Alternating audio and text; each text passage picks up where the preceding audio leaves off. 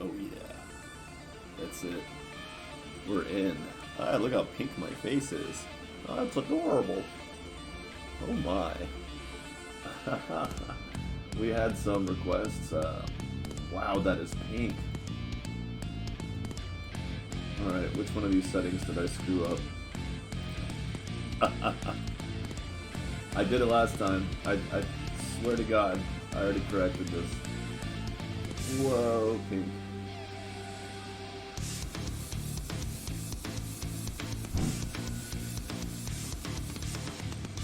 Which one of these? Oh.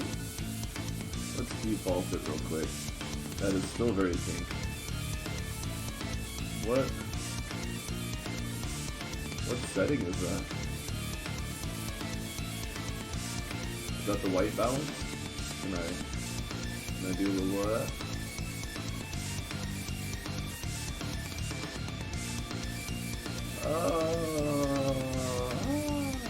Hey, that's nice and warm. That looks kind of normal. Hey. That's too much contrast. Trying to keep my face from looking all washed out like it normally does, but that could be because I'm really pale. Oh man. Big surprise. Hue to 0, saturation. Oh, that's dry. Okay. I think we're good.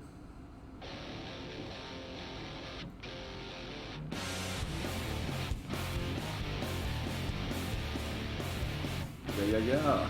Alright. We're gonna go with that. Still a little pink, but at least you can tell my shirt's not pink. It's not. It's green, but it's a drab olive. It may as well be gray. That sounds like fun. Oh yeah. Alright, so as the title implies, there was a request via YouTube. And if you give me just 1 minute, I will read that comment. It was a request. Oh, request. There we go. It looks like I got lots of comments because I replied to all of them. So it makes it look like more. But it's not. Wondering if you could offer some advice. My goal is to have a very large missile boat in my fleet. I'm thinking with all custom weapons. What I want is a ship that you would use for a all-missile ship to use to defend while mining. When should I start crafting weapons to put on the boat even though I won't have it till later? Are there any must-have items or perks I will need to achieve this? At what fleet commander and tech level should I have to pull this off? It's okay. It's okay, CP, T Chaotic, Captain Chaotic. Ah, that is still really red face. I gotta fix that, I'm sorry. I tried to do this beforehand, but for some reason it's just not working with me.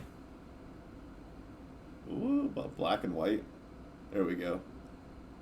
Do the whole stream in black and white. See, we just need less. Oh man, how cool would that be? Collectors.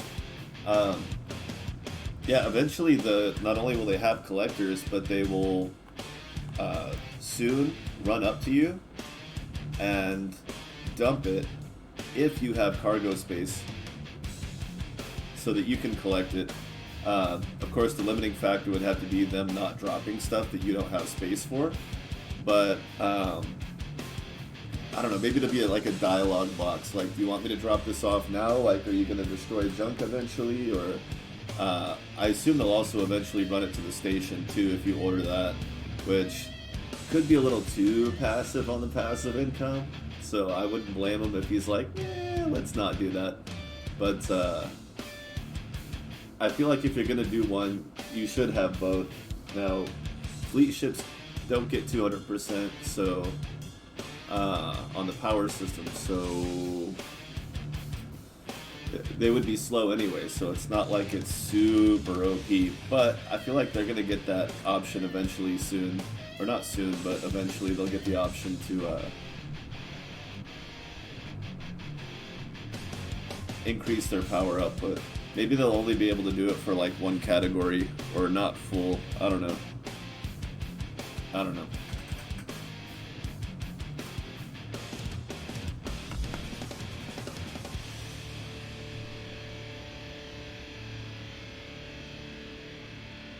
Sorry, I had to take a bite. Okay. Woo. But with the availability of ammo now increasing, there stands to reason that people are going to not only want to use ammo-based weapons more, but craft them. So I want to do a little bit of that today. And now that I think about it, they were asking about having a missile boat that defends your fleet ships while you're mining. Now, I will say that's only sometimes an option. You cannot assign fleet ships to defend other fleet ships yet. Not sure if that'll change. I know we're going to get some more fleet functionality. We're going to get more commands, a little bit of this and that, quality of life stuff. I don't know exactly what it's going to entail, but I feel like follow that ship and without shooting it is going to be one of them, as well as a hold position. So I don't know. You might not be able to assign a gunner or a fleet ship technically to guard your other ships, but you might be able to get them to like defend a specific zone. Llama Smurf, how's it going, man? So we'll see what happens. It's getting pretty lit out there. I'm kind of excited. Ice Wizards, welcome as well.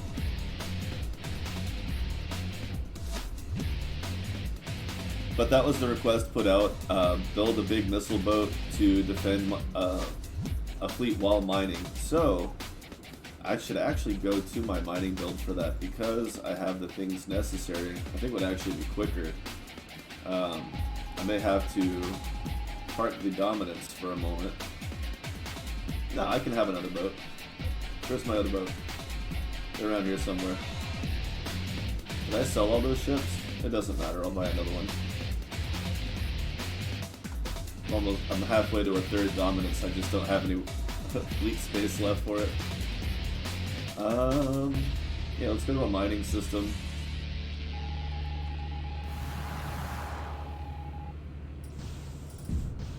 So one thing I'll do is get a Scourge and a Mule to compare.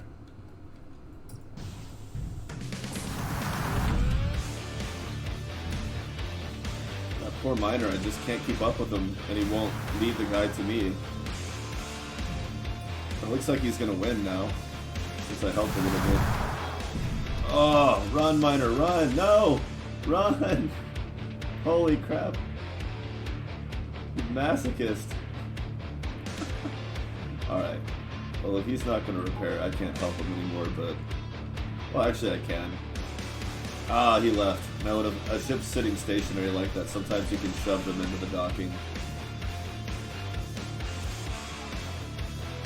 But it's just for fun. It doesn't do anything for you. Alright, so we've got a Mule.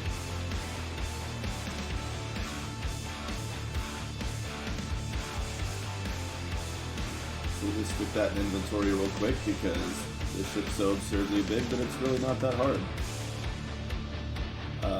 Most frigates will fit in this cargo bay without buff. So there's that. Me? I am. Or do you mean Llama Smurf?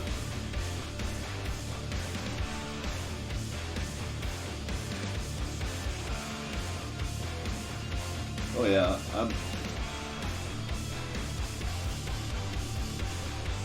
Ooh, nice. Max speed and speed booster cost, and a point of acceleration, because we only got 5.7 without it. Hit point regen, energy storage, armor. Yes. Reputation plus 40% and weapon damage 5%.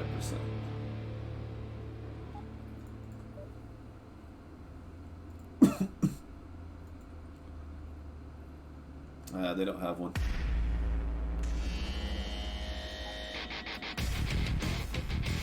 Did I really sell my... You zoom out to just the right level, it gets rid of the numbers. Makes it easier to see your little crate icons everywhere. There's a Reaper. It's not going to cut it. Although a Missile Reaper is cool, and I will show that off later. Oh yeah, 3 Scourge and a Donkey. Boy, that sounds like just the worst movie.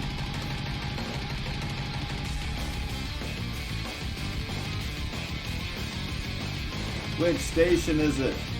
There, 48.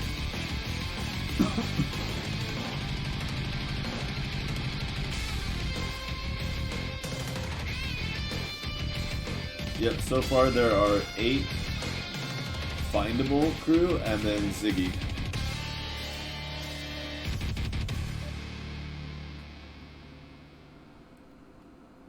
Alright, so we've got a Scourge.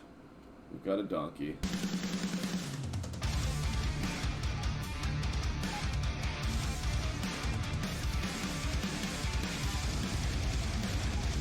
What am I doing? Come on. Come on. Alright.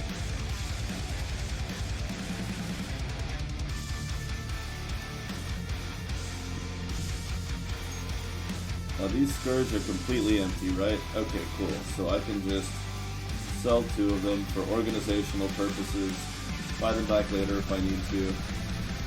Got a decent number of crystals here for making mining lasers, but that's not what we're going to look at making later. Small warhead, iron explosive microchip. I feel like that's aluminum explosive microchip. Okay. Some advanced alloys.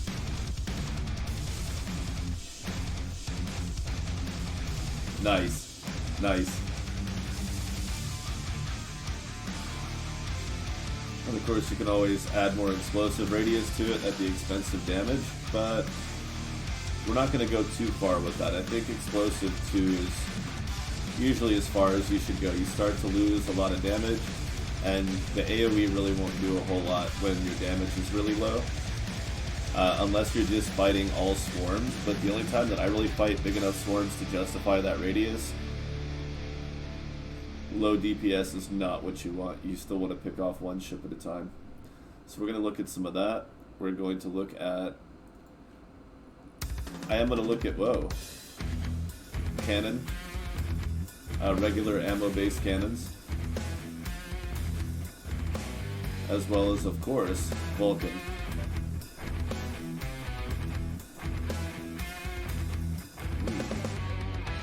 So what I need,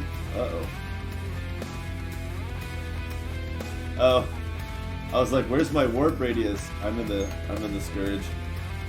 Alright, so now that we've found the system,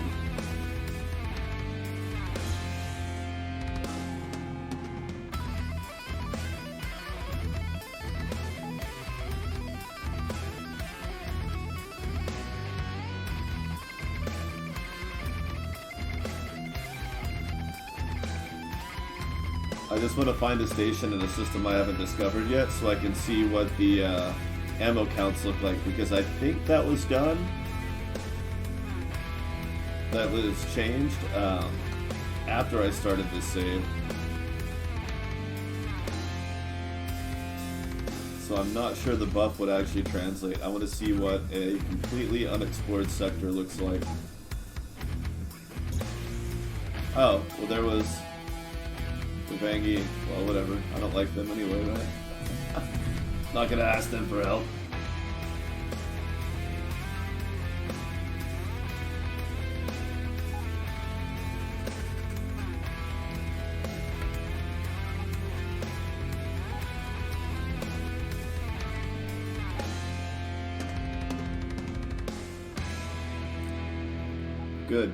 Good, because that's why I want to revisit ammo-based weapons real quick before I get back to Ultra KombE.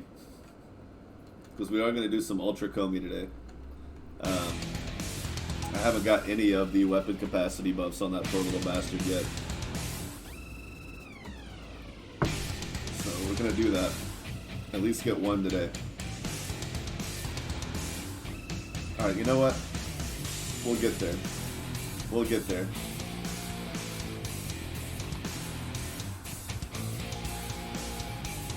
Alright.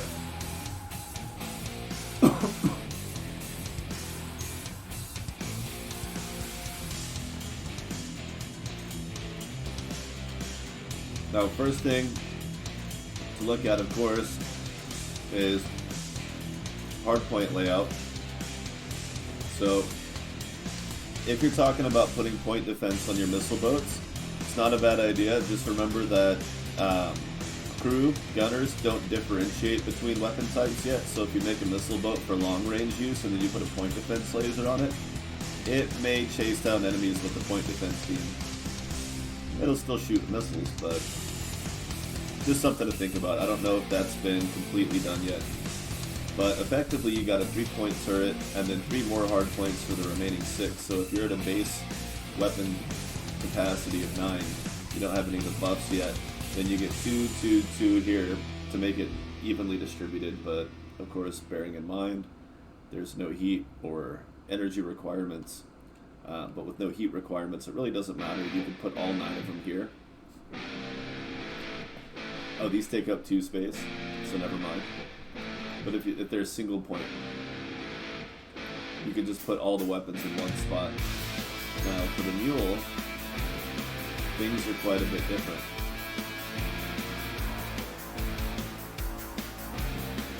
You have 2 single barrels back here, a double barrel, right? So that's 4, and that's half your weapon capacity. You can put another 4 up here. Again, if you're spreading out. So, if you're putting it all in the one hard point because it's missiles and you want to fire them all at once, okay. You know, I call it point defense masking, where you have all the missiles in a tight group so that the point defense system on the enemy ship can't just take them down one at a time. It starts shooting at one, but by the time, like, they're gonna hit, you're gonna get a hit because they're all together, so it can only hit one at a time. So, you can always stagger them out with later if you want with the delay. So, and using the delay with ammo-based weapons, or with missiles especially, instead of firing them all at once, can be a great way to conserve ammo. Not getting you overkill, wasted missiles. Of course, also you have to consider that we have 58 equipment on the Mule versus 65 on the Scourge. So, as a defensive unit, not only do you get 1 extra space for a missile launcher, but you get more equipment space for shielding and stuff like that. Obviously, with missile launchers, you're not worried about power again, so all your generator power can go towards shielding, which means you can end up using less generators and a lot more shielding. 135 or 150 on cargo, honestly, defensive missile boat, I mean, if your Scourge is running out of missiles at 135, even if it's like half its cargo is droid parts, I mean, I don't see that 150 is really gonna like save your ass, you know. So just don't put too many drones on there. Figure out, you know, pay attention to it the first few times that it gets into fights. Pay attention to it. Watch the ammo counts. You know, let it get into a few fights. Even if you help out a little bit, you just need it to do what it does during combat. It doesn't necessarily have to be out there on its own winning every fight. You just want to, like, have it run what it does for a little while and then bring it back and see, you know, how many drones does it have, how many missiles does it have left. And of course you still have to manually top those off. They won't completely full cargo on drones. So it's up to you to decide if you want to manage that, or if you just want to bring them back to the base often enough that they'll restock themselves. I don't know what their typical restock percentage is on ammunition, but oh yeah, that's a lot more than usual. And this is at a station I'd already been to before. 32,000 Vulcan, like, that's 10, I think he just added a 0, or added a digit, which is perfect. I mean, that's kind of what I wanted. I think that's kind of what everybody wanted. Alright, so if you're going to go through the investment of using these kinds of weapons, yeah, you want them to... You don't want to have to be scrounging around for ammo. Now, of course, a more complicated script for would be like if you had the ammo generator. If the fleet ships could use the ammo generator, ammo replicator on mining vessels, if they could do that, and then if they get low on ammo, it'd be really cool if you could put a mining beam on them and be like, hey, go get some more materials so you can keep shooting. You know, sustain yourself out there. Like, if you're not under attack, do a little bit of mining, unless you're already full. So yeah, more complicated script. Not sure that that's anything we should expect, but it would be cool. Maybe way down the road if he adds, if there's like a more strategy-based expansion later on. But right now I don't think it's too necessary.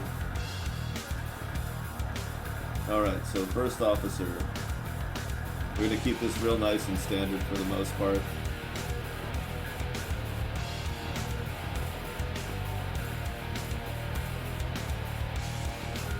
Sure. Okay. So real basic crew, nothing super special. The ship doesn't even need a navigator, the pilot can handle it. So we need an engineer. Relic! No, not in this thing. Ah, I've only got one ship ready.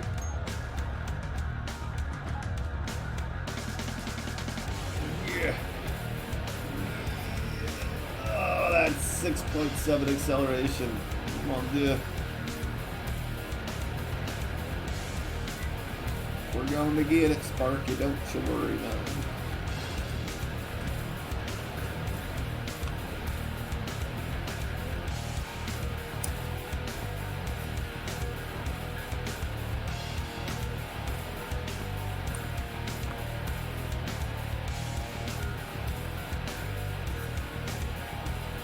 All right.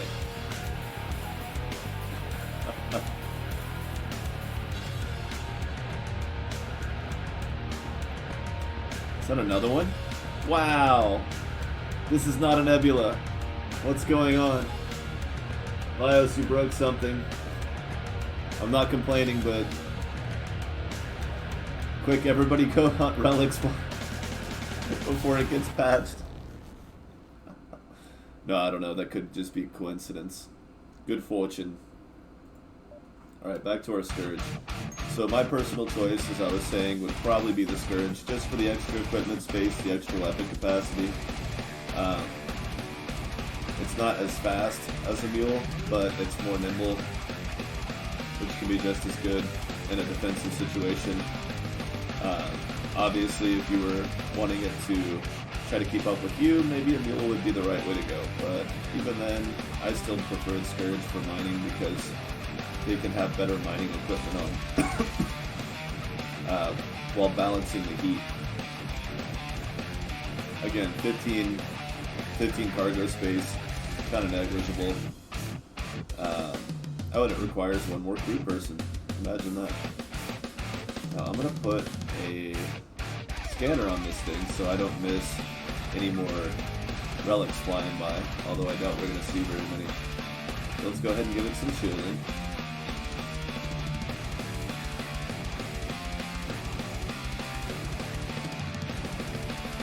Remember, we're using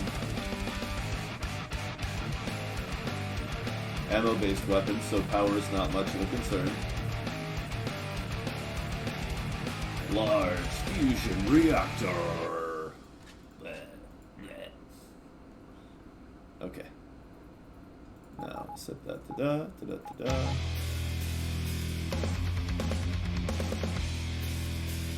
Okay, so a couple things that we're definitely going to want. I guess we don't need that. That's a bit much. Turning's good, it's a missile boat, not a big deal. Put some lithium on, it'll speed it up a little bit. Oh, maybe not.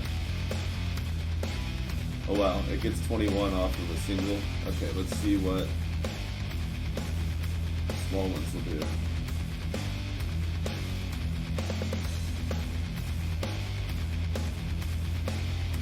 Okay, well I'll take the 4-point, but that's getting there. If those were upgraded a little bit, I would only need 3 of the little ones. That's cool. Alright. Don't need a battery. I do want to put a battle computer on it, but we're going to keep it with the not blue one so that it's more reasonable. 1.1% hit points is 6.8 plus 0.68, so like 7 per second. You waste a lot of power, even 60 power, versus you can put cargo expansions on you. But repair drones will do a better job, plus it's got 4 drone bays, so you can have, or 4 drone space, so 2 of the bays don't take up any space. So it's just like, yeah, just use drones. As far as setting up drones, I think 20 is pretty good for 4 points, but for your fleet ship, for 4 bays, but I think with a fleet ship you may want to do a little bit more. Give or take 10% of your cargo bay is probably reasonable. And we're going to fill the rest with missiles, which is $18,000. It's not the best place to be buying missiles. You could totally just wait and go see what that other station has to offer. There we go. So let's throw on some speed boost, get it up to 60. Of course, that's player speed, don't expect that in the real world. And we'll slap an absorber on, a couple more chargers. And our boost energy is 24. There's really nothing else to use energy on other than the drone base. Those are going to take 4 power each, so 16. So we need 24 plus 16, we need at least 40 power. And if I throw a solar reactor on there, we'll be just short of that, because I have some decently high-end solar reactors. That's going to bug me though. That 1 point's going to bug me. Alright, so we go a little bit over. Alright, and we're going to keep everything at 100% so that it basically demonstrates itself as a fleet ship. The question is, do I have any... I don't have any normal missile launchers. Okay, so maybe we'll put a little warp system on here. Or no, we're not going to use a warp system. What am I thinking?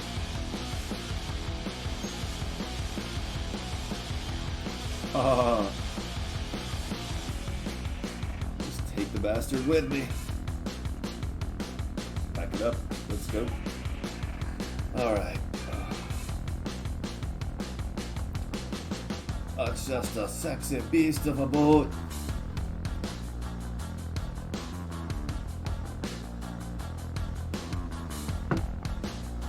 Fantastic. Where is it?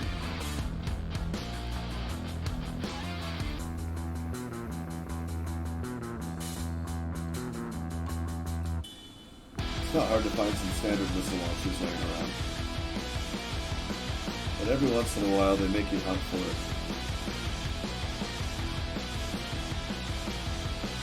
I think we'll have better luck.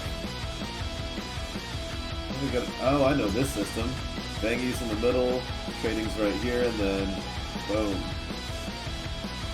So let's check the trading station first, because it's closer. Get it, Sammy. If you have a kid, they'll be Sammy Davies Jr. And it will almost be a good funny joke. I'm going to be spending a lot of money on a lot of ridiculous stuff, but that's okay. This is why we're here, Meg. Did you get the kill? You did. We got rep for that? Come on.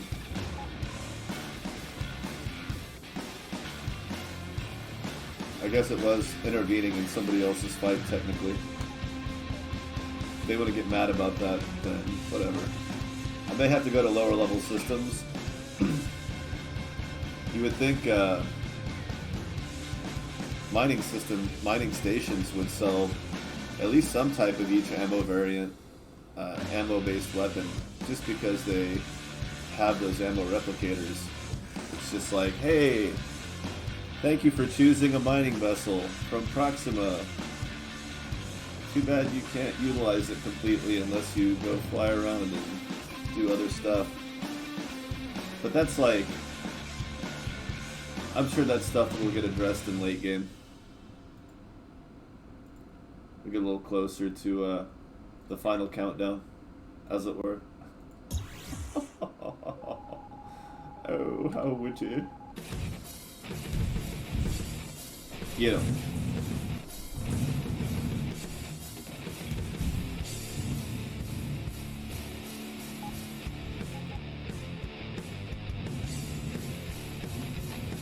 Wait for that reputation chime.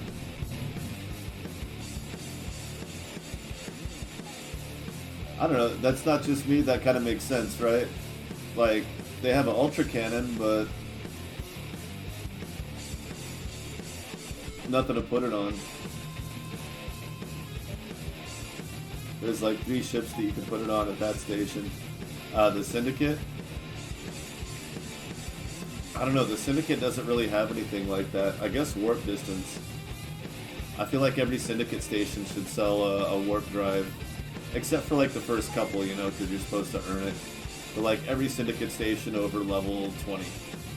Every mining station over level 20 should have one kind of missile launcher, one kind of Vulcan, and one kind of cannon.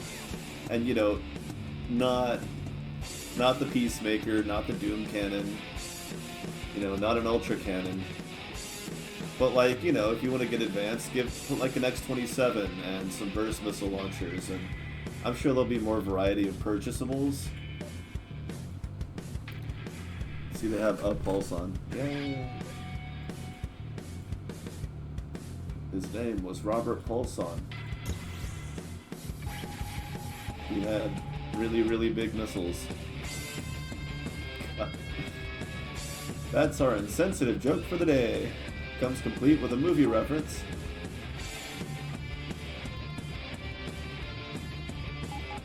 Okay, we'll go ahead and hit full speed.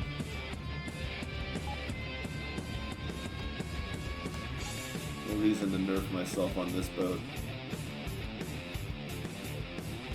Well, how much lower level do we need to get? I still have to go back out there. B stations. Oh, I remember this area. Yeah, this was like one of the first places where I was trying to mine really carefully in a Reaper. I was having a hell of a time trying to stay alive out here. I think this is the cluster. Gosh, I should go back and watch that. Exactly. The fact that the missile launcher reminds me of, has a name similar to that character. It's just like, oh, missiles, because he had, yeah, I get it. I'm sure that's not at all what was behind the name for those, but I've never heard of a Pulson missile. I don't know what that would be. Maybe it's a variant of a real thing.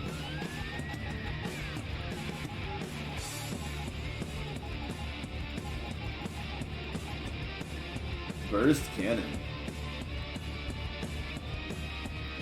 Might as well. How cool would a mining roll be? Where like there's the miner roll and the mining roll. The mining roll is where you draw a circle on the map and they will drop a ring of mines around it based on the distance versus how many warheads they have in their inventory.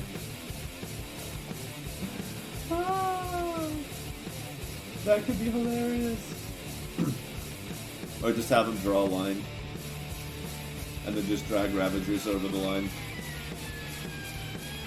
And then you make fun of the Ravager and say, oh, you crossed the line. Oh, man. I hate to complain, especially about unrelated things. No one's laughing. Okay. But I bought a Wi-Fi card for my computer just as a backup, and I should have known. Should have known it was going to happen. But I bought a Gigabyte brand because I still love the motherboard that I bought from them a long, long time ago. The motherboard has been solid as a rock, but their reputation has not been in general as a company. And I bought a Wi-Fi card, and yeah, it sounded like, you know, maybe it was too good of a deal. Not like too good of a deal, but it's not like it's a really old product. It's only 3-year-old, but it's a Gigabyte Wi-Fi card with built-in Bluetooth, and the Bluetooth doesn't work. I've tried everything, like it's plugged in correctly, everything's mounted correctly, it's in the right slot on the PCI lane, the right PCI slot, the 4-lane slot, because it's a single lane card. And I did everything. And there's nothing. Nobody knows what the hell. I looked a little bit online, no Bluetooth connection at all. Nobody understands it. Everybody's like, well, just uninstall and reinstall the drivers. Make sure the cable is plugged in. And I'm just like, where do I put it on the Google search that I'm not completely inexperienced at this kind of thing? And like, I want to skip all the is it plugged in options. I assure you, it's plugged in.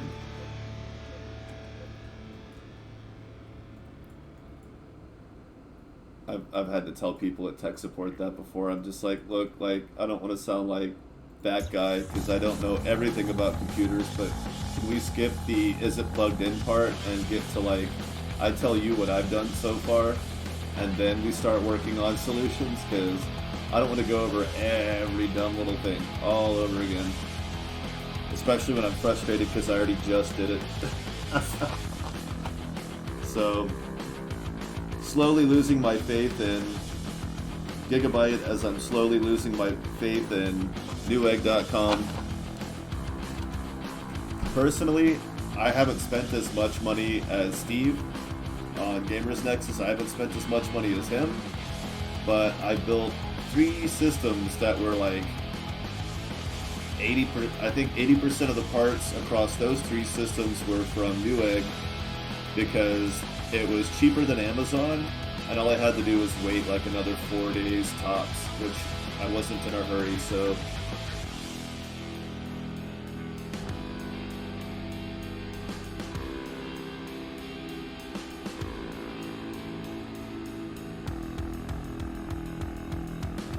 Weird. Oh. So one of the RAM sticks wasn't put in, or you mean one of the hard drives?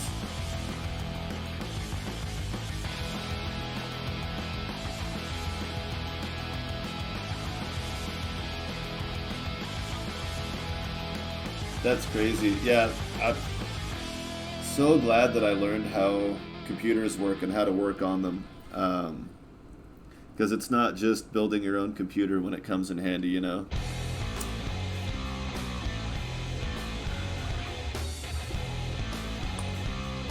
When I was a kid, my dad installed the RAM. Yeah, that sucks. That's like not if the RAM's not seated correctly, that gets in the way of pretty much anything and everything. But ever since I was a kid, like, I was always curious about how electronic stuff worked, because it was just like, you know, it was magic, and I don't believe in magic. Even as a kid, I didn't believe in magic. So it was just like, if something felt like magic, I wanted to know the reality so that it didn't feel like magic, because it made me feel dumb. And I'm like, not that I think people who believe in magic are dumb, because I can't disprove it. It's just, it made me feel dumb knowing that something that's not magic felt like magic. So I was just like, I just have to learn it. I just have to understand it so that I don't feel stupid when I go and work on this kind of thing. And you know, in the early 90s when I was a small child and my dad was upgrading our family computer, which was 100 megahertz with 8 megabytes, not gigabytes, 8 megabytes of RAM. And I don't remember, I think it was like a 500 megabyte hard drive.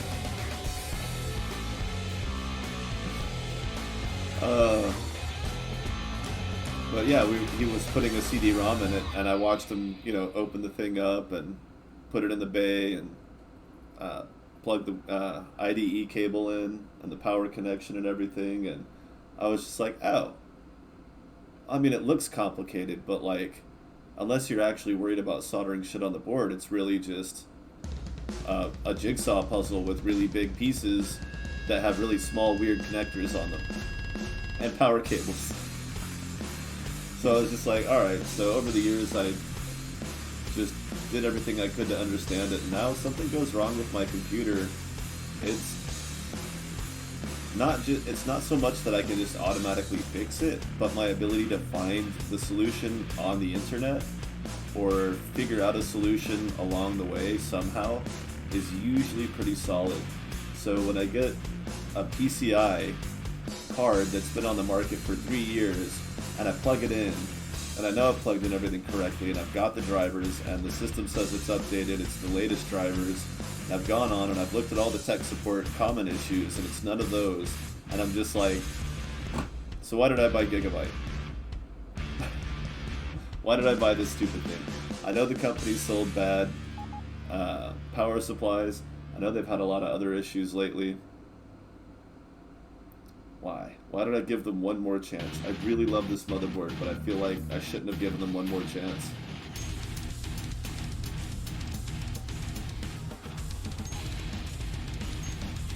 Okay. That's enough complaining about that.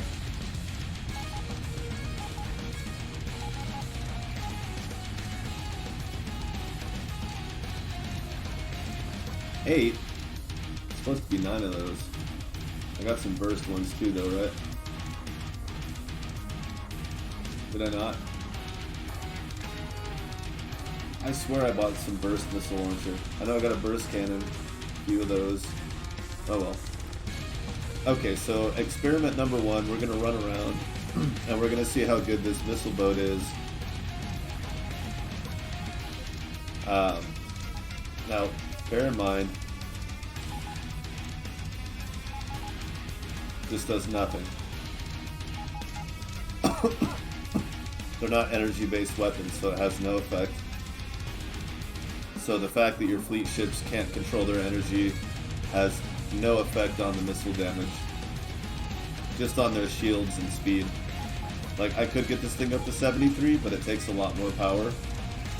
I really don't need it to go that fast. We're testing this as if it were a fleet ship. Level 53 pirate hideout.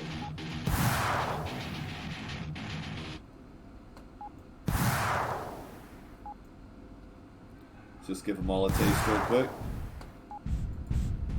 See, this is where not firing all of them at once would come in handy.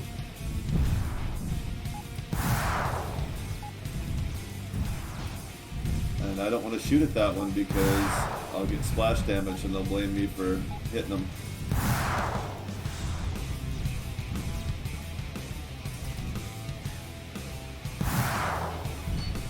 Nice. Oh, watch out, guys. Oh, they're... Well, it's still splash damage might do it, though. So one thing you could do there...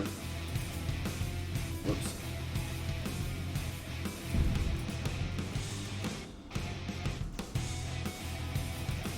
If you can keep track of numbers...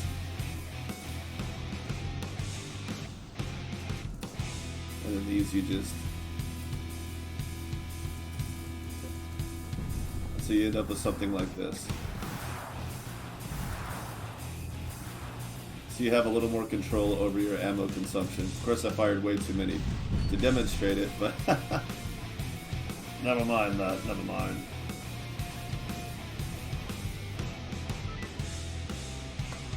So that's not bad. Ship can hold its own against a couple of small-time marauders. Nothing fancy.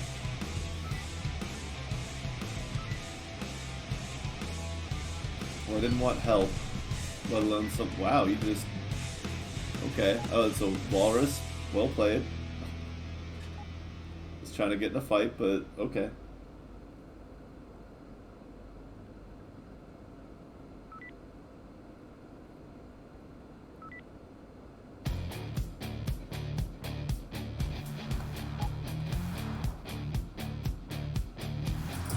What do you mean?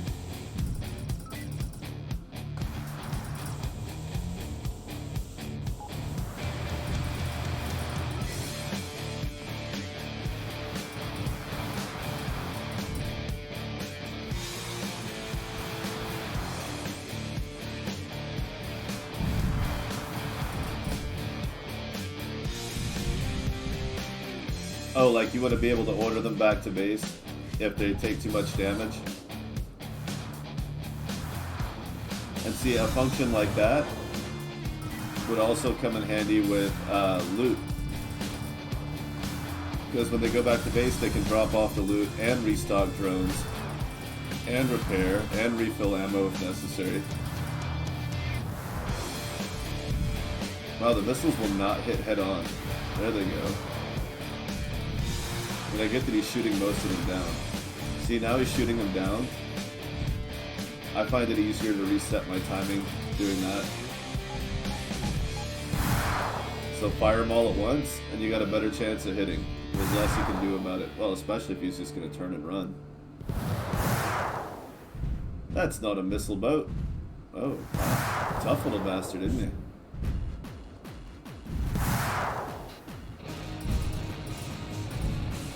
Smart. He took that hit just enough to his shield not to take hull damage. But to reduce the damage to his teammate just in case.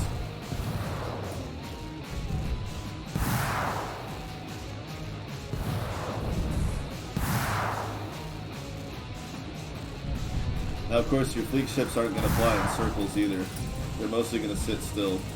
So if they come up against other enemies with missiles, you're going to want them to do what the enemy missile boats do, which is kind of back off a little bit. Not something they're programmed to do just yet.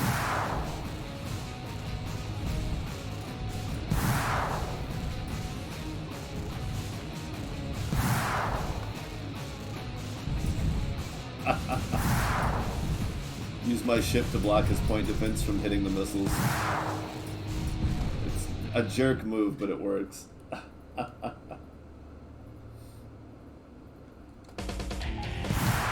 I also recommend setting them to an alternate key so that you can click on targets without firing the first burst of missiles. But that's kind of, whatever.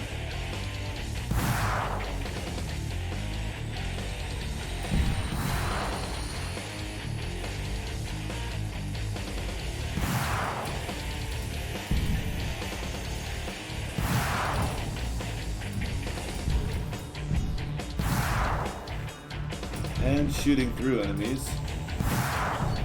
Putting enemies between you and your locked on target can also be good. Look, 48 missiles, 71. Doing alright. Ah, now these look like some bigger enemies.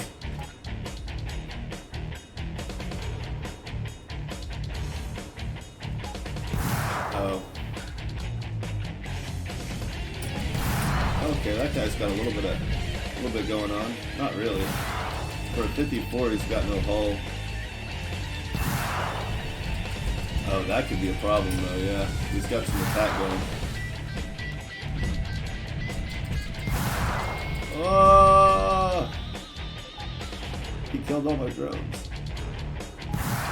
Or did I forget to turn them on? He's got point defense.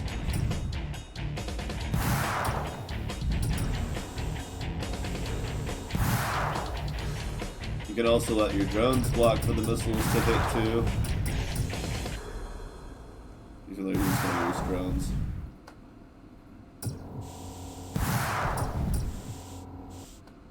But it can help. Take a little bit of damage. Ultra cannon. Okay, so Not the most amazing strategy in the world, but not bad, right? Like, if you're cruising around in a frigate by yourself, you're probably not level 50 yet, and even though you might not have this good a gear yet, you can certainly get your boat maneuverable enough to stay away from enemies, even if you can't destroy them necessarily easily. So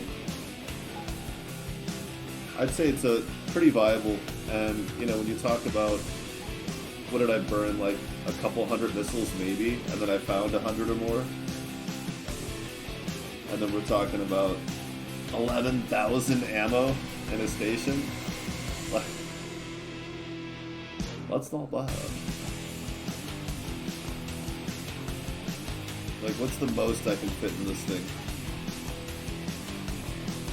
Okay, about 7,800-ish. Yeah.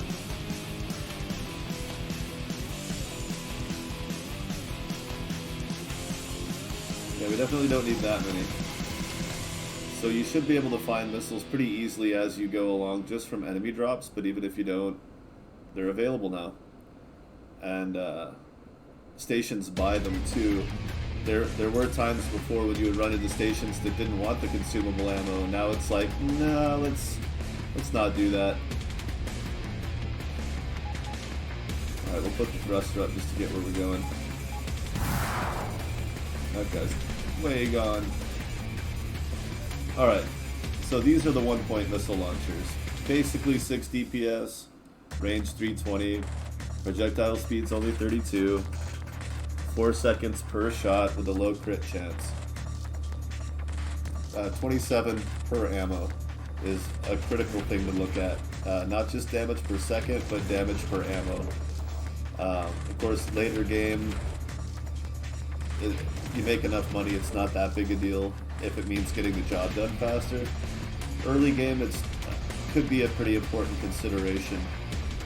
Now, if we compare basic to basic, the basic crafted small warhead is actually a faster missile that fires more often for a little bit more damage, a slightly higher crit, but the same explosive radius, a little bit higher item and tech level, same ammo count, and very cheap. Iron explosive, 160 bucks in a chip. We're talking like $300 worth of materials on the high end, including this cost. That's basic with explode. You can't take explode off of it, but you can add another layer. So if you're like, man, I like the base, I don't mind the 5.9 DPS, I just want it to blow up bigger. 12, so 3 times bigger radius. So yeah, it covers a lot more area. Personally, I like my missiles not to have a whole lot of explosive radius, but as you can see, there's no penalty for it. You're not increasing its space, you're not increasing its ammunition. See here it says ammunition, missile ammo. It doesn't have a placeholder of 1 there, but like when you start adding them, it adds the amount that it takes. So if there's no number, it's just 1. Of course, large warheads are a 2-point. If you compare, they don't have double the DPS, but the missile itself does 50% more. It does use 2 rounds, but they have better range, slightly slower projectile speed and fire rate, but a little bit better critical. The point with these is the single round does more damage, and it has more hit points to counter point defense. I don't know if it's double. I don't think he's ever told us what the actual hit points of missiles are.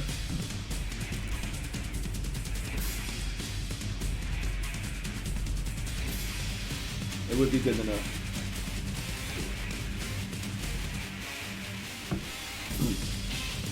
But don't forget, you can get them up to 50 or 60 on a small missile if you're into that kind of thing. Now that means that the weapon now takes up 2 space. So do with that what you will. If that projectile speed is worth it, I mean the range. There's range buff, projectile speed, Critical boosters. I don't know if a critical booster is worth just having that. Because that's going to take an extra bit of ammo for 17. For the same space increase, you only get 10, but it's on a single warhead, a single ammo. So I guess really it's a cost comparison like everything else. Do you want to spend more money, but have a higher actual hit impact? Maybe so. But for now, I'm not going to get too carried away.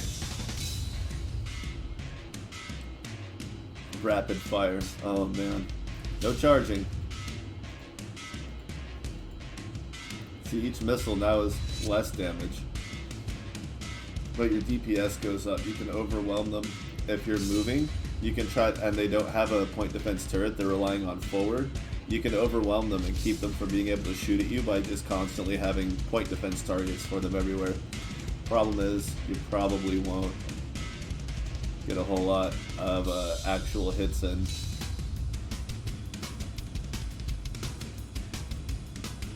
But a little bit of rapid fire. And of course, remember, rapid fire means that your damage per round is going down, so it is going to cost more to complete a battle. Whereas something like heavy mount increases range and damage, and it does increase ammo. Look at that. It uses twice the ammo, but you're getting not quite. It's a 60% damage increase. And not much else besides the range. So you're getting more missile ammo to get more range and a little bit more damage, and a 2-point weapon. At least with, you know, everything with burst and rapid fire and explosive, you're not adding to the weapon size itself.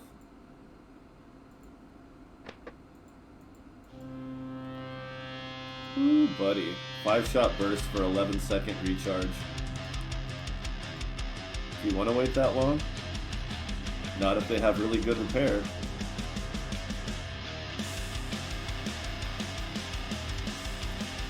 We'll put explode back to 2. See, burst doesn't change the DPS. I mean, it doesn't change the flat damage. It affects the DPS. It goes down, but it concentrates that damage into a moment. But it doesn't affect your damage per ammo, right? Whereas rapid fire definitely does. So, ammo-based weapons, rapid fire can be neat. You can overwhelm them. It's more tactical. But for flat-out damage per round, you want to stick with something like a burst weapon. Let's stick with 3. Stick with 3, and we're still talking about 12, 2, and 1. The cost to build the weapon has gone up because of the modification, but not much. We're still talking about less than $1,000. Whereas, well, I'd have to sell them one and buy it back.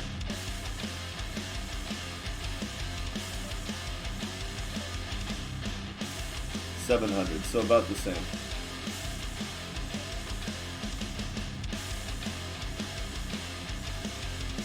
Alright, so we need... Oh, there's your raw stats. Pretty much the same comparison at the end of the day. There's no other modifiers. So if you're gonna go single point... Let's see, what is that? That does double the damage for extra ammo. You're dealing with the same number of projectiles. But for now, we're just going to build these.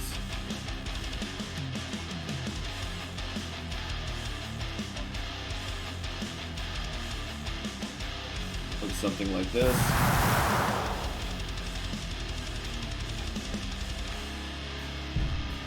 Woohoo!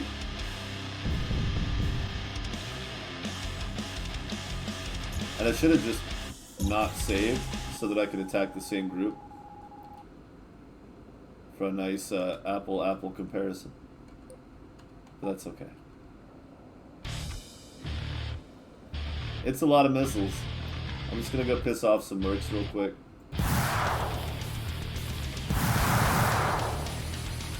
Now another nice thing about burst is what I just did there is you don't have to add cycles to the weapon now, it's built in. I can just fire one group at a time. I mean, you could still add cycling to it if you wanted to really conserve even more, because I'm still firing 4 at a time.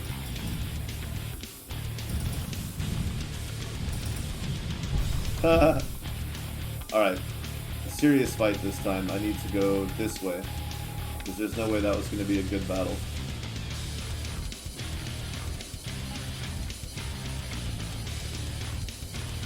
Gonna have to go Captain Tryhard.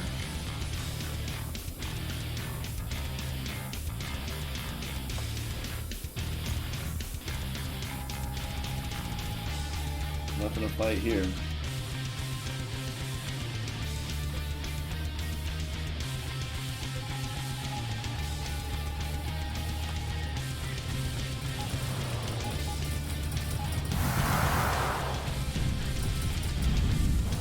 Hey.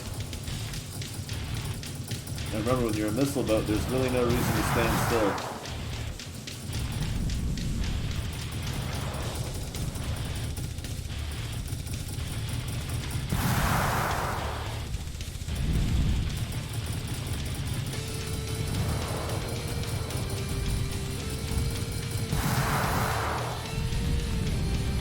Ooh, we got through the shield. The shield delay. The delay for the recharge is what's going to make it even better. Oh yeah. As long as I can keep them from... As long as I keep up the attack, we can take advantage of the shield's recharge delay. Without that recharge delay, it would be really, really hard to do any real damage to this guy. And if he had any kind of repair, it would just be an unreasonably difficult fight.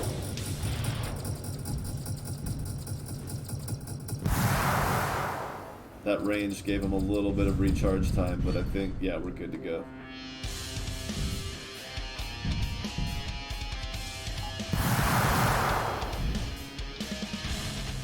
Oh, damn. Thanks a lot, wasting all my bullets.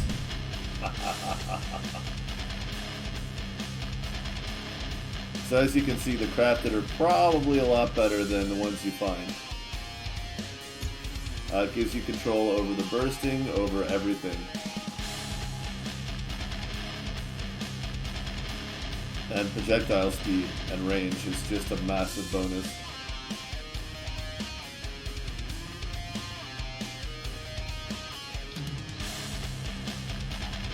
There's a boat down here somewhere. Maybe we'll go pick it up.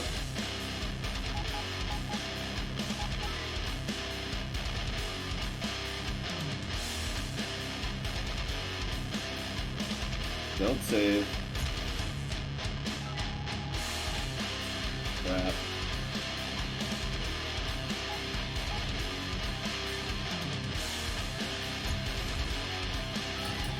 Nice.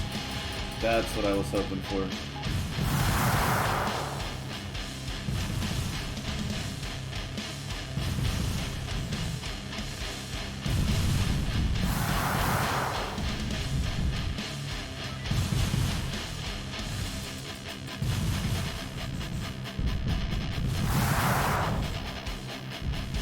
Yeah, harder to evade them in the asteroids.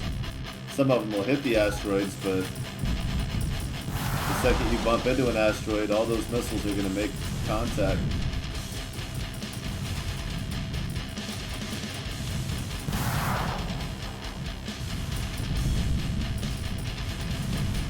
Of course, when you have a burst missile launcher or any kind of burst weapon, if you're moving forward when you fire the burst, if you go at just the right speed, you can actually group the burst together into one pocket again, which again will overwhelm enemies' any potential point defense, as will an enemy who's rushing straight at you. So if an enemy's rushing straight at you, let him have some missiles, because it's the perfect time for it.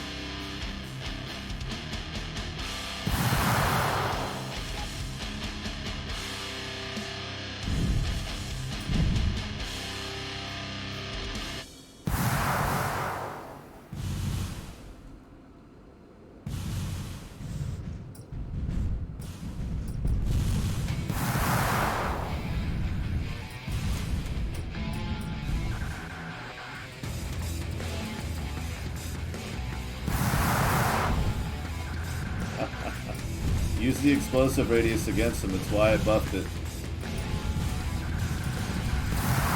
If you can trick them into clustering up, it's a good way to just at least disrupt them a little bit. And if you've watched any of my older stuff, you know how much I love disruption. Sometimes it's the best way to survive is to just piss your enemy off and not let them group up.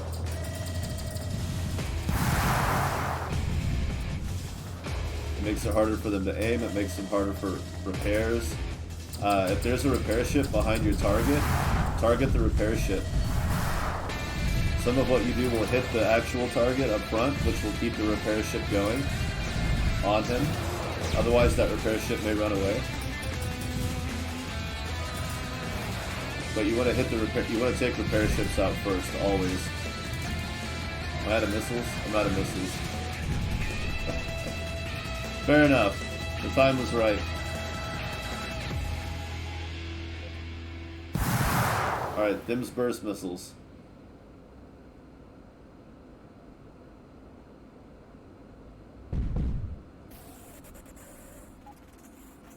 I wonder what they sell for. Not much.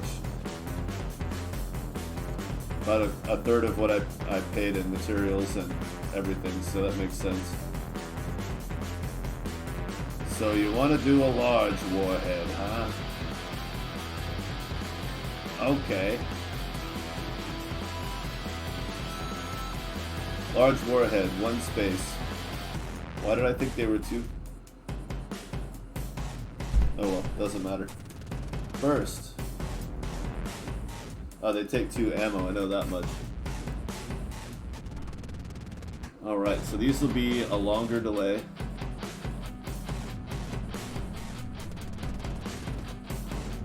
We'll add a little bit of explosive radius like before. So 30 per missile. And then apparently, I need lots of missiles.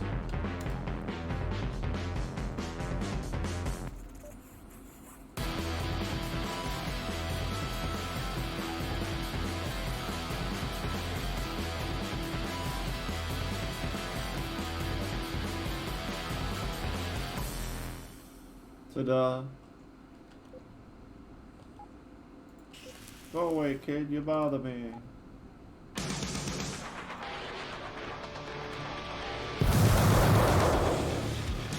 A little bit of a deeper report. Although I don't think they call it that with a missile, but the launch, the sound of the launch is much, much different. Guess I should have put a warp drive on this time around. Oh well. Ice Wizards! Lios! We got the developer in the house! How's it going, man? How is or was your vacation? I don't know if it's still happening.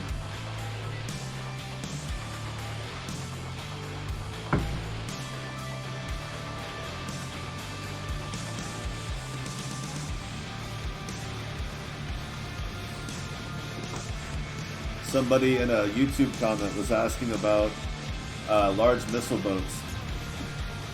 So I'm showing off the fun of crafted missiles. We've got some large warheads with burst effect and a little bit of extra explosive radius.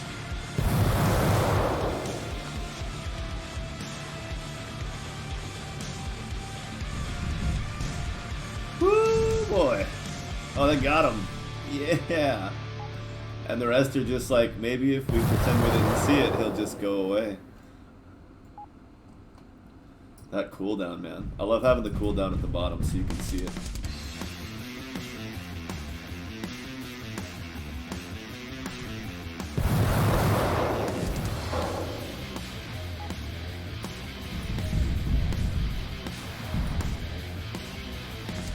Woo!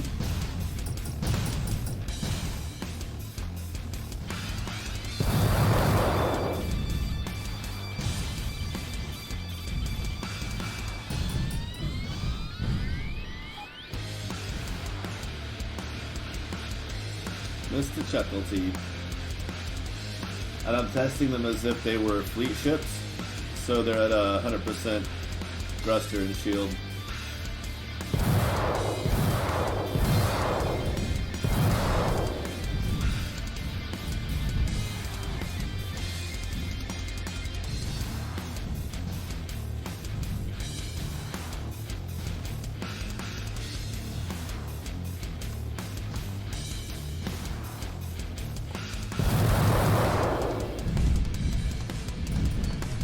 Boom!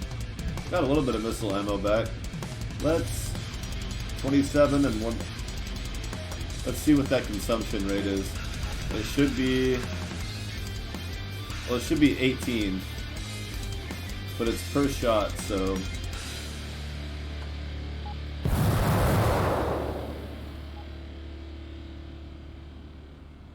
yeah, and it shoots 4 shots. So 8 times 9 is 72. Yeah.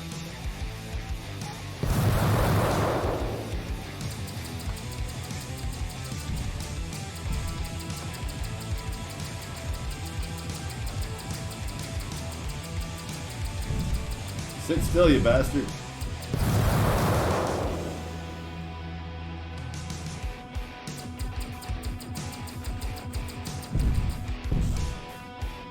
Now that's a warhead. And that's a deadhead.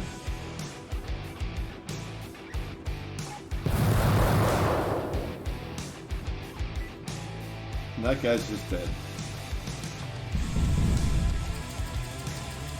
Whoa! Good morning. Somebody had extra coffee this morning. Holy hell. No, no, no.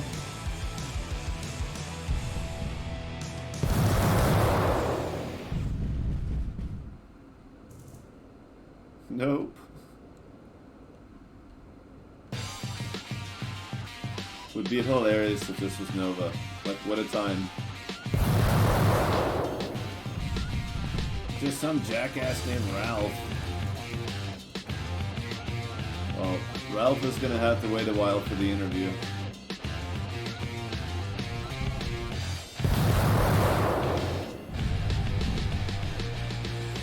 Okay. So one thing I'm going to go ahead and recommend with ammo-based weapons is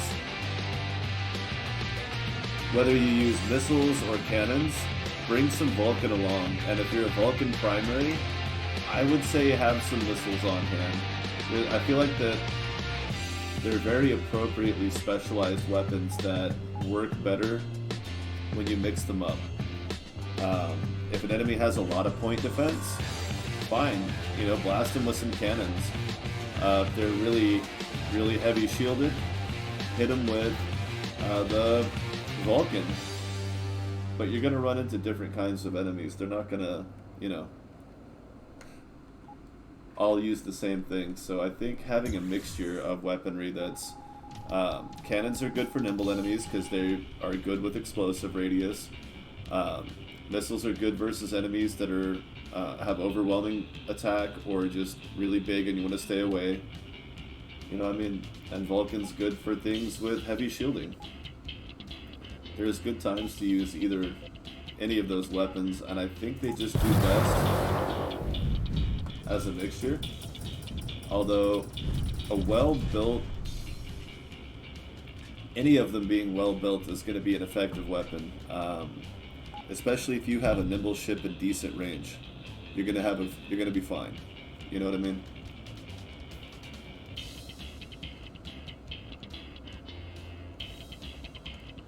But I just feel like there's too many situations where only having one of the ammo-based weapons, if that's going to be your thing, especially with availability, you don't have to be. Well, actually, when ammo was scarce, it was better to diversify because then you had a better chance of having something to shoot. But now it's like,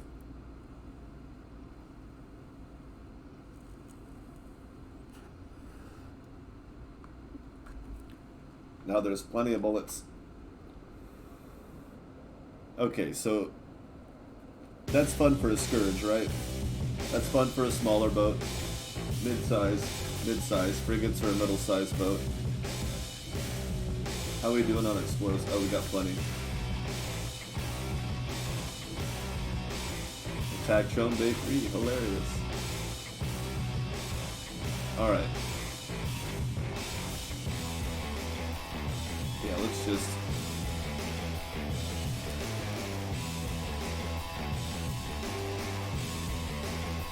Ralph. Hey, but you're level 50, so that's kind of disappointing. Let's look at something a little larger scale, right? So, a Dominance takes up 40 in your fleet, right? That's Samantha over here. That leaves you, 3 Scourges worth of fleet space. So, how cool would it be if your fleet ships could be guarded by the Dominance, and then also drop off materials with the Dominance, and then once your Defender and all your fleet ships, everybody's got full cargo, then as a group they go back to the station and drop it all off, and then go back out to mine some more. Maybe you gotta lead them around, but at least they would stay together for it and work out the logistics of moving cargo around so that they can keep mining. Something like that. Alright. So a Dominance base is 33 weapon space. But you have to look at it at what it has, right? Like, if you're going to use missiles, you kind of might as well put them all up front. For the projectile size, the damage, they're missiles that, again, they don't generate heat, and they're homing, so there's no reason to put them on the turrets. If we do get the ability to have it where they'll fire point defense only when needed to defend themselves and use the missiles to attack as 2 individual functions, then that'll change things. It'll be worth building some custom 3-point defense on here, because that'll stop almost anything in a heartbeat.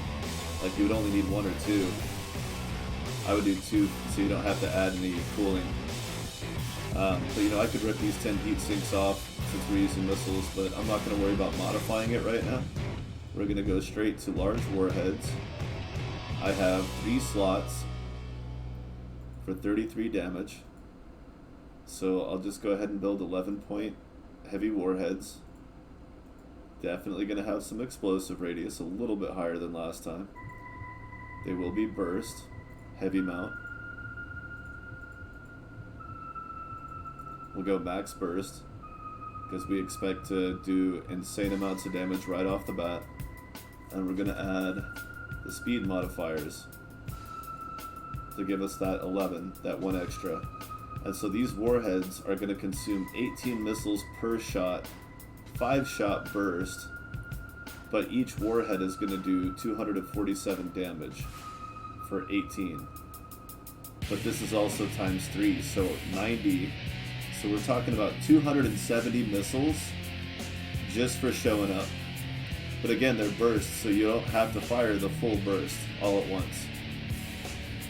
But your cooldown won't reset until you do, so be careful.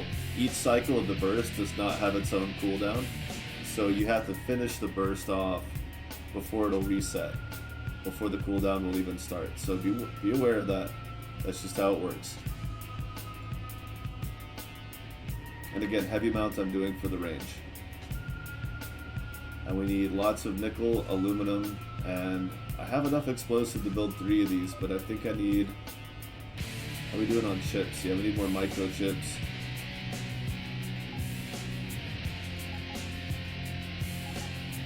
That should allow us to do 3. Oh my.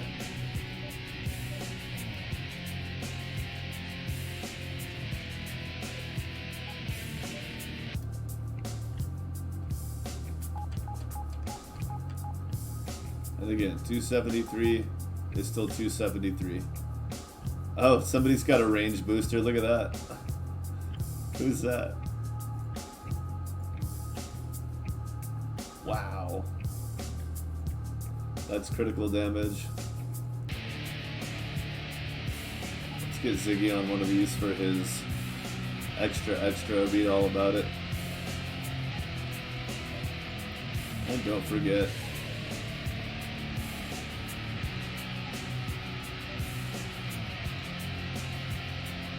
oh.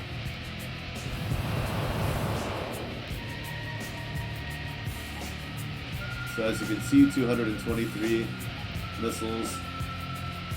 Let's go ahead and make it an even number so the math is quick.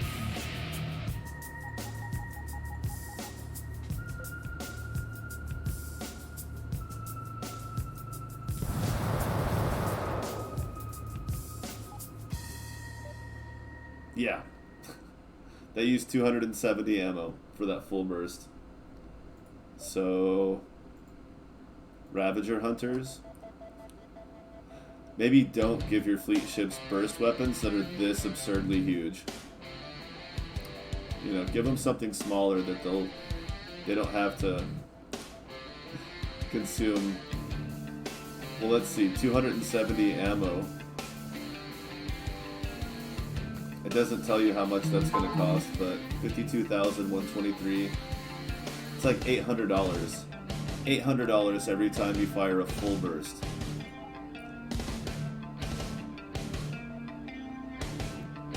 Thank God they've got 5,000 in stock. That's almost 25 bursts. Not quite. Not quite.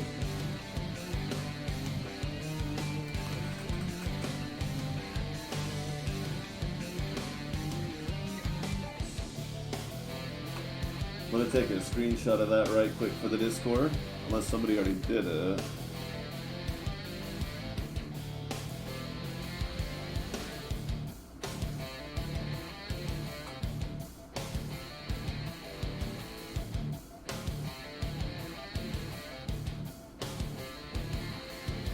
Yep.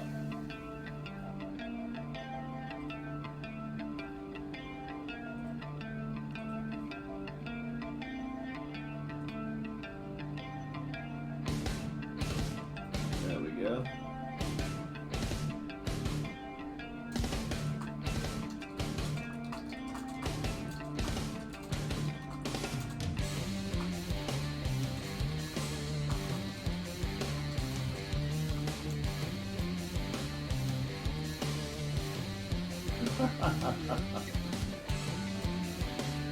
Someone on YouTube asked about large missile boats.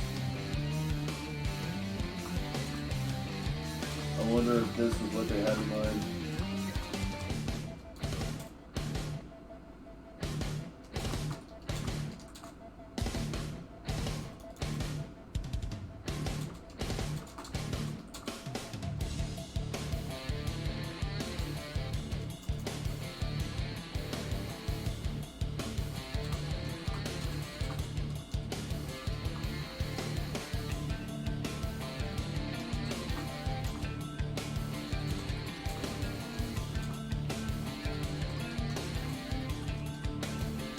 There we go. All right, now let's find something to use it on, because they've got another 17,000 ammo here, which we can almost carry all of it. We've now got 20,000 or 20,000 ammo. Anybody want to do the math on that? 20,600.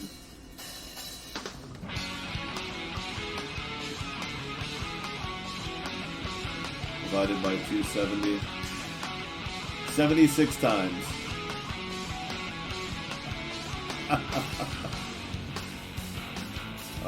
Maybe bring a mining laser so you can refill ammo, but do you have any idea how many rocks you have to break for that? Just to fire it one more time. Like, how many partials are you going to end up firing? Just because you gotta get some damage going. And there's a viable target. I hope. He might kick my ass pretty bad. Oh, Samantha, that's not what I wanted. No, not at all. Ah, damn it.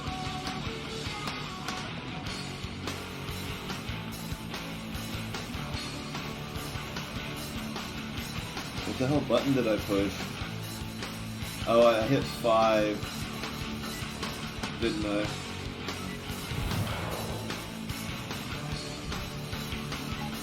Wow, that was 1. It was one 18-point missile. There were the other 2. And there went my shield. My shield is gone.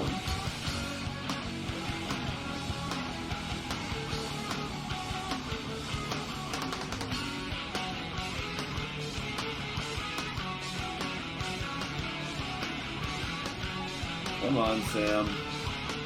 We'll find you a nice place to sit.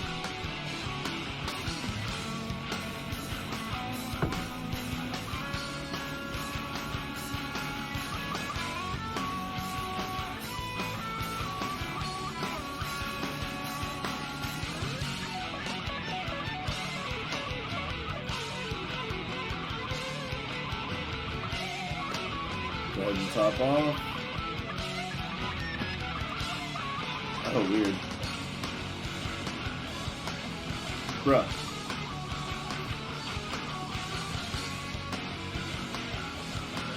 Are you trying to repair Samuel Miner, or are you just going... Okay. It's going the same way. No biggie. Thought I was going to have to add his name to my Christmas card list, you know. No big deal.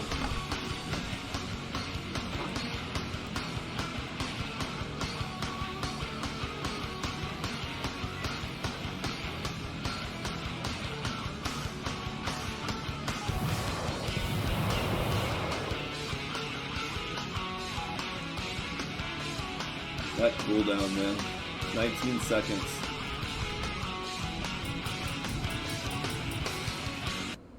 Oh, almost.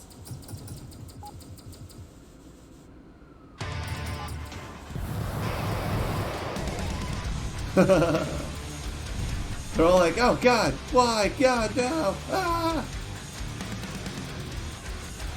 Why did we think this would be easy being Ravagers? It's really hard, man. Dynaterra, what's up? Ice Wizards. Ugh. I don't know, man. It's not looking too good.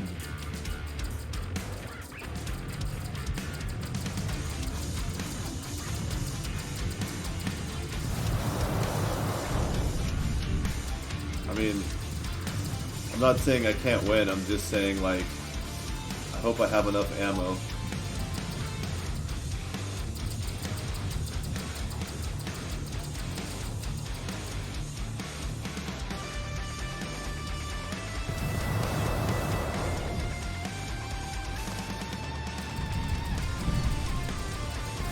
Oh, bite me, stupid Marauder. Last 5 seconds with the Ravager, and then you and me can fight all you want. Ah, now you can't crowd my front guns, because I'm in a dominance. Which means you're dead now. Oh, almost. Now the Marauder's helping me, which just got him killed.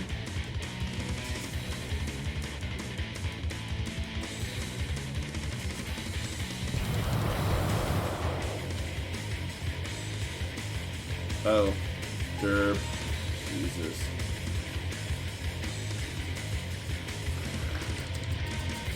Okay. Remembering to choose a target this time.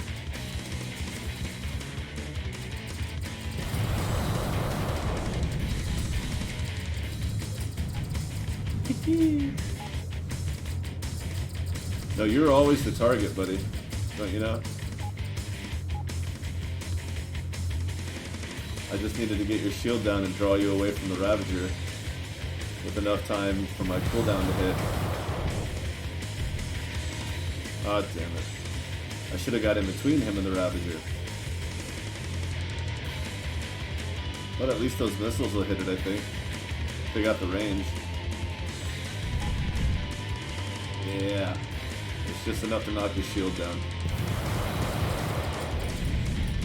Ah, and mine, and mine. My shield! It burns!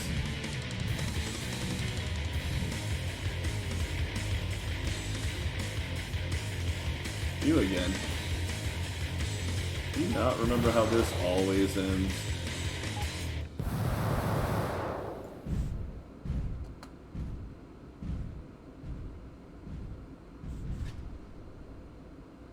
Is it dead? Did I do it? Did it really get it? Hot damn. Didn't drop anything though? Oh, that's too bad. See, that was 2,000 credits for 270 missiles. That was worth it.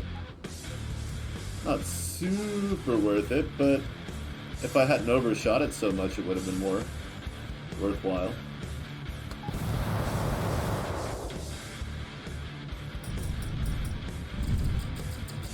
Your shield is gone, your shield is gone, it's gone. And I'll fire another burst before your shield recharges. Oh, Ravager, your death is coming. Away, you demon hellbow. Are you ready? Are you ready? You ready for more? Gotta admit, those drones are doing a good bit of damage. Yes, turn your back to me. That's definitely the right way to go. Now, he's got all this point defense, but he's not... There we go. He's not really hitting me with anything but point defense. Like, that's all he's got. So it's going to take a while to take this guy down. And it's probably not very economically viable. And we're already down 5,000 missiles. So I can't say for sure that I'll actually be able to get this kill. It's the risk you take with missiles.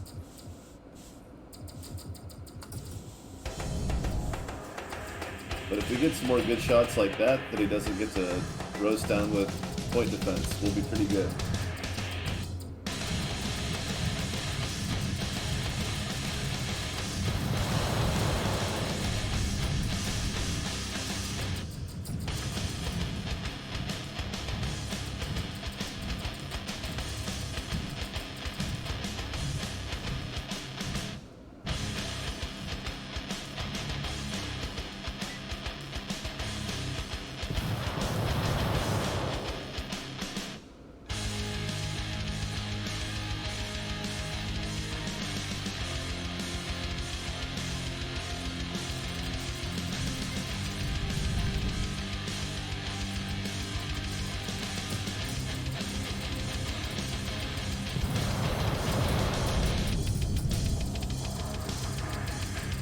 It's gonna be tough.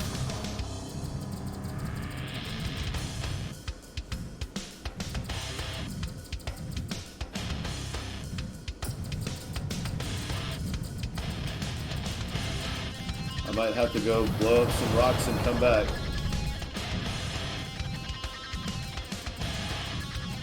But we'll get him a little further down first.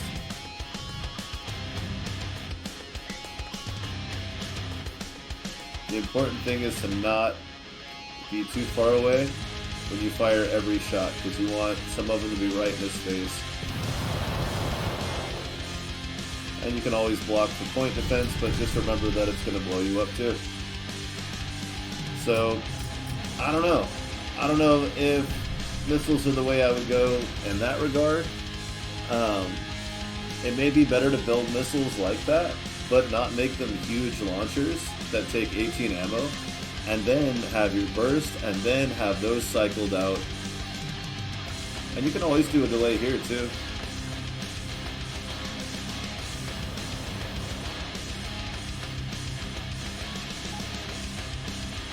Especially if you're trying to counter shield recharge. Take advantage of the shield recharge rate. You can always cycle them. Look, there's some Ziggy ones. Massive warheads.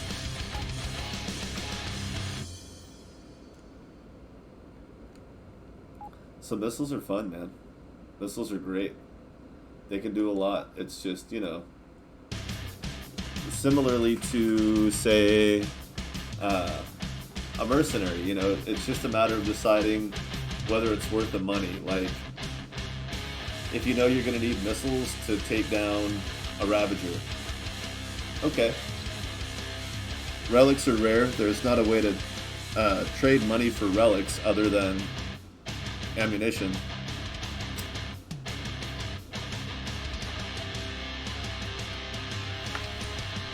But personally, I was always a bigger fan of Vulcan compared to... And again, you want that range boost. Even though you could do more DPS, like, if you saw what was happening earlier, you know that the range was pretty useful. With Vulcan, it's even more important because there's no chance they're going to shoot it down.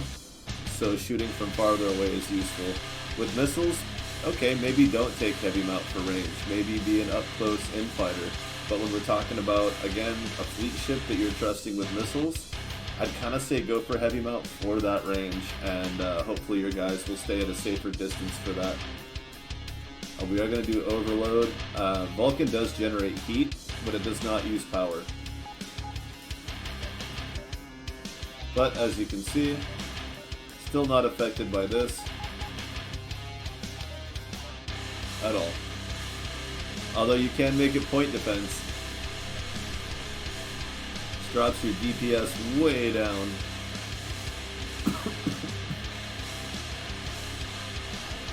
To a third. It knocks off almost 2/3 of the damage. But then you have a weapon that can both go through shields and knock down drones and stuff. It's not the worst idea. Maybe just make one of them point defense, right?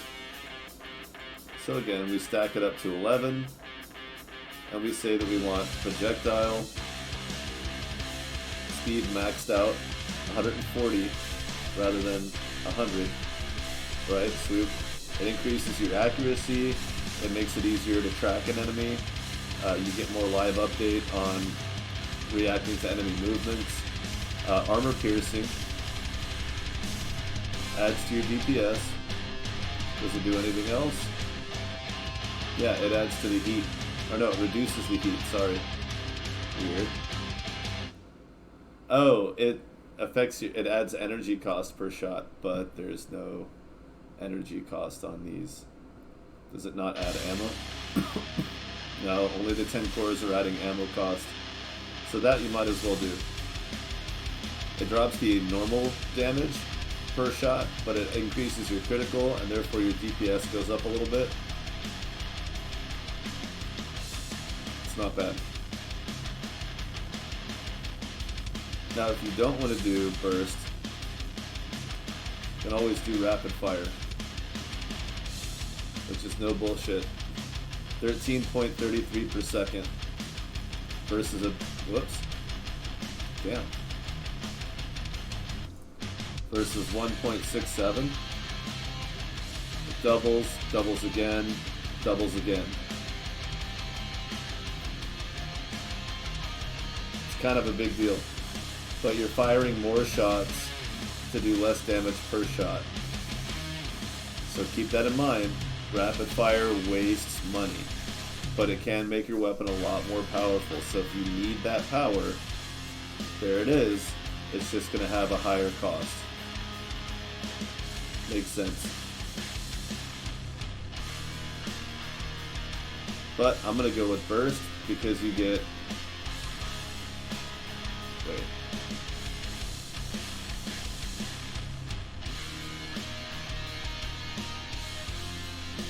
And then it goes back down again.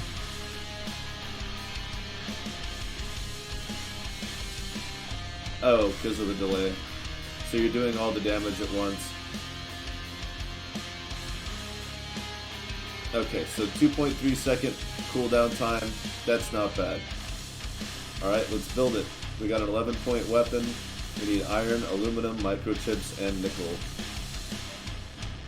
I think we have enough of each one. 100 aluminum. Yep, that's fine. We need 600 iron. How much do we have? 200. Ooh. Uh-oh. No! And what about nickel? We don't need a lot of nickel.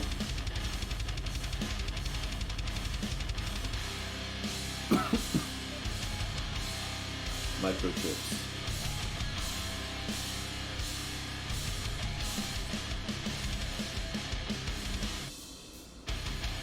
We'll take the iron we have just in case they're light elsewhere as well.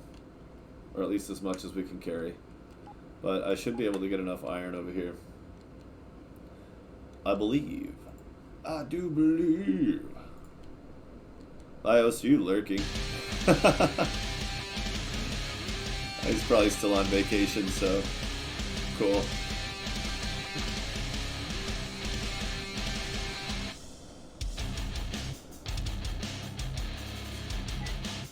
Or maybe his audio's just not working.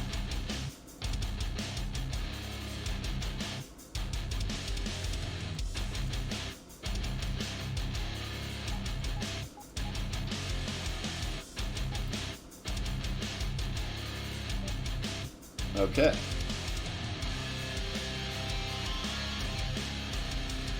These are gonna get a cool name.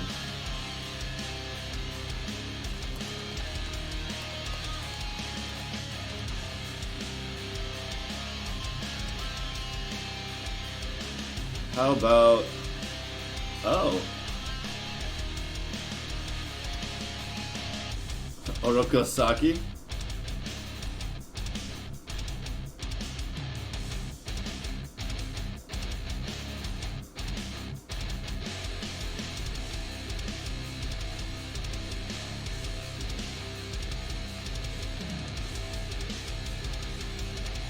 Orokusaki. Yeah, we could do that.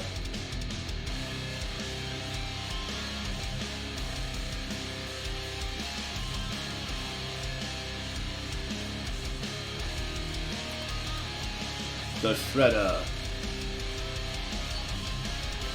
Emily Johnson, gain warp distance. You build guns so good, we're warping farther. Okay.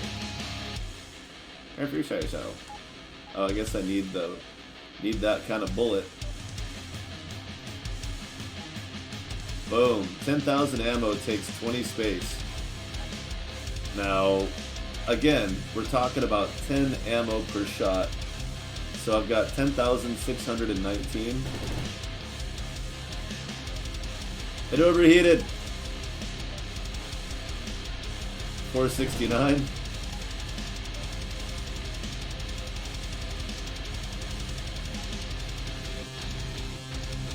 I thought we were cool enough. How is it overheating?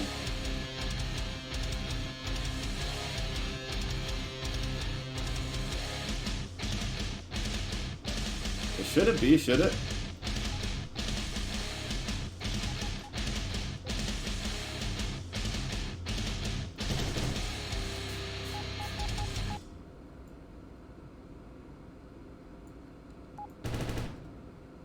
Yeah, that doesn't affect anything. It's still overheating though.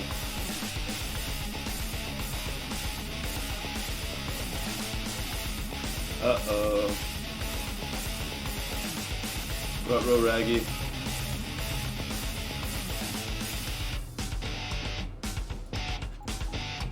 Seems like there's something not working right here.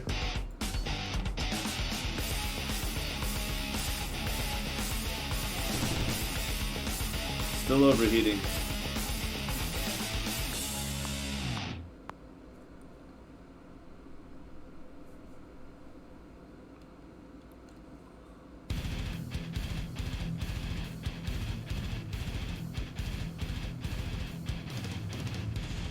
It's 44 per shot, right? 5-shot burst. At least it's firing all of them. Wait.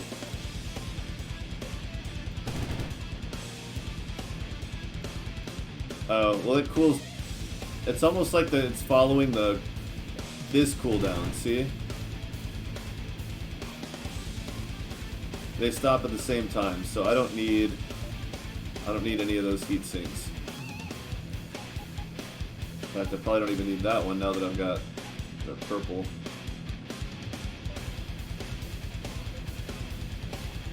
Alright, let's go get some more Vulcan ammo. I mean, it's pretty straightforward. I'll rebuild it real quick and post the recipe up, but yeah, it's not like crazy. The main thing that posting the recipe will do is just to avoid having to like, you can always fiddle with it to get this, right?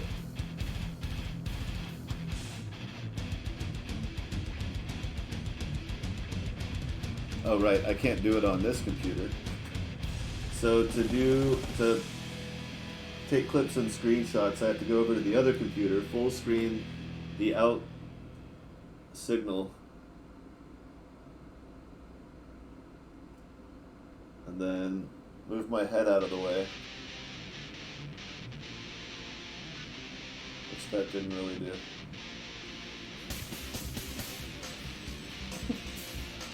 Okay.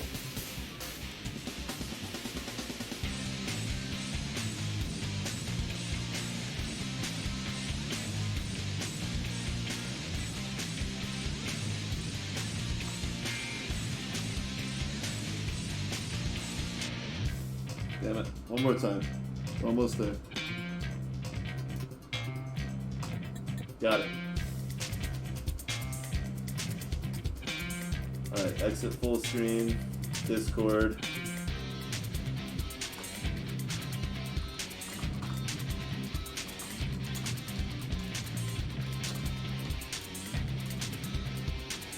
Alright, I put it in general just because I guess I got lazy for a second there.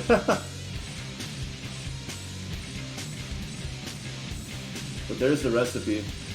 4 speed boosters, overload, armor, quad burst, 10 core Vulcan. Ah, it's a relic!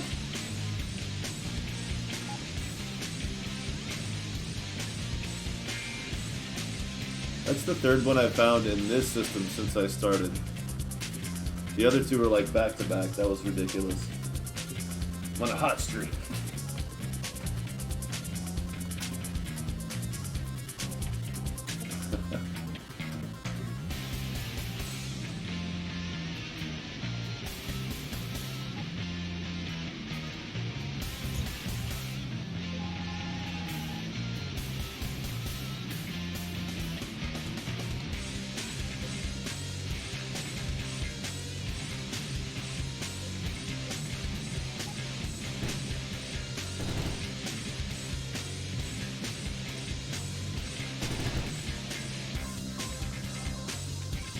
I feel like the range could be a little better, but I don't think I have enough ammo for this anyway, but we'll see. Woo!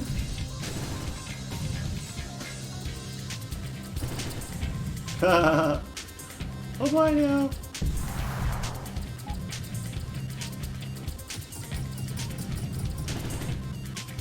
Whoops.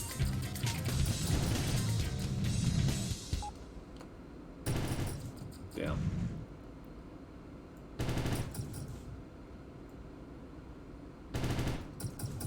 You son of a bitch. This is what missiles are also good for. Ha! Tricked you. Run away.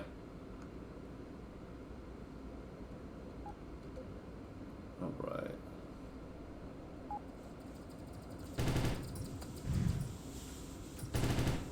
Yeah, keep fighting that guy. That looks really smart.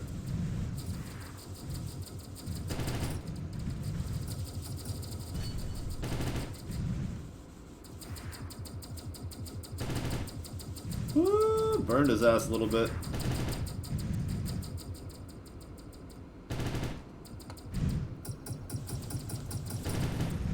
Yeah, now you don't want to dodge.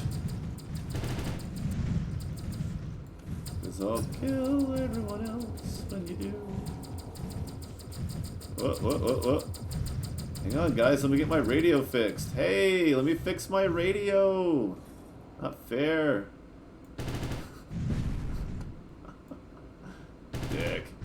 you had to do was let me change the song. Turn the music back on.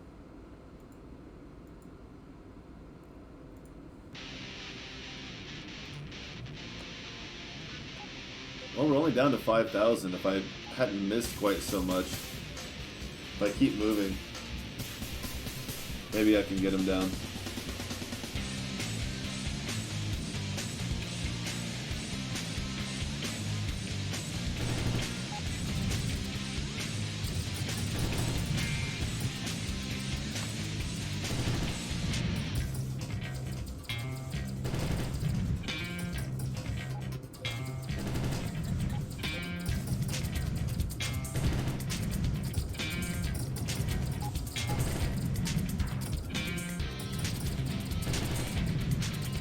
There you go. Right back in with you.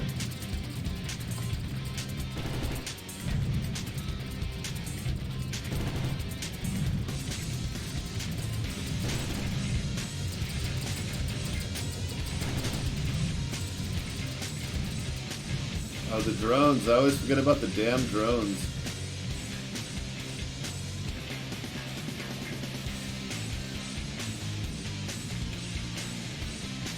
It's where the point defense would come in handy. Just time your shot for when the drones are in front of the guns. There, do just enough damage that he doesn't try to return. Ah, damn it. No, he made it. Still got 3,500 left though. Might still be able to finish the job, maybe. Oh yeah, I think we're good.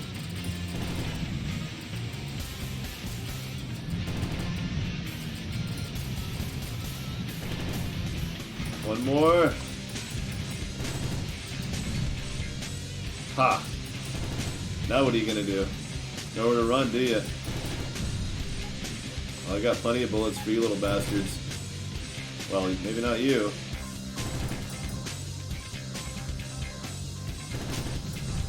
Okay. Little shaking around,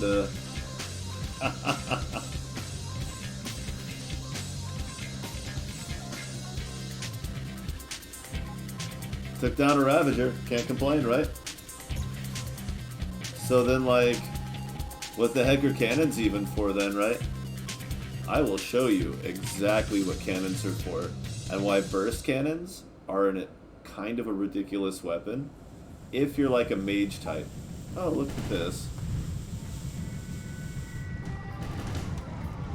And the reason I say mage type is because it's not just straight damage, it's survival. So if your enemies are things that you could kill if they didn't shoot back so much, you might look into some burst cannons. Let's look at why. So first of all, we want to make sure we need more supplies, right? Don't be surprised by a lack of supplies. Order now.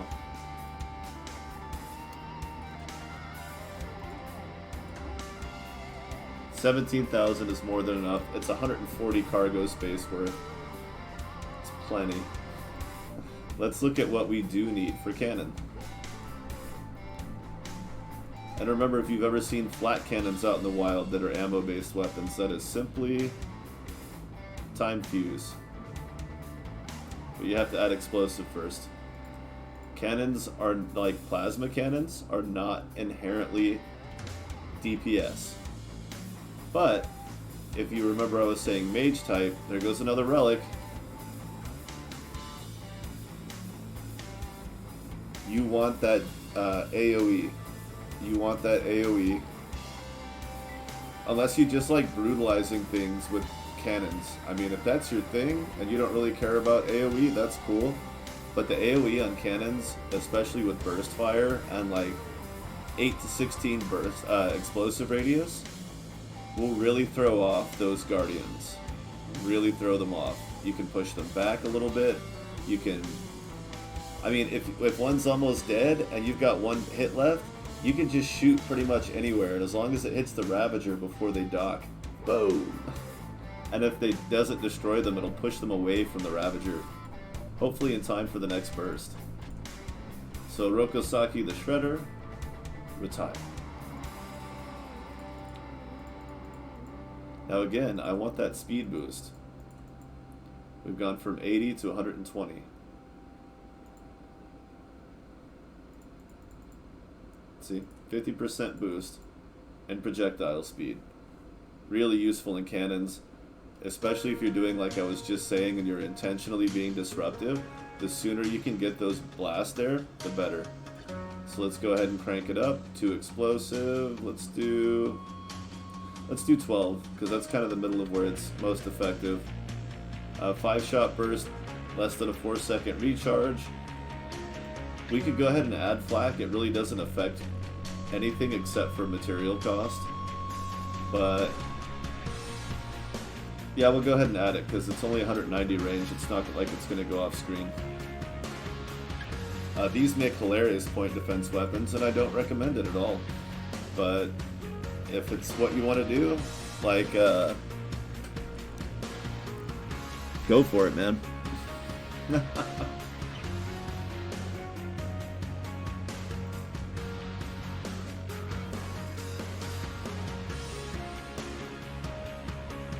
But overload's always good with these kind of weapons because who cares? It's not going to have much of a drawback. In fact, you probably won't even be able to do that forever. Okay, so we need 93 aluminum, another 700 and something iron, and another bunch of chips. And I left it all at the other place.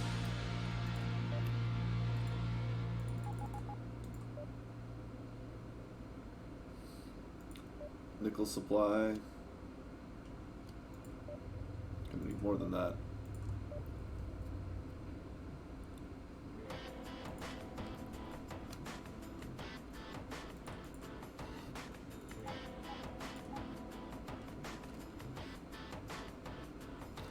Damn.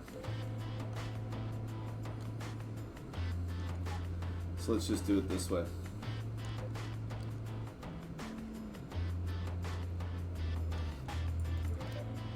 I was hoping I'd have more of the necessary materials on hand, but I didn't realize this station had such a poor stock. What are you gonna do, right? Nothing I can do about that.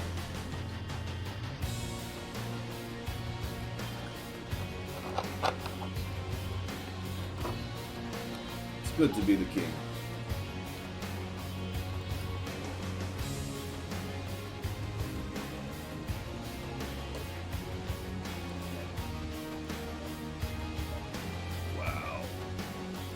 Damn that frog.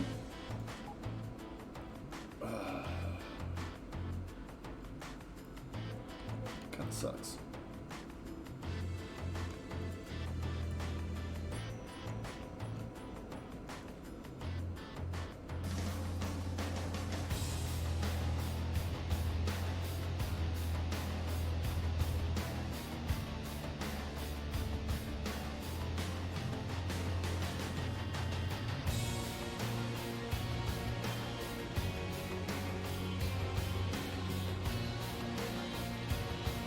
Move. Oh, bastard. Get out ahead of the way now. And also, you know, bear in mind, these are all not upgraded weapons. Oh my. How much iron do I need? Another 500. Well, another 400 or so. Let's go get it.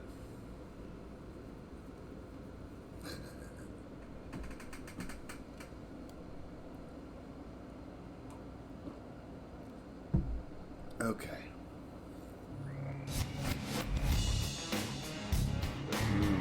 Sweet legs.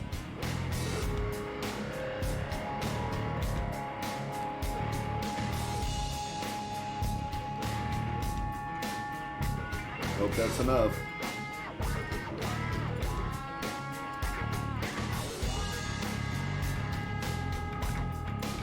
$413.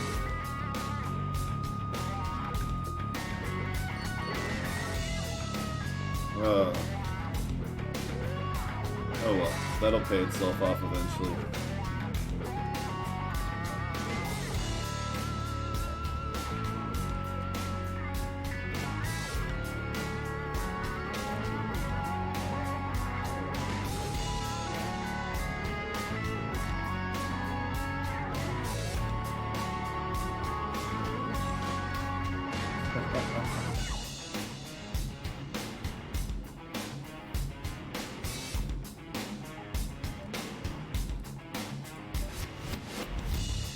Microchips. Son of a bitch. It's only enough for one more. That's okay. That much I can take with me.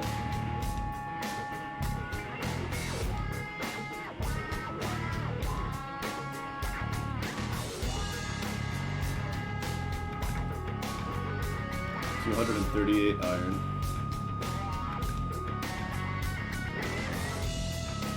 I want it in a group.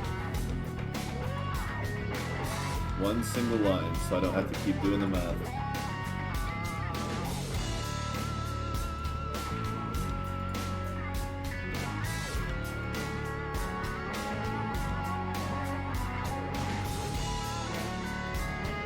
And we'll need nickel and aluminum.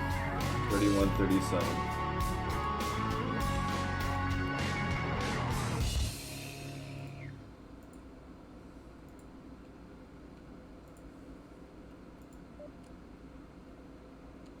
All right.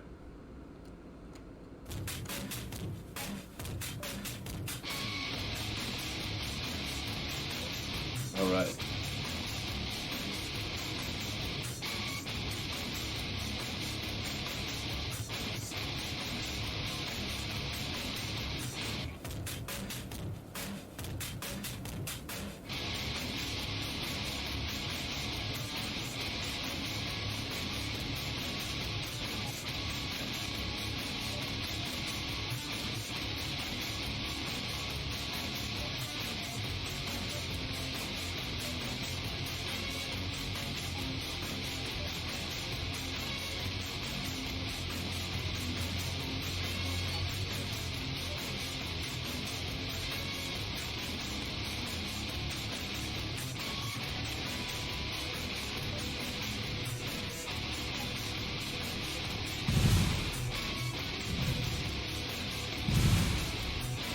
Oh, the damn. 5 shot bursts. But it overheats. Again, and now it's overheating before it gets completely... Damn it.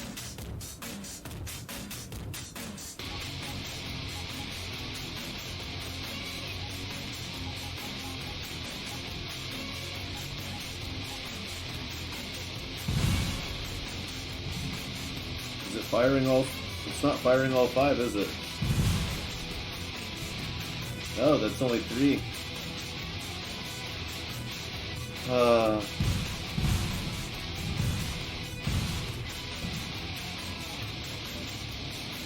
So the heat per second calculator is off on burst ammo-based weapons.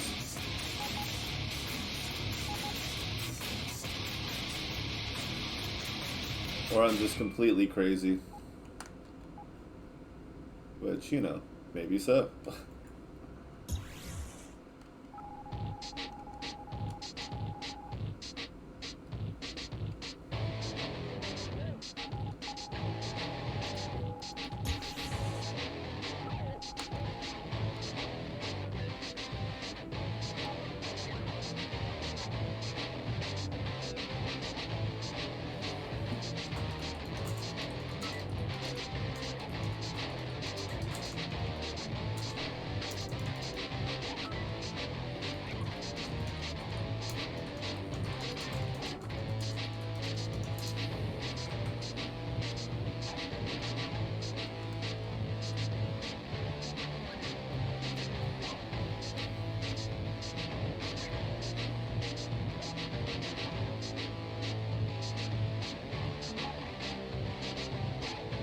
Alright, so for this test, the first thing you want to do is shoot the Ravager right behind the Guardians.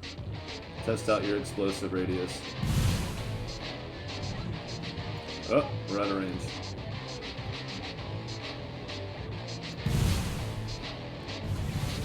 A little bit of pushback there.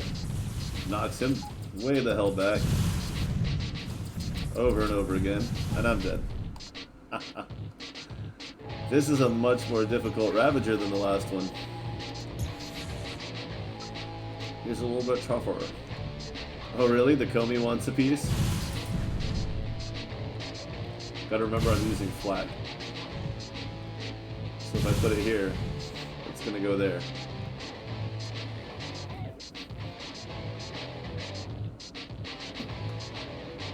Miscalculating. That's almost a word.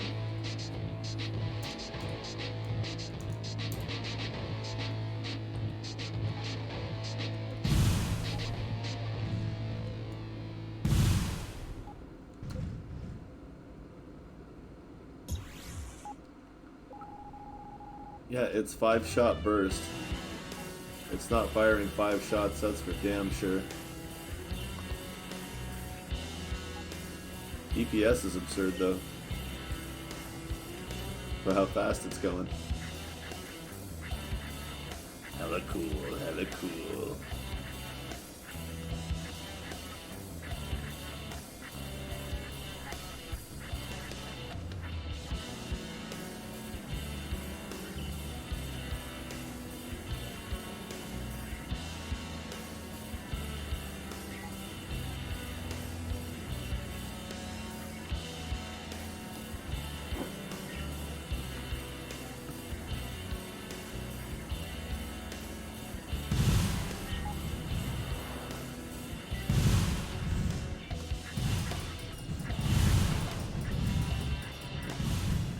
Damn.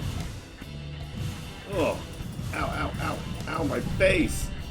It's gone. Okay, so bad example. But you can see it was pummeling him. It was doing the damage. That's for sure. So what's up with the heat per second calculations?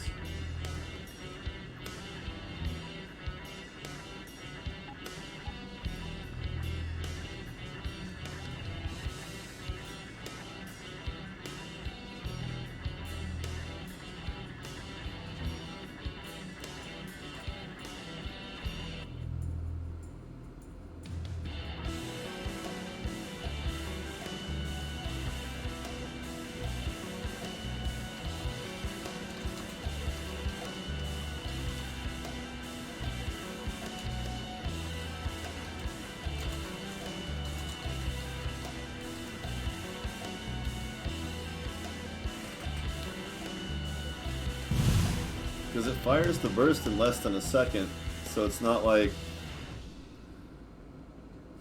Maybe it's the 84 per shot, but that means that the heat per second is wrong. It's more like 400.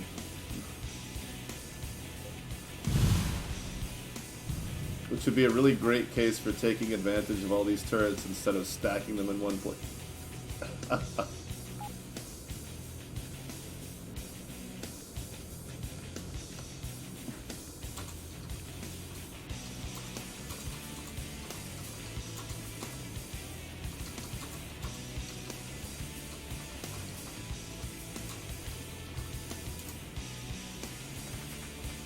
Alright.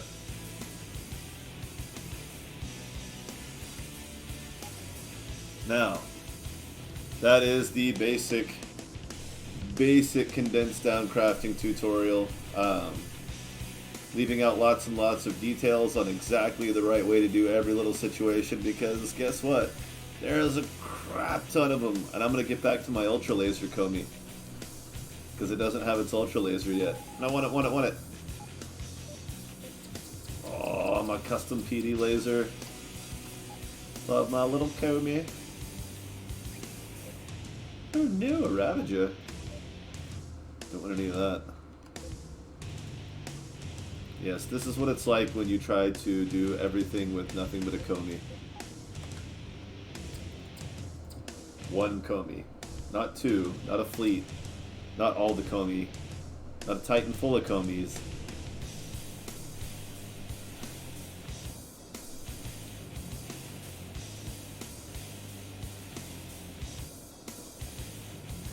I used to call it the minivan because of the shape, but given its size, the scaling that we determined, if you assume that that door on the back is a normal-ish human-sized door, you know, 2-3 meters tall,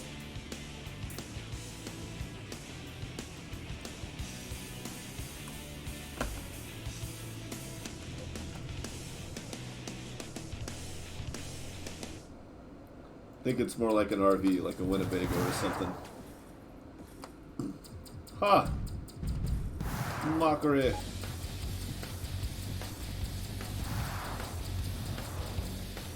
That's right, bitch. I'm coming at you with a KombE.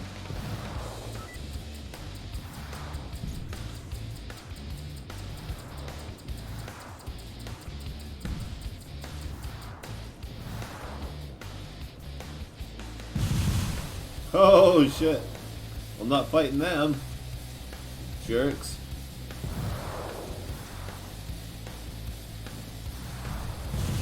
Ah!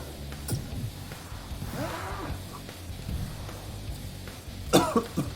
Should I just go buy a KombE on a different profile and put shit on it? Like just make a badass KombE today? I don't know, I kind of feel like it's going to take a long time to get there from here. Ultra lasers have a pretty high tech level. Even though I'm keeping up with mine pretty well. More than I usually do.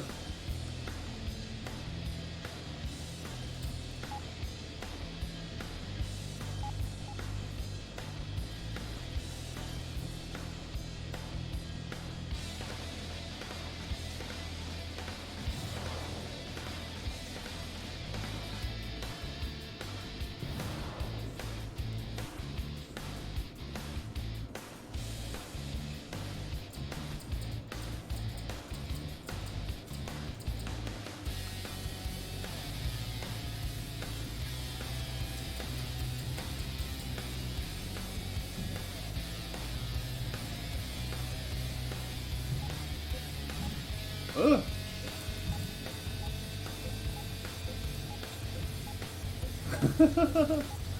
He just keeps hitting the station for like no damage. But I have to wait for my shield to recharge or I can't really move.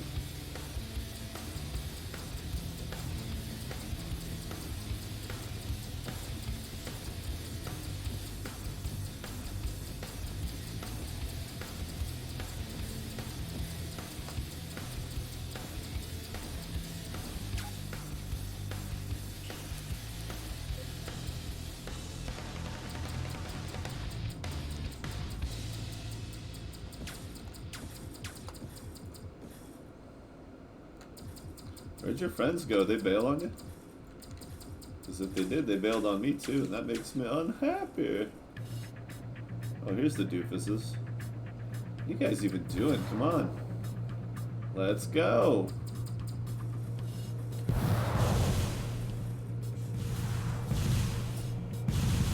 Oh yeah, right. I'm gonna let it go that easy. No.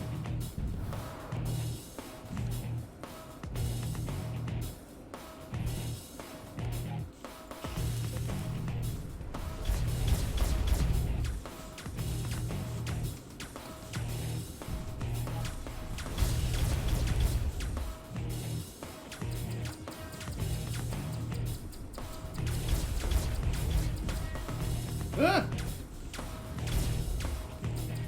Don't eat me! Yeah. Cash money.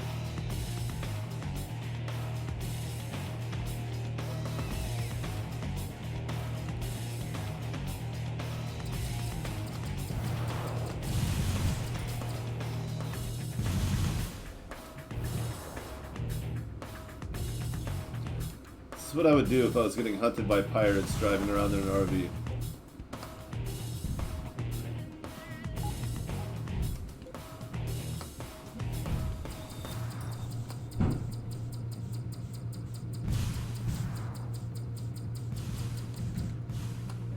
Ow! Work, you stupid docking button.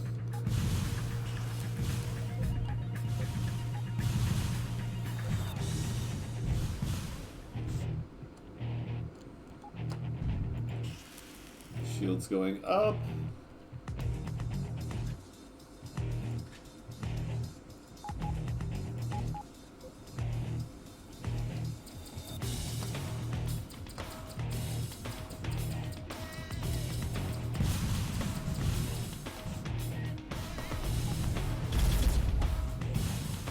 Fucked up now. Now you're fucked up.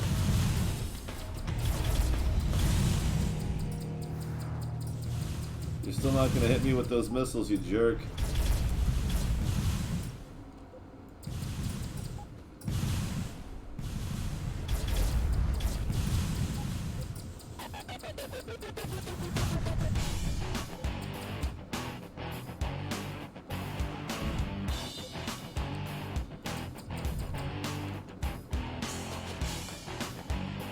Who's next? Who wants to play a little game of KombE's gonna screw you over?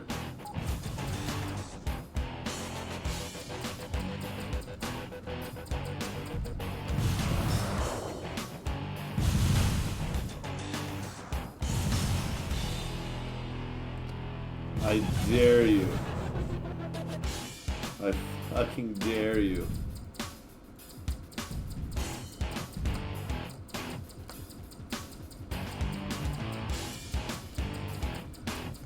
This guy really wants his KombE merit badge, but I'm just not gonna let it happen.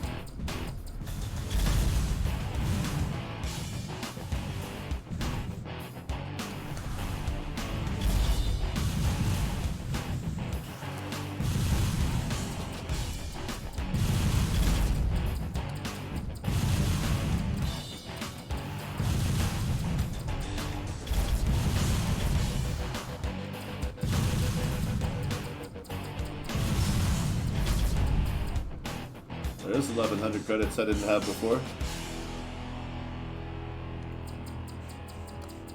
Not exactly what I had in mind for making money on this save. But what are you gonna do? Oh, he's out of repair drones and he's using missiles. What a nightmare for you.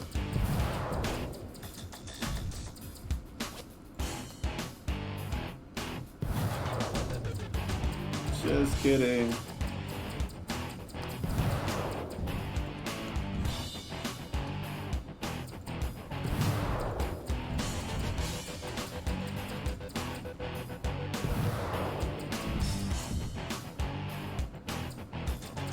Yeah.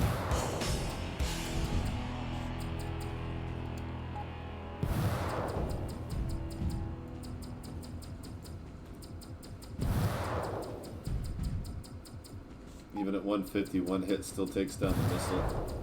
Ooh, not so much there.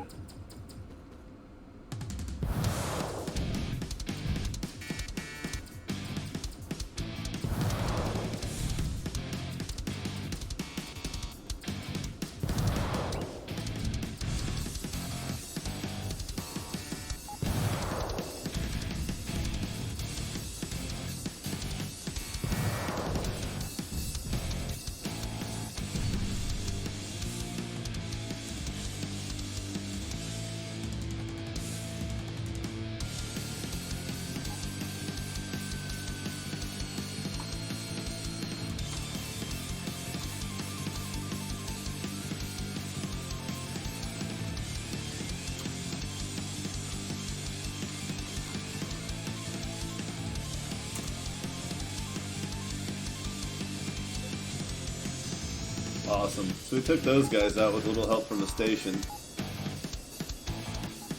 Let's see.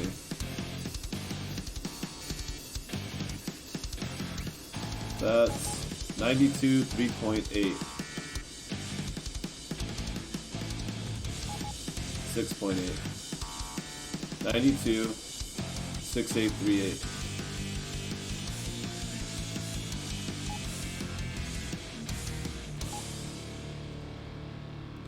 That leaves a little more power for less shielding. It's more shielding for less power, but the recharge. I'd rather be able to get a slightly higher recharge than an extra 20 shield. But I have been getting knocked through my shields a good bit lately, so we'll see what happens. Karma, can you hear me? Singing if you hear me, take me far away from here. How did they know that it wasn't for a show? I love Scott Bakula. He's the best. He's so handsome.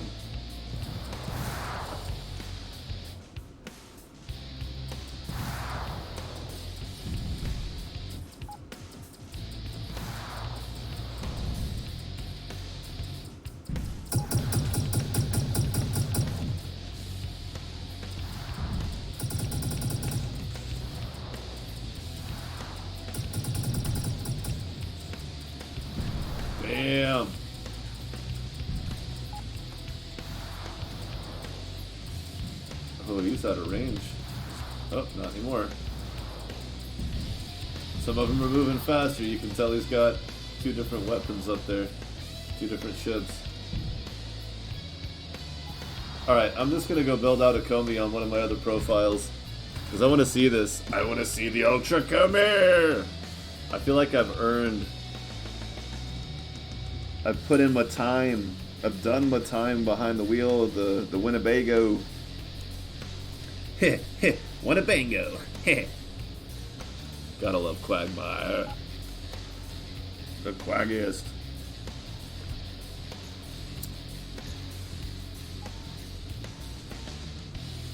Look at these guys.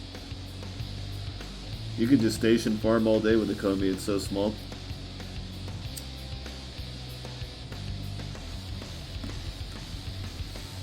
The only thing you'd really want to do is make sure that you have enough power to pretty much continuously spin.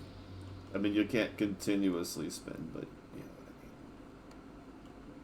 I mean. Alright, let's do it.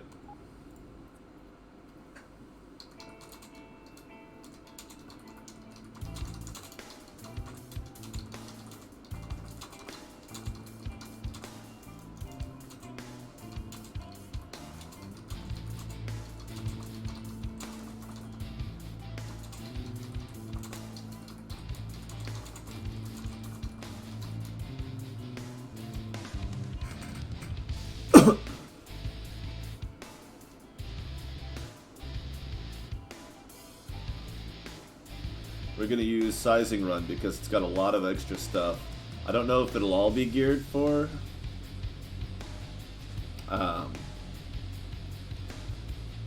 derp. I don't know if it'll all be geared towards yacht shuttle size stuff, but we'll see what we got. I'll look through the list real quick and make sure.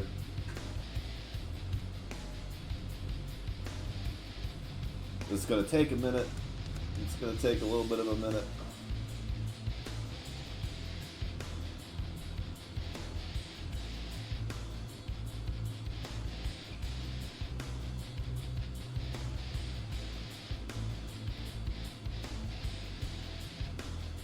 Oh.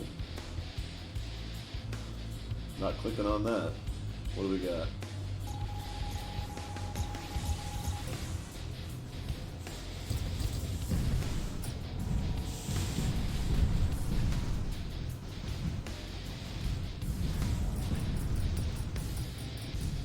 Wow. Only pissed off 1 or 2 civilians. Not bad, not bad. Oh, that's my... I was like, wow, I don't have any loot on this thing. It's my... I'm looking at my damn cargo bay.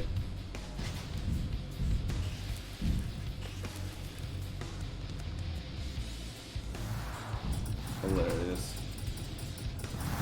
It won't buy Vulcan ammo here because it's old. Oh yeah, combat mods. Put down a few more of those. That thing. That. A couple more of those. That.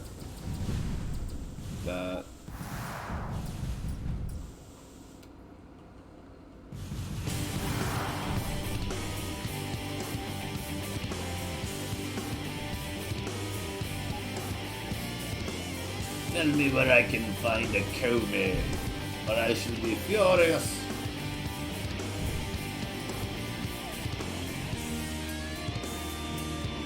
Furioso! There's a Fury. Small, but not as funny. Nope. Rokita. I want to build one of those out too. Those are neat. They have a gimbaled front beam, or front mount, which makes them neat. Very neat. Very cool in my book. Alright. Civilian heavy. Anywhere there's 3.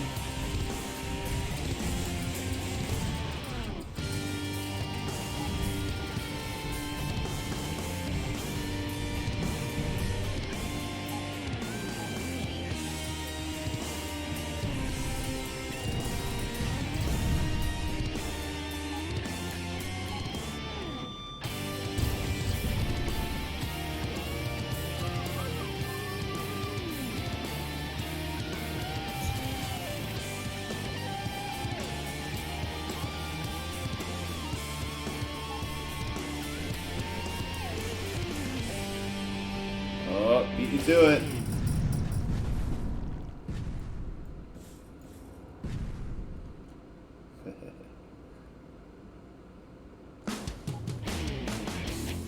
Oh yeah, Bang E chargers can be put on anything. They don't have a size restriction. Very good, very good.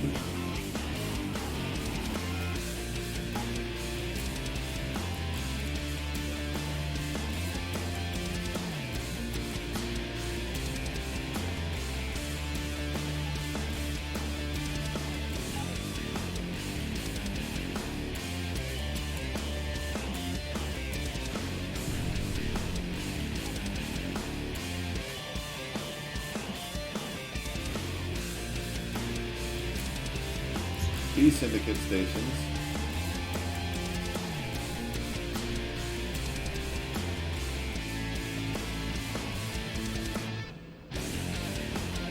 Oh yeah, do I have the, that's right, I have to make sure I have all the perks first. So I've got nano components. And then I need, do I have... I don't have Dogfighter yet, so I have to get Dogfighter, but that won't be hard. But let's make sure I have Lone Wolf.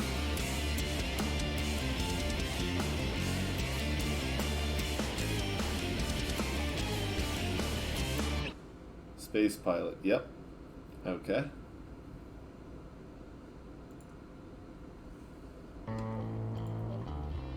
Which means now... Wait. Do I not get it? Oh, I actually have to remove them from fleet, right?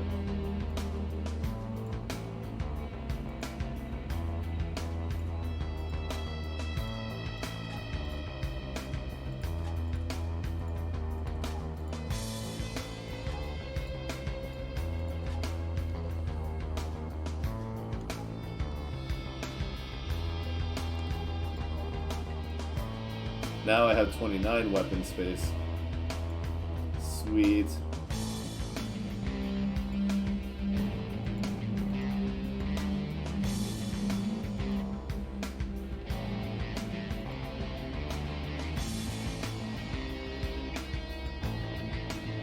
It just means I can put a medium laser beam on the tail. Or point defense.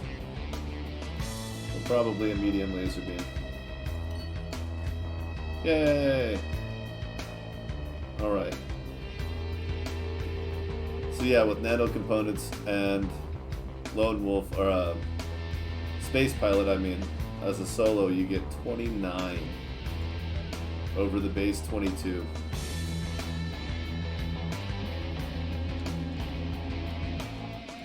That's kind of a big deal.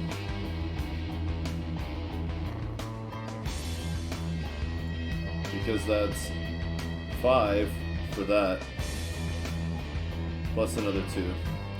It just doesn't show it here and the plus 5 instead of plus 7. Alright, now back to looking for a KombE. I got a Pegasus, but that's completely civilian.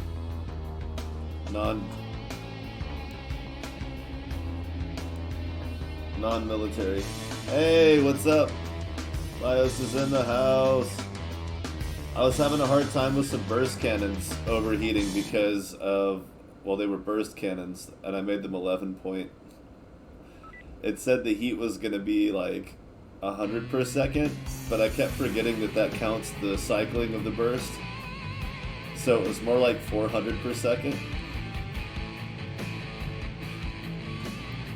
It wasn't working out very well for me, but I think I did like, they were all 11 point, and I'm pretty sure they might have been overload, or they might have been heavy mount for the range boost. I think they were, but they were also burst. No, so it wasn't heavy mount. It was something like that. May not even have been overload. No, I think it was. Yeah, it was. That's what it was, the armor piercing.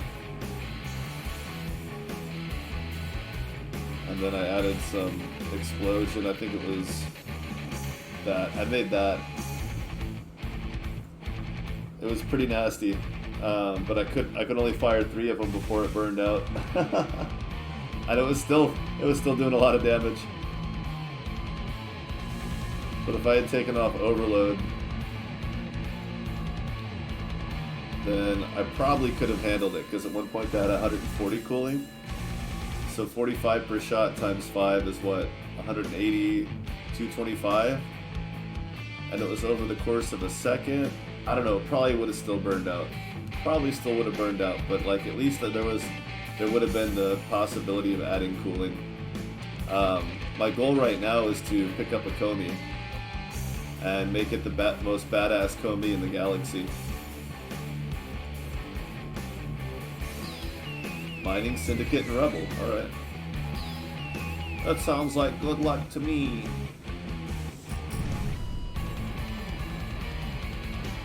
$42. Oh, I took my armor off. So are you still on vacation? Which is a loaded question, I admit.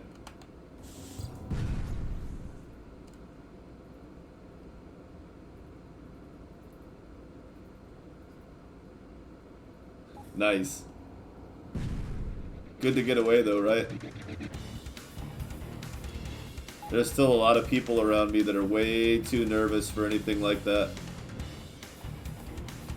Like going out, being out and about in general is one thing, but being away from home, it makes them really nervous. And I was just like, bro, my friend asked me out of the blue on a Thursday if I wanted to go with him to Vegas that weekend, and I was just like, yep. That's how long it took me to make that decision. I was just like, no, I absolutely need to take the opportunity to get way the hell away from everyone around, or everything.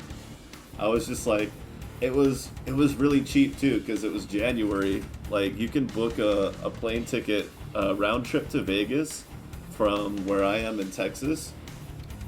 And we were there from like Friday night until, or no, we were there Saturday morning. That's right, it was going to be Friday night. We left Saturday morning, came back Monday afternoon. And yeah, absolutely. Even just like 2 days where you spend, you know, technically it's 3 days, but you spend half of it on a plane anyway. Didn't matter. It was totally worth it just to be out, just to be somewhere else for a while. And it was like $300 for a round trip ticket and a hotel room. We shared a hotel room. There was 2 beds, nice big room, not huge, but it was like, it wasn't like a closet, like it wasn't a motel, you know. But it was nothing fancy, like really low end motel, really poor timing on the tickets. You know, nobody wants to fly during those times, so everything was super cheap. And I was just like, yeah, more money to blow in Vegas, right? Why not? Let's go. Let's get the hell out of here. And we just left town. I told a couple of people on my way out, just like, hey, like, I'm not going to be able to feed the cat, you know, for the weekend, and hey, I need the weekend, or I need an extra day off. I need Monday off of work. I don't even think I told my boss where I went.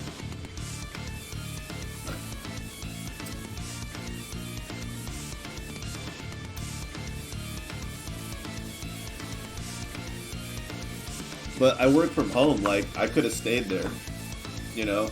I could have just plugged my laptop in if the hotel had decent internet, and I could have just stayed there for however long until the money ran out. And I was like, wow, I keep forgetting I can do that. Wow, look at that. This one's Syndicate Mining Rebel. Mining Rebel Mining. Rebels have a lot of friends around here, but if there's no faction wars in these systems, then I can't let... Oh, well, there's Vang E. FC Pirates. I want the Pirates to attack this system so I can come in and interfere with the mining stations so that they'll get destroyed. And then it'll turn it into a rebel station, a rebel control system. That's my master plan. I almost did it when I went to the Unleash the Archer show. I was like, dude, that show was so great. Like, the next one was in, like, Oklahoma, and then Colorado, and then, like, I could have totally hit up people on the Discord to crash at different houses, you know, stayed at a hotel once in a while, you know, taking a cheap bus ticket instead of a plane ticket, and then just worked and slept on the bus. I would have been completely exhausted after just a week, but I could have gotten to see the show, like, I could have gotten to see him like 3 or 4 times, and then come back home and feel like I really had a vacation. That would have been fun. Oh yeah, we're gonna have to do a galaxy at some point too. Twin galaxies. Now you can't buy a worn galaxy, can you?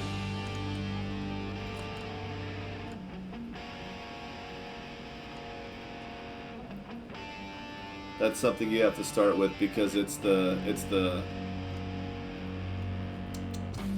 tutorial ship, right? KombE, they have it. They have it. It's happening. Haha! This is gonna be so much fun. Okay, first off, I don't have any of the special guys on this one,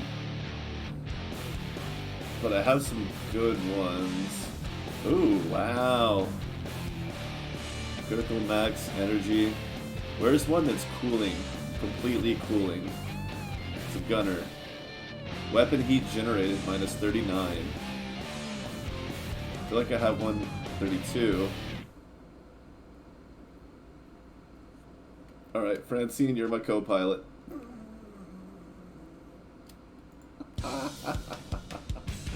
Whee! Okay, it's got 2 space. Why only... Oh, ha! Weapon capacity 5. So we can do that, and... I don't have an orange point defense beam, but I have purple ones. I can always make one. Awesome.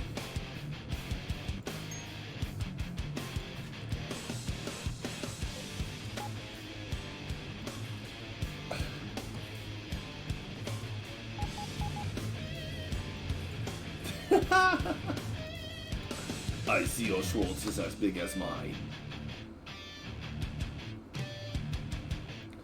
Now the goal is this, which is only slightly better range, but that's what we're shooting for, is an ultra laser, and then I'm just gonna craft something ridiculous, probably purple for range, and heavy mount, and continuous, which means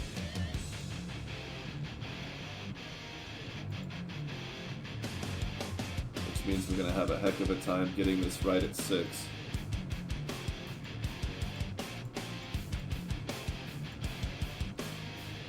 Four-second constant beam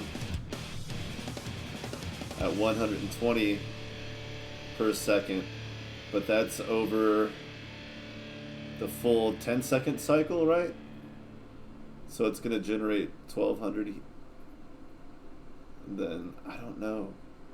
Well, I'll have to compare it to other stuff. Of course, 1300 and 674.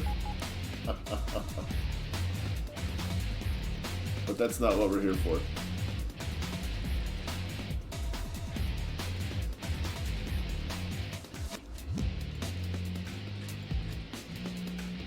That might be too... Let's start with just the Vangy.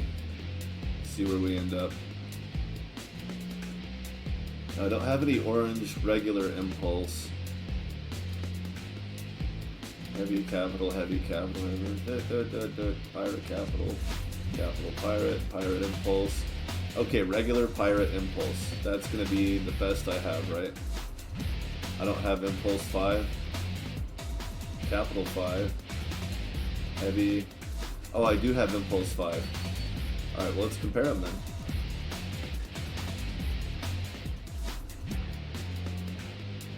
Yeah, Pirate, yeah, obviously. That's way too similar. The extra 5 acceleration might be nice later, but we're not going to worry about it.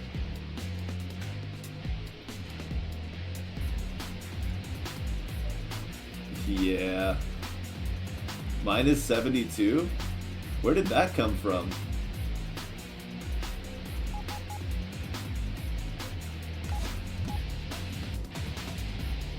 What?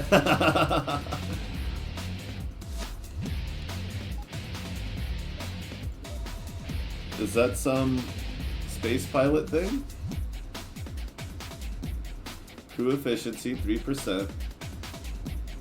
Weapon cooling 5 per second. Energy control is 15% more efficient. Wow. Okie dokie. Whoa. We got an engine, right? Oh, crap. Anything. Any gyroscope will do. Whee! Bat out of hell, KombE.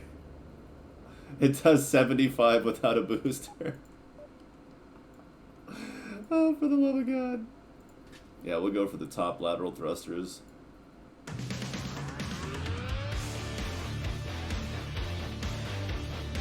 That's my best speed booster, Mark 1, and I don't have a regular. Oh shit.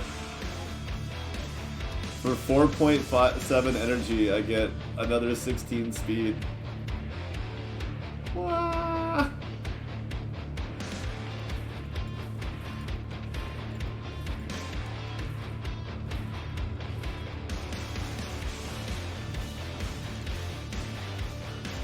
Yeah, I'm not quite there, buddy. You guys sit tight, I'll be right with you. Okay. Oh shit, what is that like? Oh, frigate, that makes sense. Okay.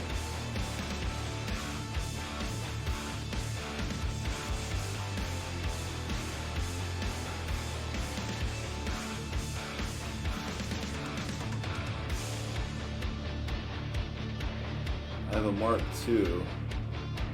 There, Mark III.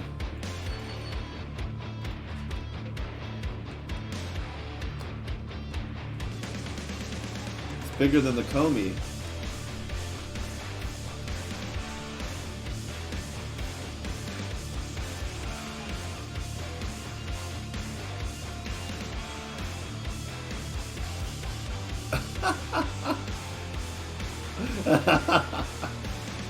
I gotta put that on, because I'm only gonna have a 1-point basic.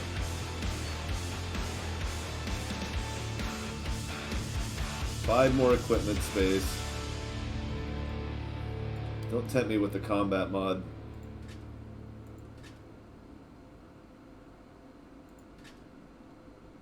No repair though.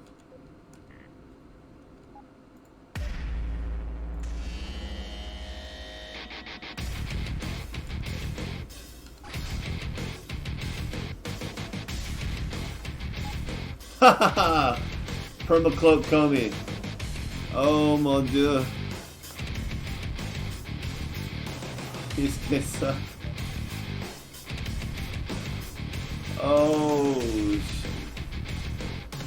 Son of a bitch. That is too funny.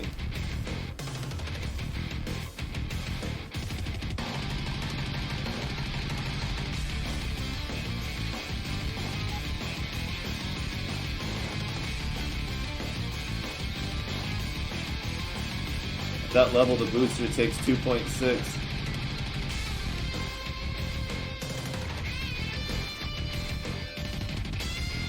Oh, do you want a piece? Are you sure?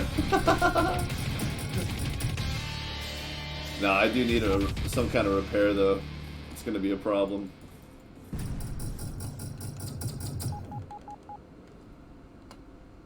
Well, with 500 hit points, maybe I should just do a few drone bays and completely forget shielding altogether. Am I gonna do an armor build on KombE? Or am I just gonna swap that out for a single charger? But that's not gonna give me a repair bay.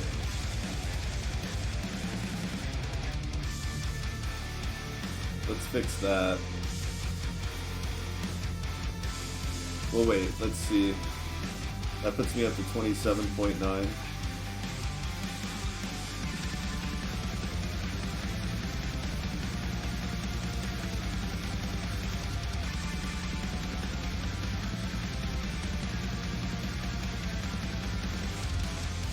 Oh man. This is the silliest thing ever.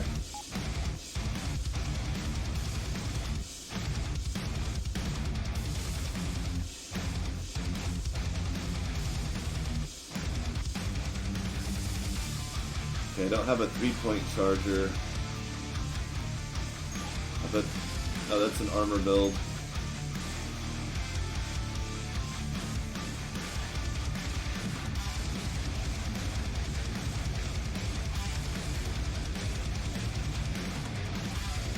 Oh yeah, that doesn't take up any space.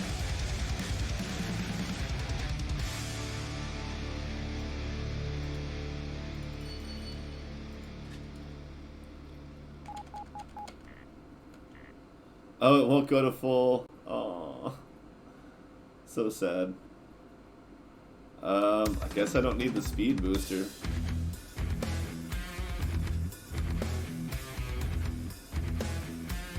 But now do we have any battery? We do. Where's that battery coming from? Just magic battery?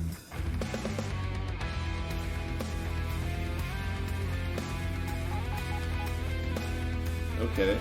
Does that mean that I can put my computer back on? Yeah.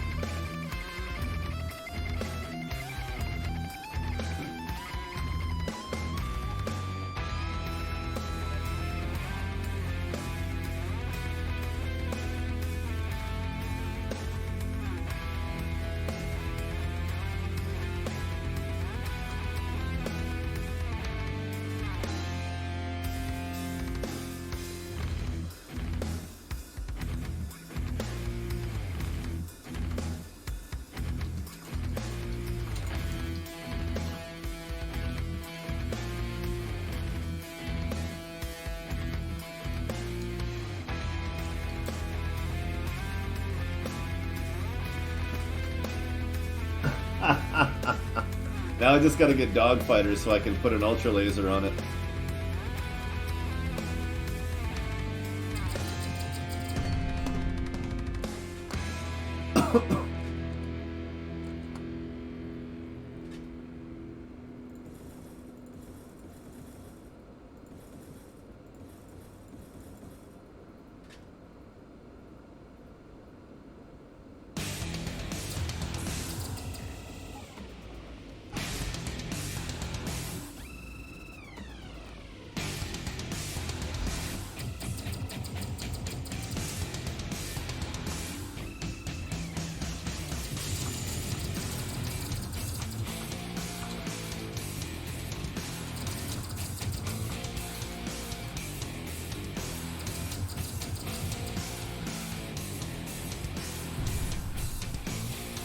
Do I even have room? I don't. There we go. That's not enough. Destroy all.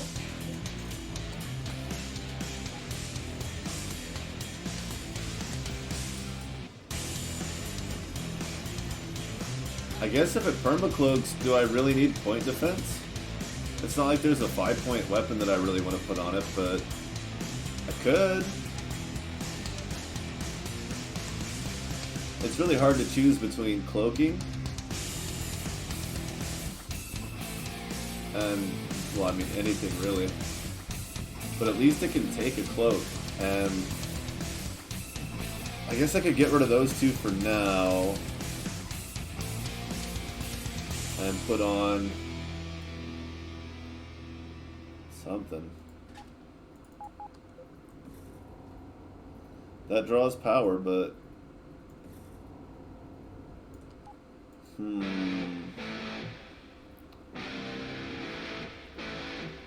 I make it an armor build, I could take off 3 more and that and put a...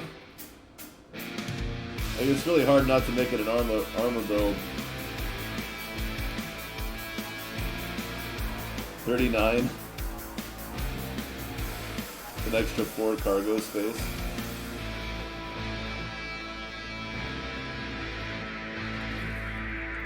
Yeah, I'll take it. Its acceleration is the most suffering. 63 down to 49.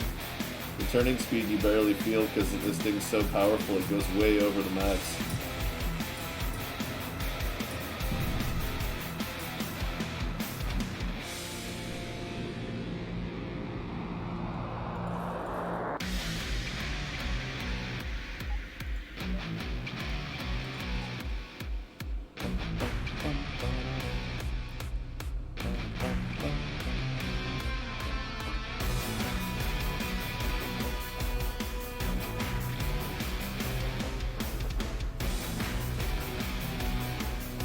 Yeah, we just need to get a charging weapon on here.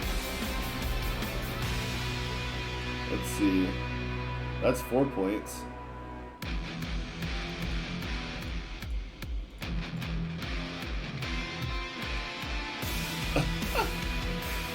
There's no way that fires for 4 seconds. It's just not going to happen.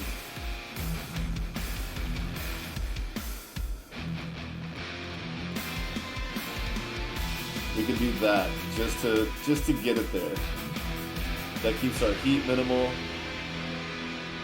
Consumes 1 flux charge for a 63% damage boost. I don't even think we need overload. I think we can add another charging without the overload. We're talking about 20 per second cooling with a capacity of 100. Okay.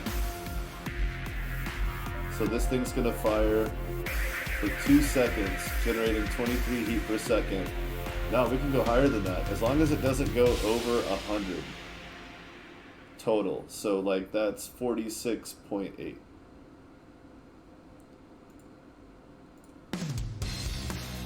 $34.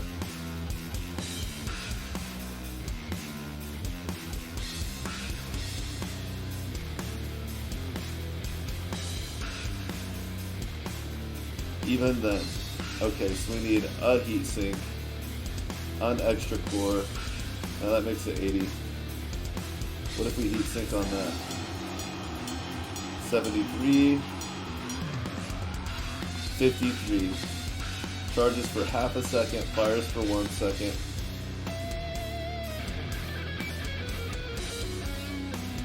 Overload. My god. So I just need some crystals, aluminum chips, and bismuth. They have none of that here because it's a rebel station. One of the only things I'm missing is the warp drive. That's 3 points that I could get back from the Terran Mantle. So that's pretty much what I would do, is just bring the Terran Mantle and the warp drive both. Because, like, how much battery do I really need? I guess I could bring a couple of small batteries, too. I have orange. No? Purple. Let's see what that looks like.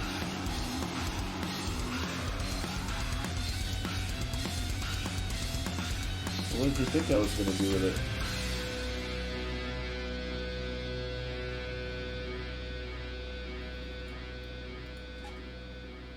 Oh, what? Oh yeah, it's only 2 points now.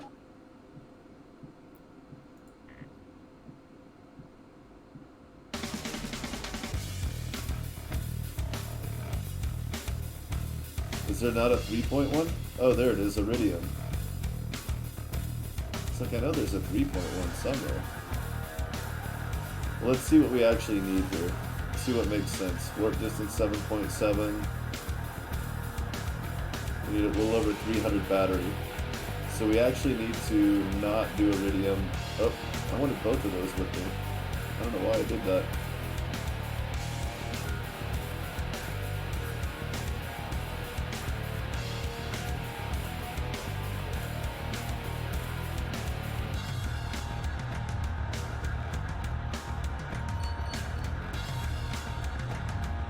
Now we're in business.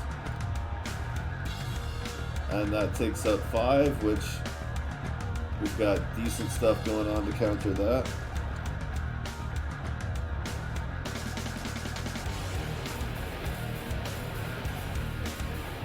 I was like, why did that take so long? I forgot that this is a different profile.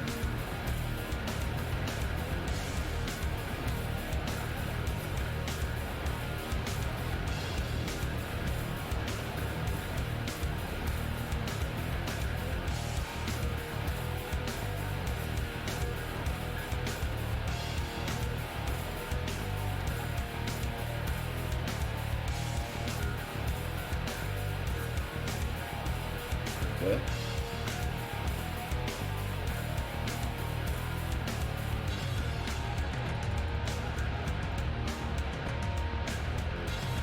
Microchips 9.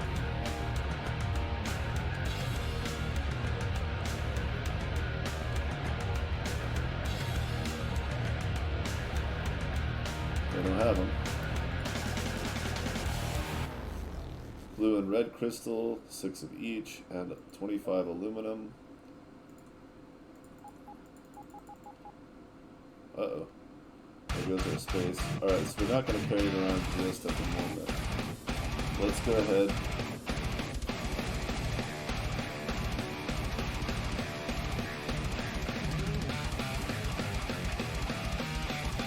It's not moving. Couldn't tell for a second there. It looked like it, and then I saved and it froze while it saved. While it paused, it didn't freeze. But yeah.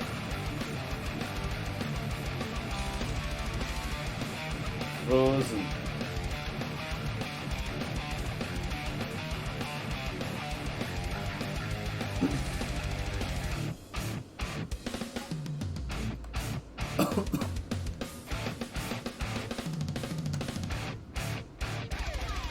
that's right, 75 sideways with good acceleration. Straight is 46. Alright, so we still need some more crystals and the microchips, which should be here. But we will definitely stop off.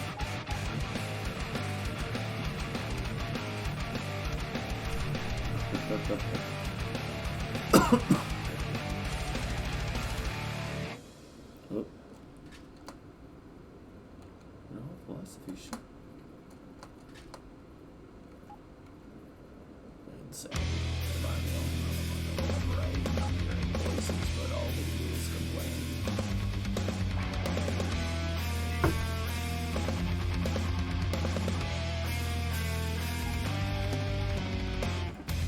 How many microchips? 9.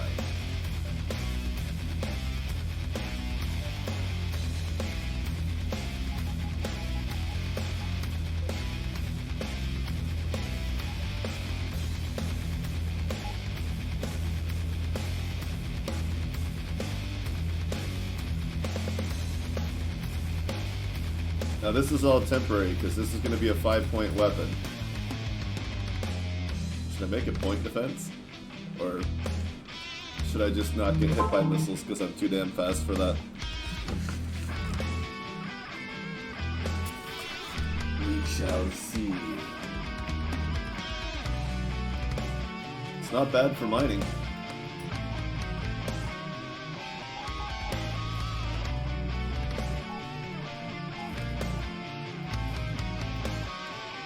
Nice.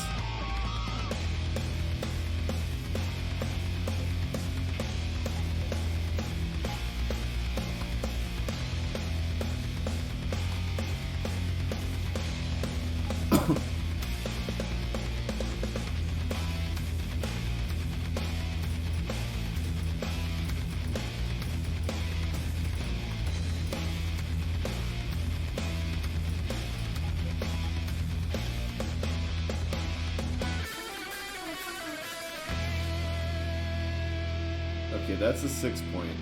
We don't need 6, we need 5. Which means we should probably take out the overload and make the heatsink a critical. Which keeps us under that. Now they want copper. Damn it, I didn't think about that, but luckily, no problem.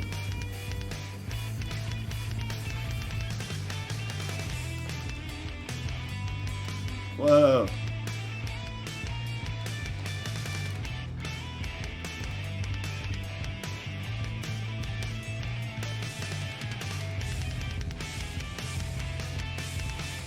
Ha!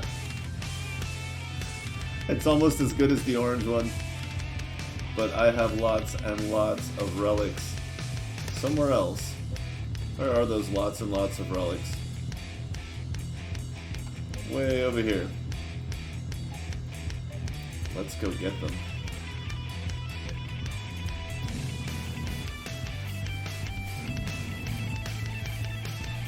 Well, that's never gonna overheat.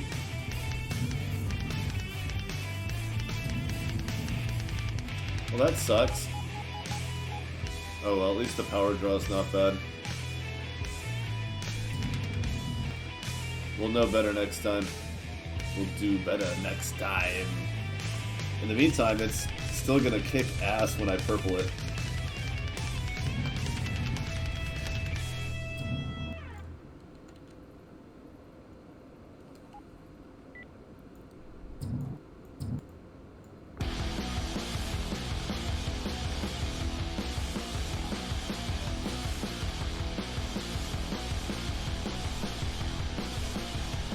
Oh, plus we're on our warp system anyway.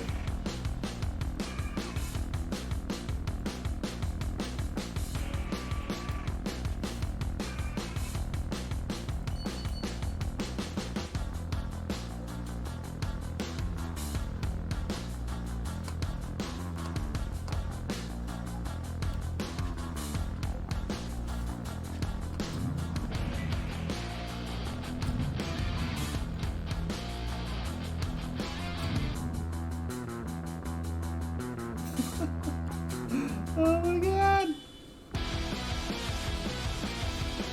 What if I don't have her on? 161. And that definitely overheats.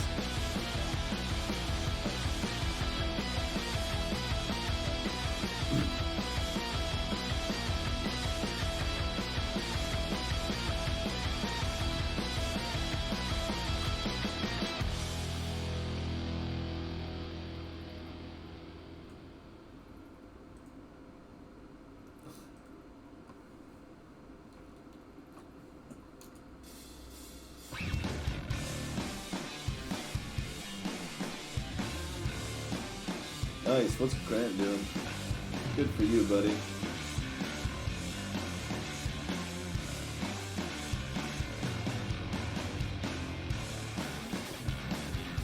Oh yeah, he's got the Hetfield stash now. Still though, we do need to go get Dogfighter. So let's go get it.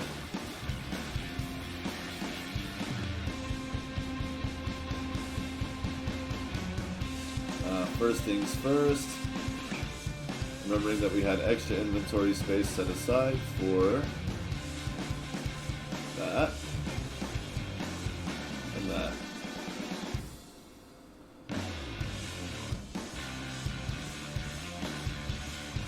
Oh man, can you imagine putting about 3 plasma torpedoes on this thing? Whoa. I'll have another slot soon.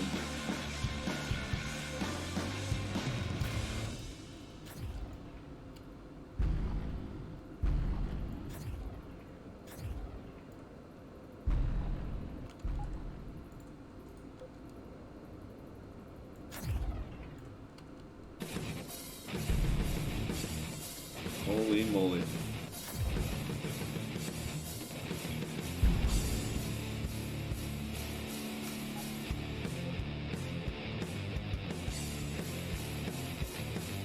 This is really fun.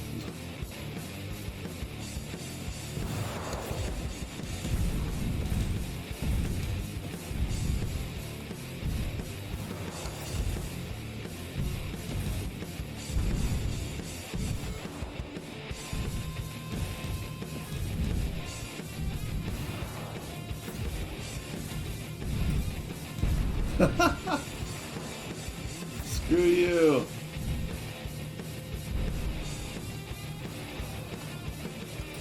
What? How dare you?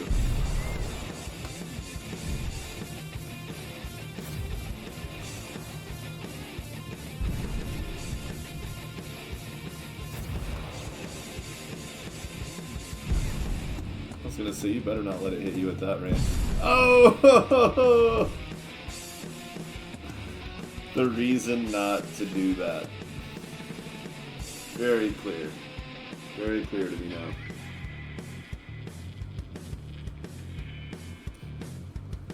We're gonna go back to that laser beam, because... Duh. It wouldn't hurt to have a point defense on that ship, but only because it's a 1-point beam. Maybe a mining beam would be better. Nah, point defense, if you're gonna have one off.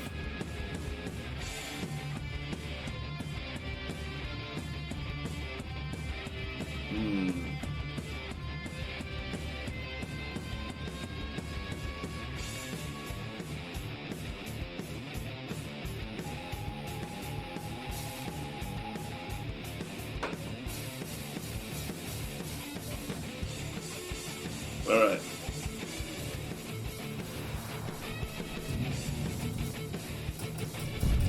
He's like, what the hell? There must be a cloaked ship out there shooting at us. But how? There's no way that KombE did that.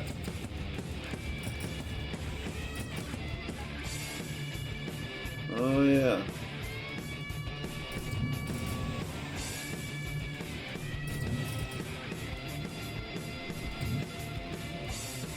This doesn't recharge fast enough without the...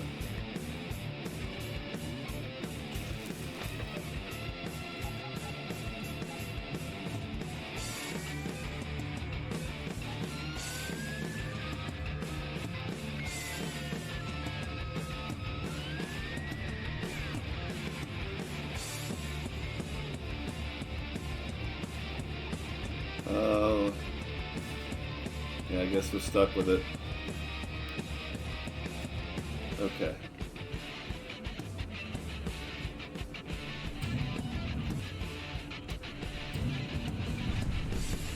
Thank you. My own little drone part, just all by itself. Can't just have one drone part. Single line, keep it organized. Alright. Back to the hunt! Yeah, so my KombE has almost 1,000 DPS. And I could boost that really absurdly if I didn't have to worry about the heat, but... I mean, that's kind of the secret right there. I don't know how it became 72. It almost doubled. Is there a applies gunner bonus?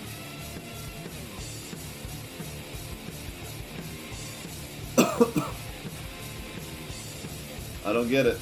I don't know why it's so much more effective there.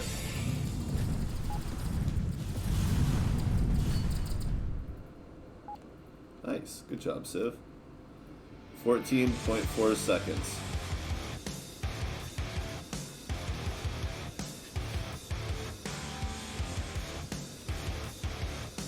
It really is like a little Winnebago. I love it. I keep wanting to make Spaceballs jokes.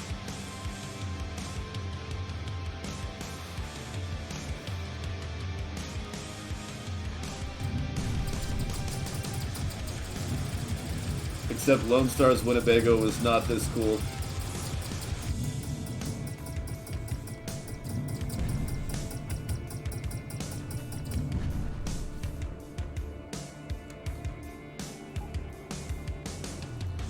Ooh, brand new territory, huh?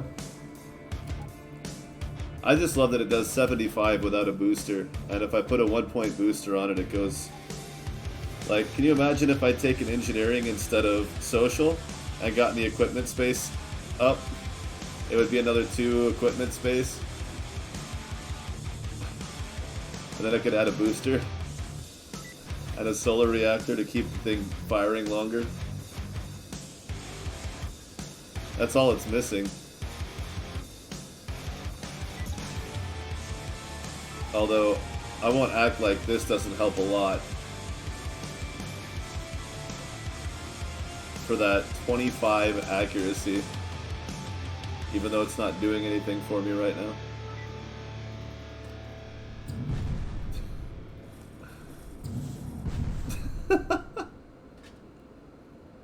He's so fun. Oh my goodness.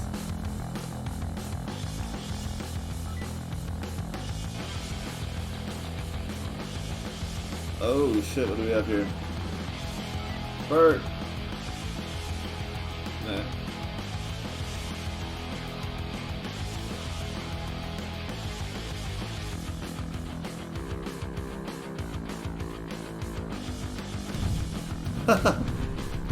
Poor bastard almost took himself out.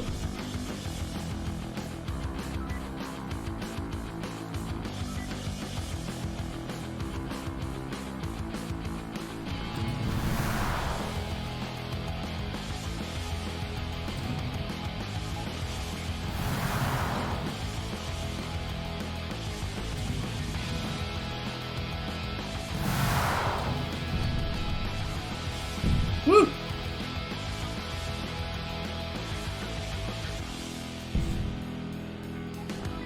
Mode of transportation.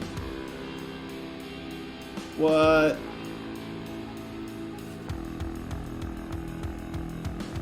Congratulations, you are being rescued by a KombE. If I didn't know any better and I just saw some random ass KombE trying to rescue me, I'd be like, no bro, don't. Because then people are going to think that it's a good time to attack. Just making things worse.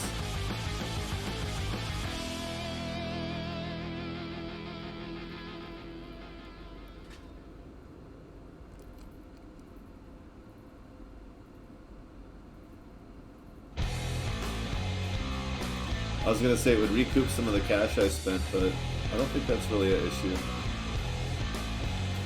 Can you believe I've gone all this time without asking about the mystery ship? But you had to know it was coming.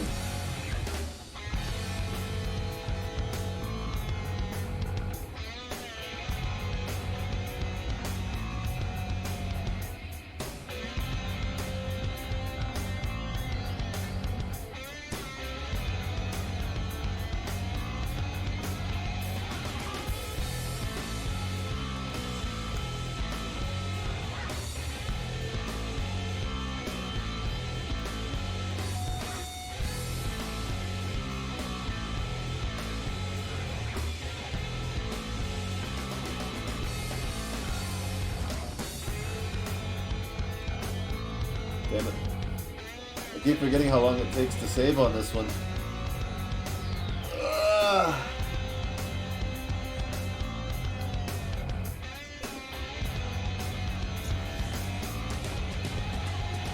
Nice.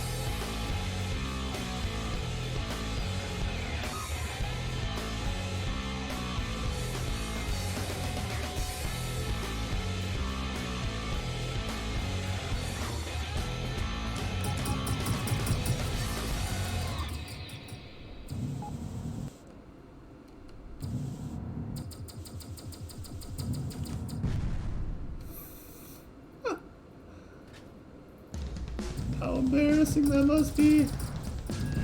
It's like a Toyota Supra getting beat in a street race by a minivan. You wouldn't believe it if you hadn't seen it yourself.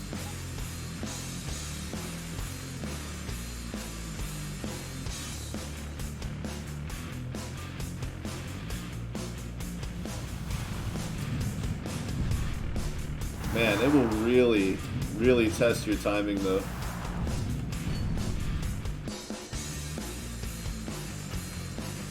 Nice. Oh right, that's huge.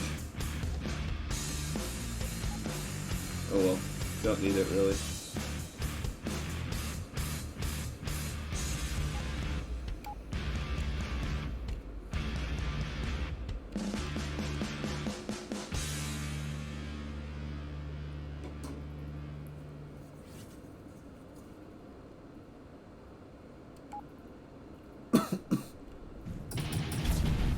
damn.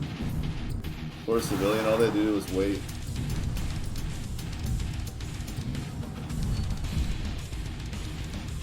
I would have done all the work for him. Come on, where's my...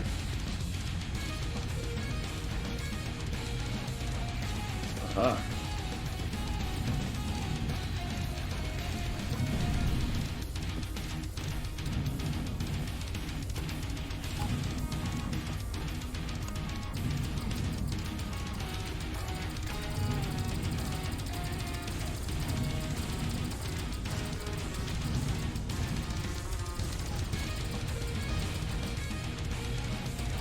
Six repair per second is plenty. Whoa.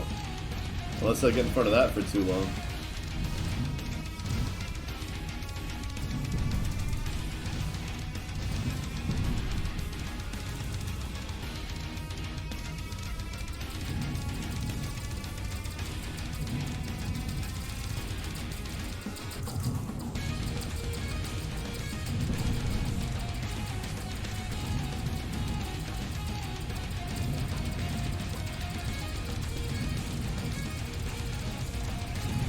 Damn. Oh shit. Hunter Fleet versus KombE. Ah! That's not good. Help. Help.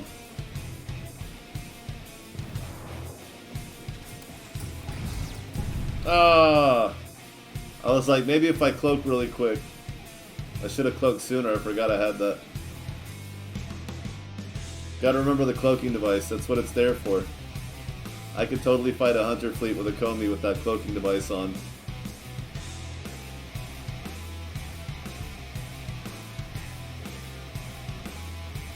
Alright.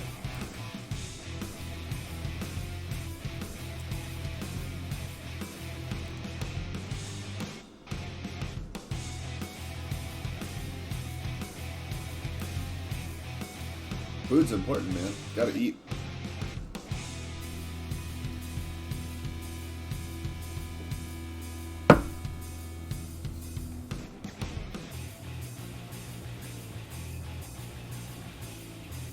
Oh, yeah.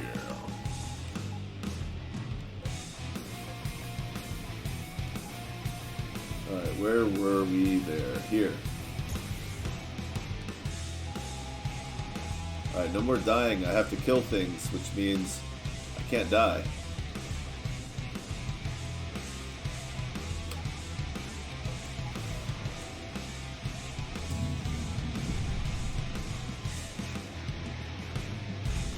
Not even with a chainsaw.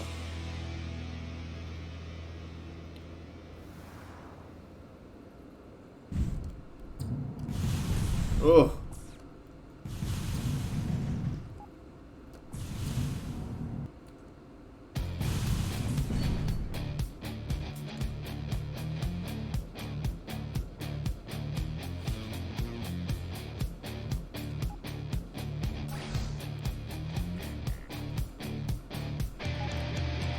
So if I have a decent amount of battery, then I have plenty of time to cloak. Oh yeah?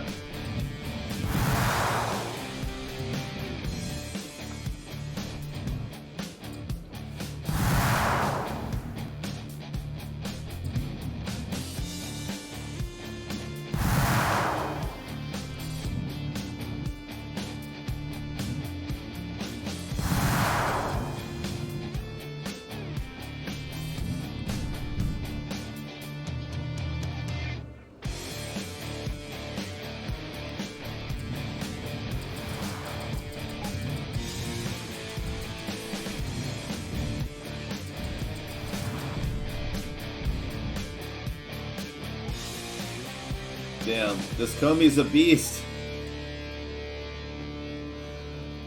Can imagine what I could do with a Rakita.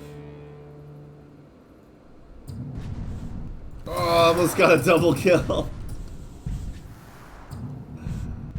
They may not have been level 55 to both ships, but it's a level 55 Marauder base.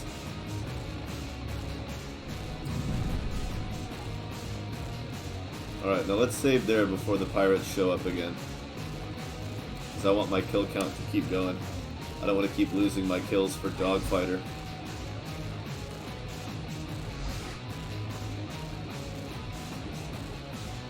What?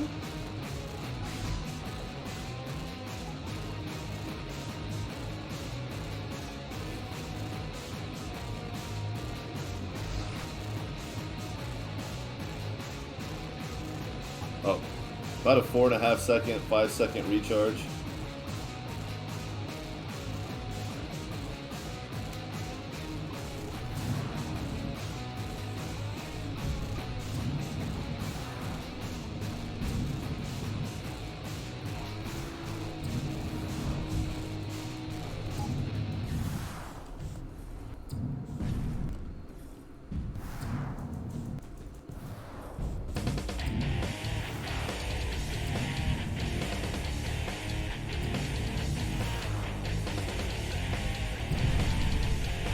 There we go. Poor little civvy.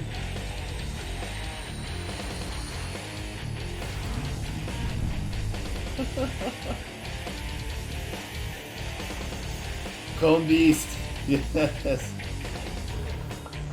I like it. That works. I could almost do without optics on this just because, like, we're still, like, mostly within range, but if you want to get that edge range, you gotta zoom all the way out. So let's see, if I did re-roll it, I would lose some of my efficiency. +1 tier level and enhanced effects, so I would lose a good bit of the cooling here. The question is whether or not that's worth, because nothing else would really make a difference without thinking ahead.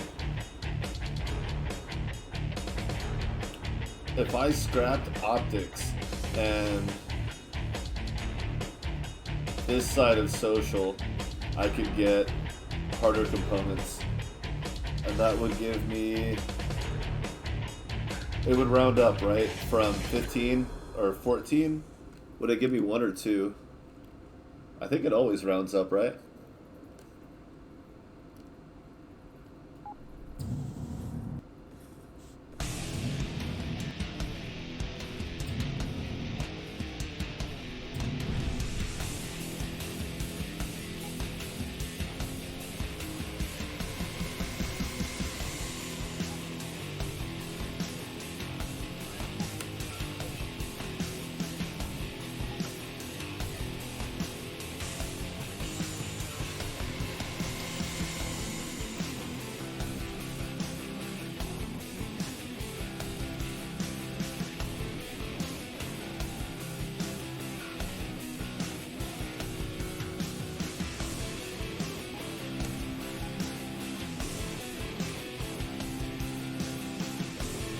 We will fight a pirate hunter fleet, but it's going to be a lot bigger than that last one because we'll actually be in one of their systems.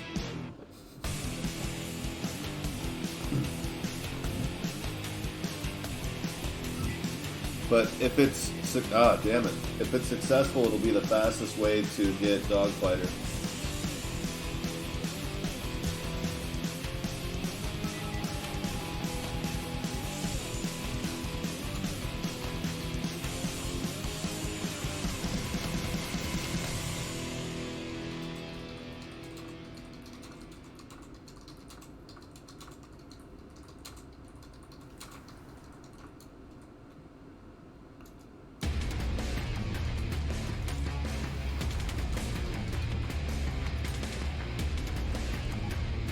Oh crap, look at that.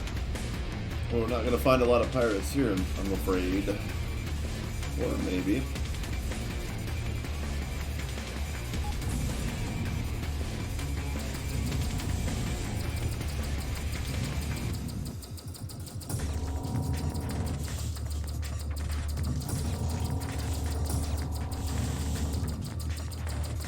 Ah, damn. Close.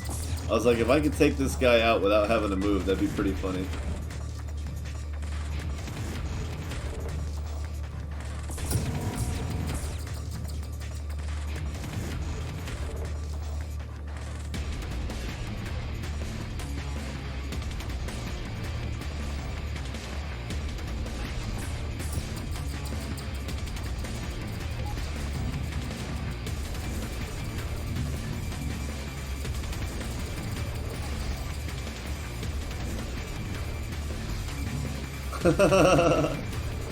He's like, oh, you son of a bitch. Why would you do that? 500 armor. Good lord.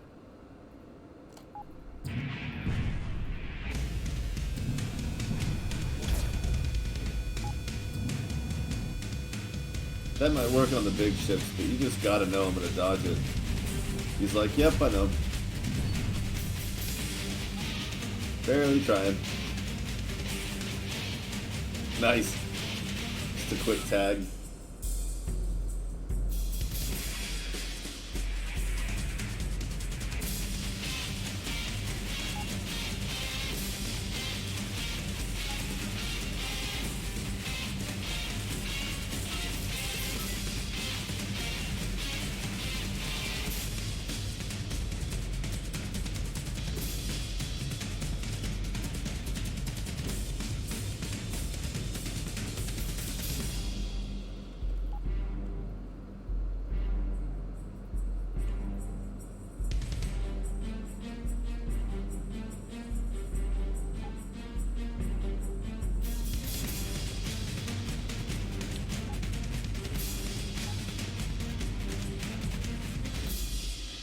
Oh yeah, I didn't put the green computer on.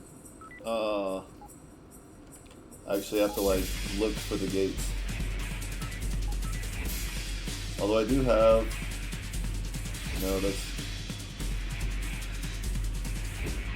I don't have that one. But I found the gate anyway. Well, that time I meant to save it for once.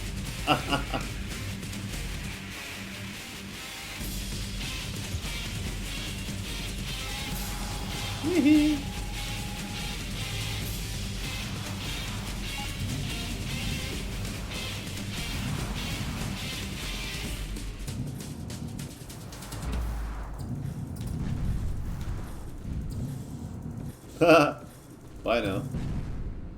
Hey, remember that time when you died? That was awesome.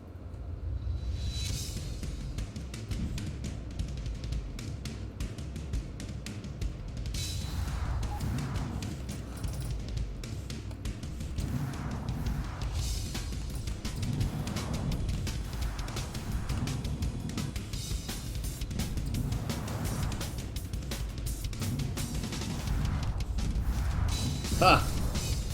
Nice! Look at that. Oh shit, 554 armor. 1010 DPS. Whee! And that's gonna stay with all my others, with any flagship. That's fantastic. I wasn't even thinking about that. But it's a level 52 and a frigate, which is exactly minimum 2 levels, 2 ship sizes bigger, and he was a silver star. That couldn't have been any closer to the minimum requirements for Combat Genius, but there it was. You only have to do it once.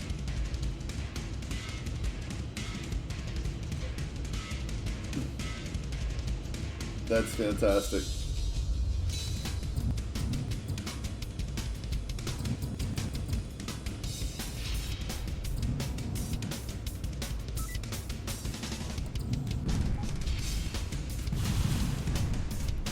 Oh yeah, and I keep forgetting to charge Flux.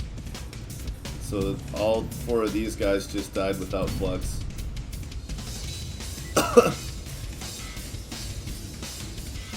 This guy will get some.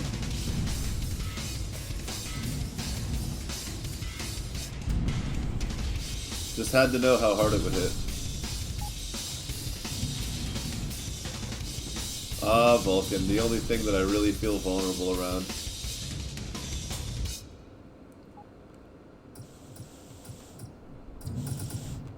That was so close. Whee. If I had mistimed either of those rolls, I would have just evaporated.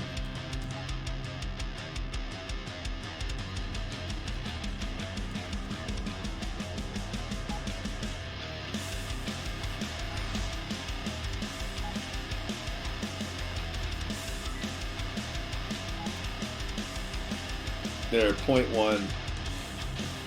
It's technically not perma-cloaked, but at least I can move while I'm repairing. Of course, if I turn off the repair, it recharges, so I can just wait.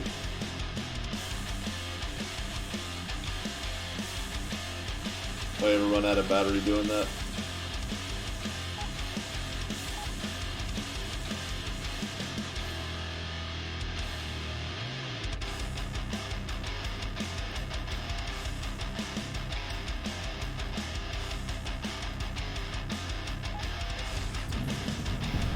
Ah, I wanted my double kill, you bastard. How dare you?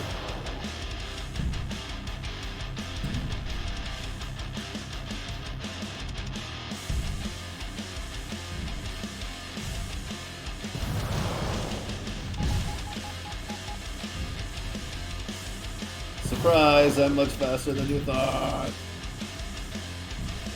And tougher too.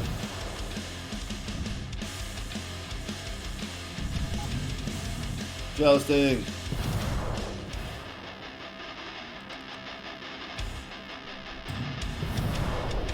Night night.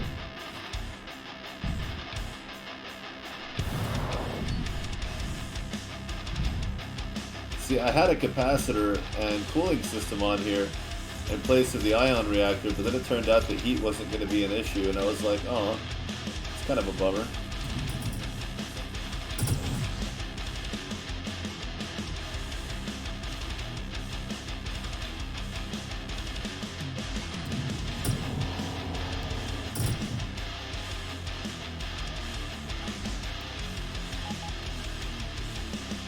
Damn. Okay, maybe I'm not going to get it doing this, but the important thing is I'm not dead.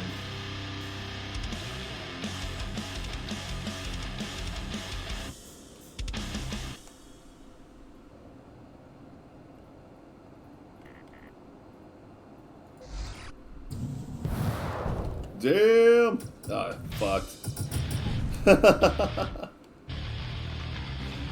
Okay, so it's not quite Hunter Fleet ready. Maybe with an orange shield and a couple of other upgrades. If I had an...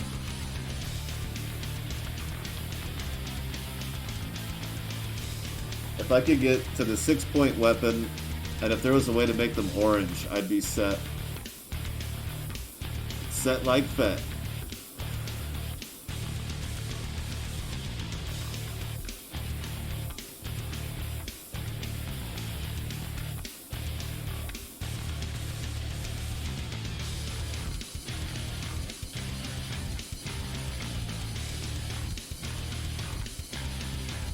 Come on, anticipation.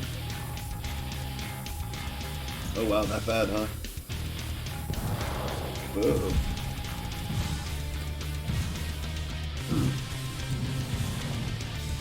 Okay, so don't fight the Hunter fleets. Now we know.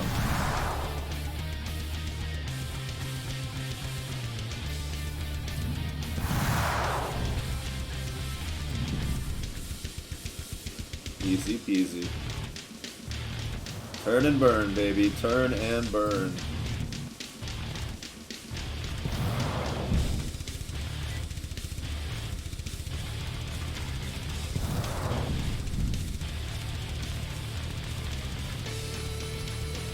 Oh yeah, I gotta get Combat Genius again. Because I gotta go find another Silver Star.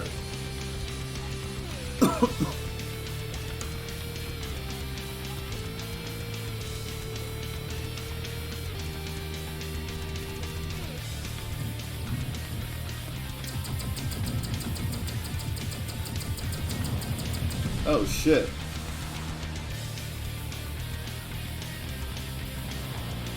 Oh, there he is too.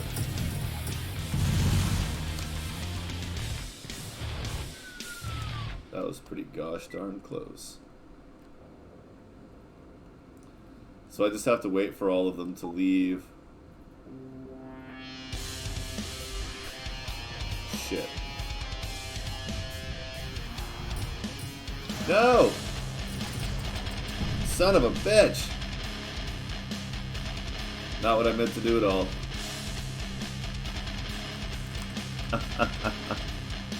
Oh man!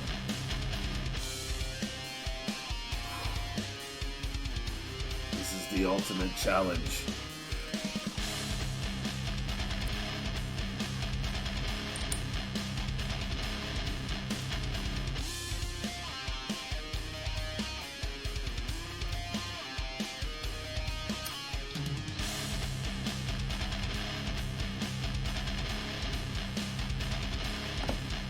Oh yeah.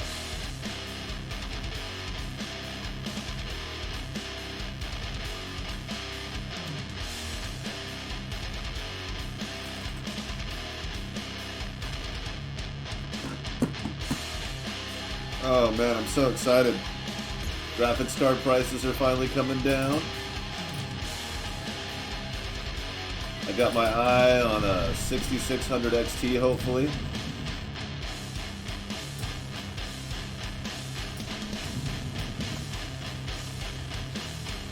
Really excited for that.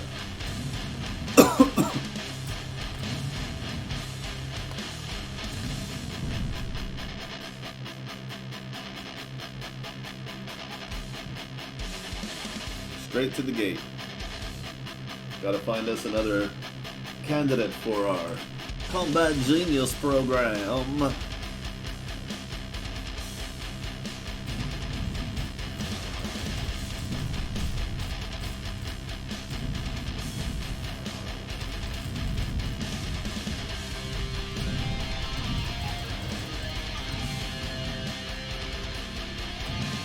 You're not a half bad pilot there, bud.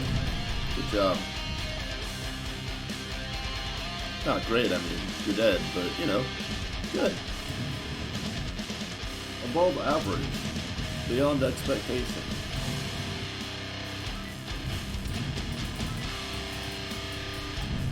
Sure, I mean, if you have to be the first one to die, yeah.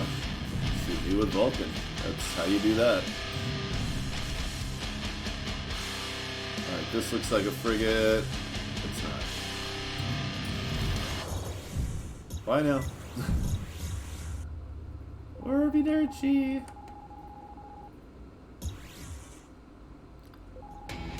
Not a silver star, but we'll still kill it.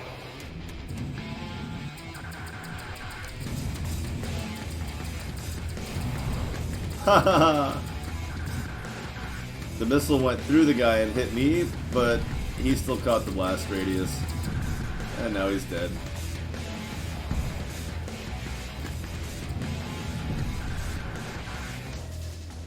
Relic.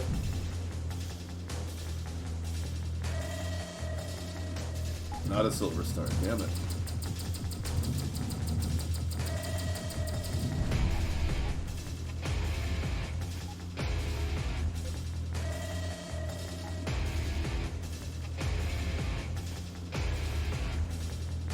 You guys got a frigate over here?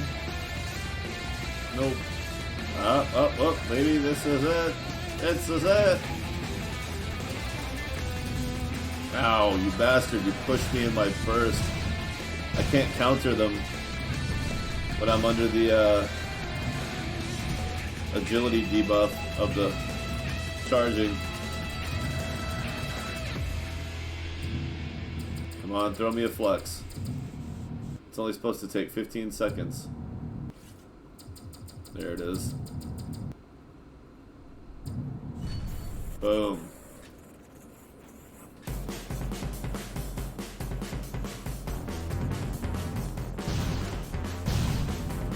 Ah, he did it too. He pushed me off. Smart.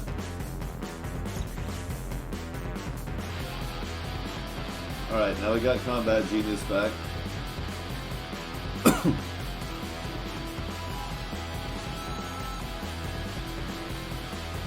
mischievous music.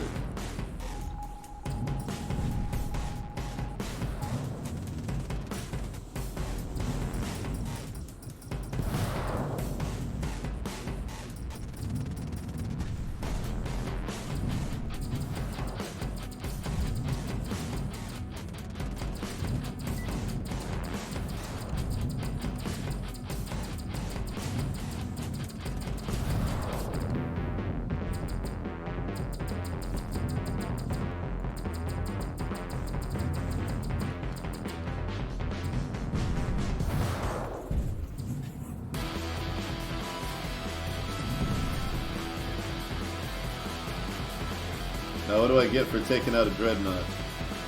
Nothing. But I've already taken a few out anyway. That tickles.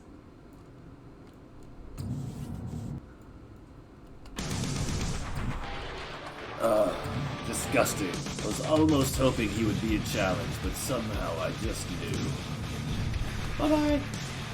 Aww. No wonder he wasn't firing. He had one bullet left and none of his guns are that small. They all required more than one.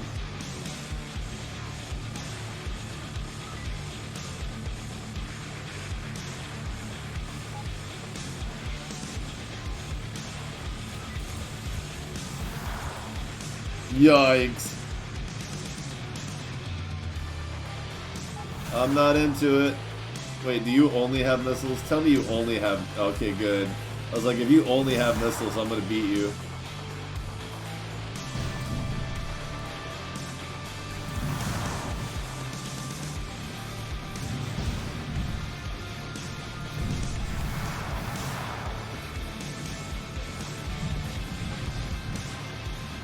Oh god.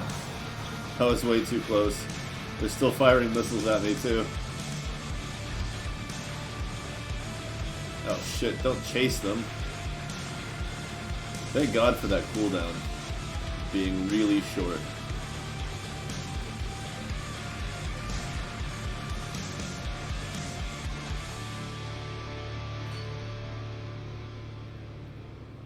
Do I want that? Not a chance. Please don't ram me. Hey, that one's got a lighter shield. I can actually dent it. I could eventually kill this thing if it never shoots at me. Holy crap. Now there's something for a clip show. KombE defeats Gold Star 60. Threads Cerberus while dodging his friends. Oh, it might happen. It might happen. I really wish this guy wasn't here. He's the only thing making it difficult.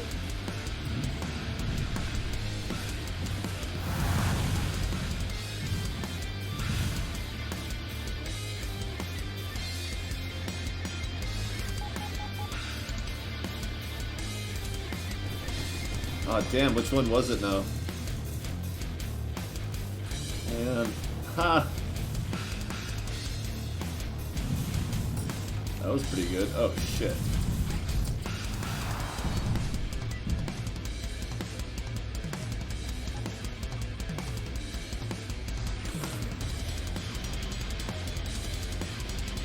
I don't know what's funnier, the fact that I'm getting away with this with the whole fleet, or the fact that if it weren't for the whole fleet, I could take out that dreadnought. Because I don't know what its attack was, but it was not going to be able to aim it at me. Whatever was going on there, it was having a hard time.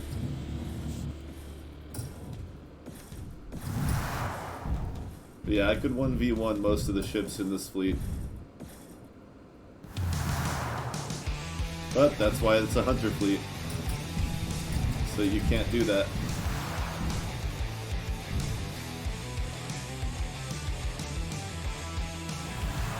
See, when I dodge, when I do the roll, it goes up to 99 speed, so I just point it in the direction I want to go. Because the acceleration's pretty good, and then I can just... And I do 99.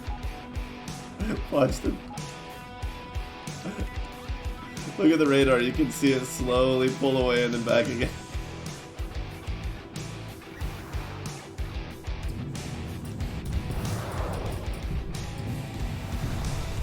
So I guess with the hunter fleets, we gotta call it a stalemate.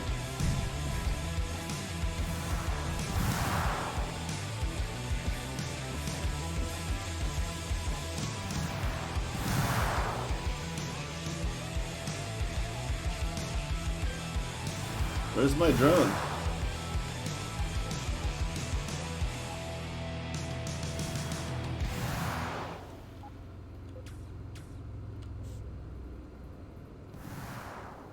Did it get, like, detached somewhere and I gotta wait for it to catch up? I don't know where the hell it is.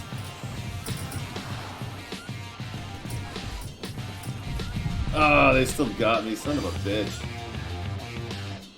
I don't know where the hell my drone was. I didn't think repair drones could detach.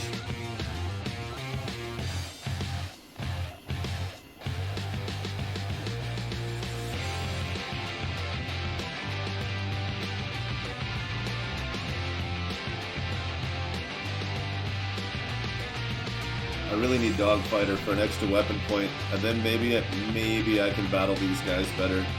But I also need like an orange shield generator and some other stuff. I need to make a grocery list and look for specific things in missions. Station missions. That's where I'm going to end up getting oranges for some of this stuff. Like the shield generator and the charger would go up significantly at an orange tier.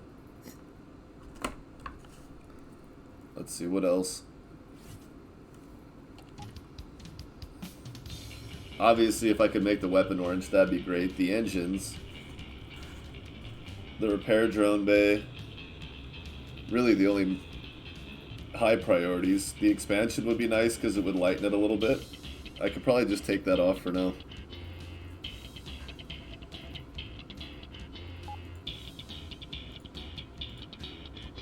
Although it doesn't really affect my turning at all.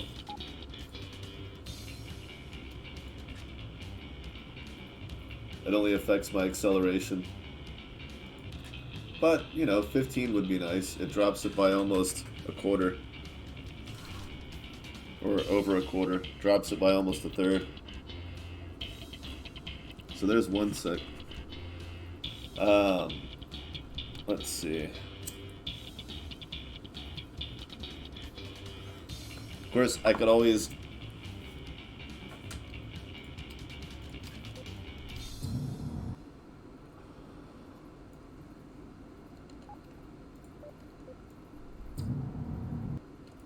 Yeah, it does cut some of it off. So if I go back...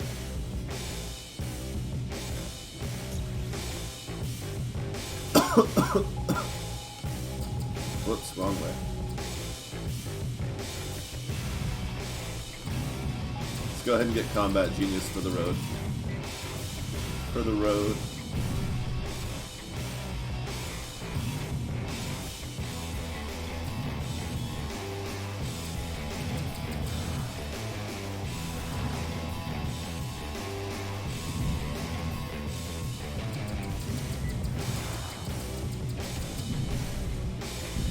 Oh, thank you, Mr. Miner.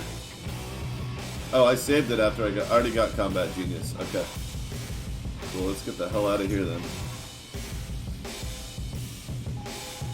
We need 165 or 062.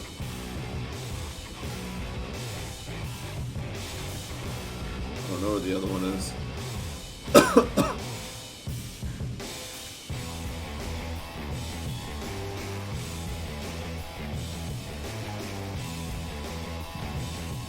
Fuck off. Look what you did. Human-cyborg relations. Suffering.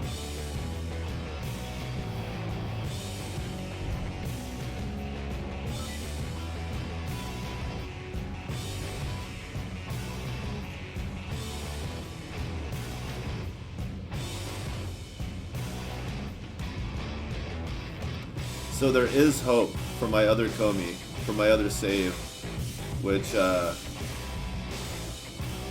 should be interesting. My KombE only save. I'm playing one save with only a KombE, No escorts, no other ships. I might pick up a mining ship for crafting, but like, how much crafting do you really need to do? Not a lot. So it'll most likely just be a KombE. Of course, we're going to compare that with a Rakita, which will be immensely more effective. I think. Rakita's got more equipment space, right? It's got 2 extra. So I could like put another shield on, or put a couple of chargers on, or another drone. Nah, not a drone bay. I'd probably put on 1 charger and a speed booster so that I could better outrun the baddies. Are we the baddies?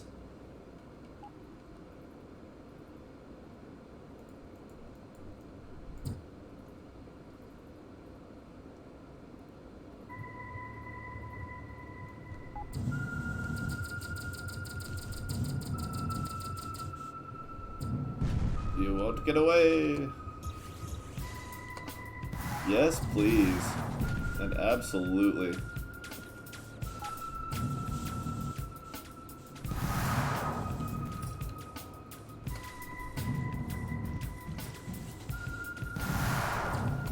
Work that, Dorothy. Oh, you alright? You good. Okay.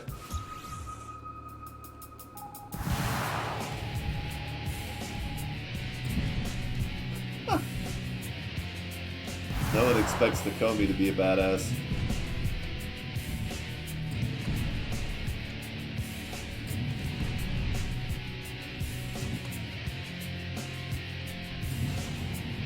Good night.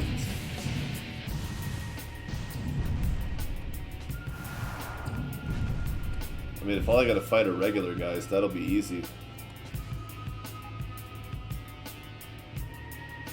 Achilles is in mining station 48, but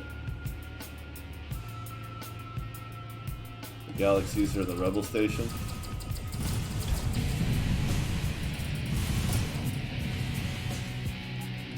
I don't need your help. You're making me look bad. I got it.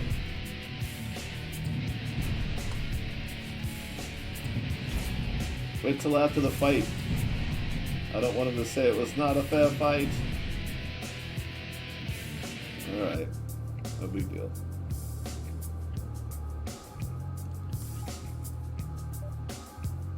Okay, so this thing is generating 45 heat. Even though it should be... Whoop.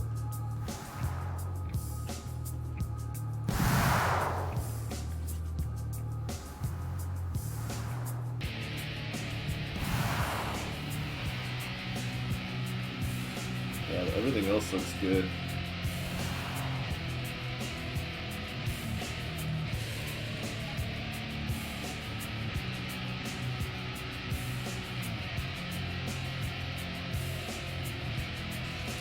$161. So we just have to... Oh, wait. Does that auto update? Yup.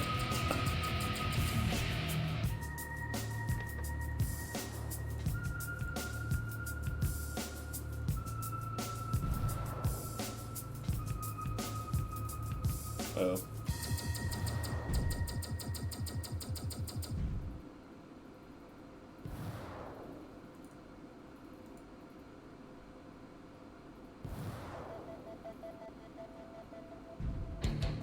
So it'll generate 102. That would be a bit much. But it would do crap tons more damage. That still does more. Uses a lot more power though. But it doesn't get as big of a flux boost. Range is better though.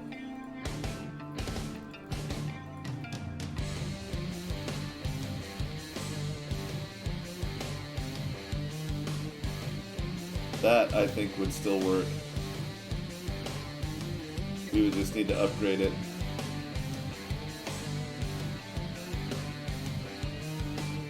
Yeah. Ooh. It would be a longer charge, but a longer duration. That's what would overheat it, though. Okay, so that's where we're at now. So I should probably just add overload. No, because then the power's through the roof. But it's only 1 second. We just have to wait for the battery to recharge. And it would be an extra 35 damage. That's not bad. It's not the worst, right? I don't know.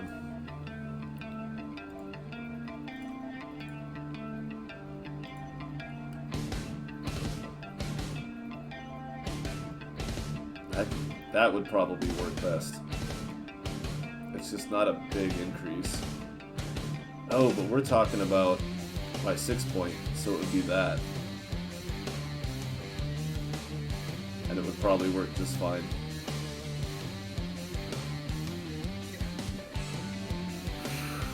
Or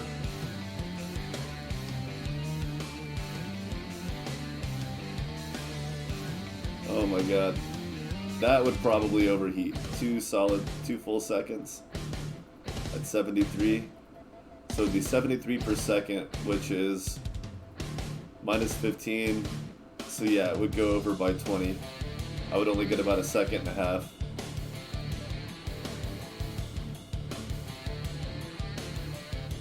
So if it's 15 per second with 100 capacity,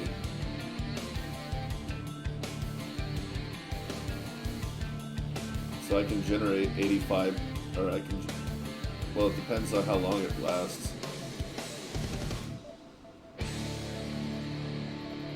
You can do 85 for 1 second, but there's no way to.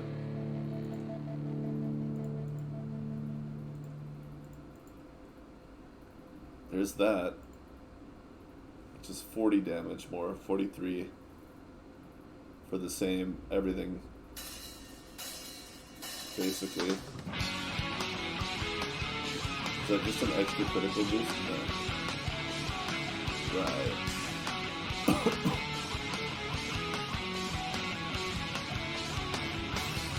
That'd be pretty disgusting. We'd have to wait longer between shots, though. That's the downside. But a lot of those ships that I was almost one-shotting would definitely get one shot. Oh man, that's too crazy. Alright, I'm going to call it a day there. I'm going to come back tomorrow and do some more. I don't know. I'm still staring at those 3 question marks, you know? Wondering what that ship could be, and or if there's any hint as to how long we might have to wait. But, you don't have to announce it here, of course. But I'm definitely curious. Definitely curious. So we started off today demonstrating missile boats, Vulcan and Cannon, the expendable ammos. It's worth revisiting their potential now that the ammo has gone up in stations, the availability of the ammo. So for anybody who is kind of like, sure, it's great, but you have to use like all 3 to have enough ammo. Not anymore. Now there's plenty. Until you start stacking a dreadnought with 11-point missile launchers that, you know, when you fire all 3, it uses 270 missiles at once. Well, in a burst anyway.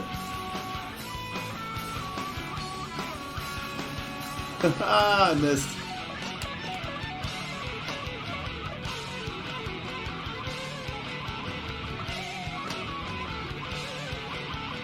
Alright.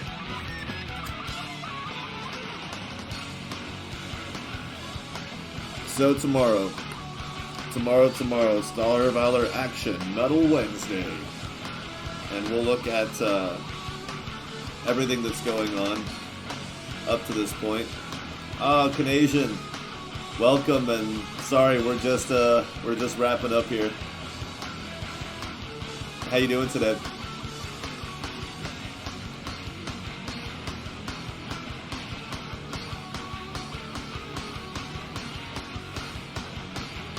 I started out today going over the different ammo, expendable ammo type weapons. Oh yeah, the collector beam is phenomenal. I was doing cannons, Vulcan, and missile launchers. I did about an hour or two. I guess about an hour just kind of comparing crafted ones. 11-point ones. I did a little missile boat work with the regular store-bought missile launchers. And then did some burst missile launcher customs. And then I started playing around with the dominance with 3 11-point missile launchers, 3 11-point Vulcan, and 3 11-point cannons. Cannons overheat a little bit much to get that carried away, but you can always just make smaller ones to disperse around the boat. You can do that with any of it. But yeah, ammo is more plentifully sold at stations now, so...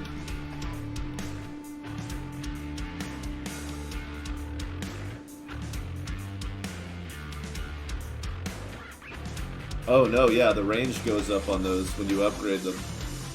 It sure does. I don't have any on this profile because I haven't picked any up. I was playing around with some of the late game stuff. This is one of my profiles that has 4 Achilles. But I decided to take all my gear that I could and cram it onto a KombE. Just to see how it would turn out. There's a Rakita around here somewhere that I wanted to play with. But we'll do that next time.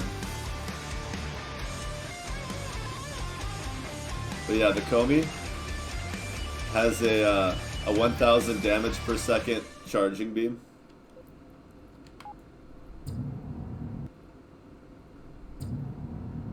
That it can sustain.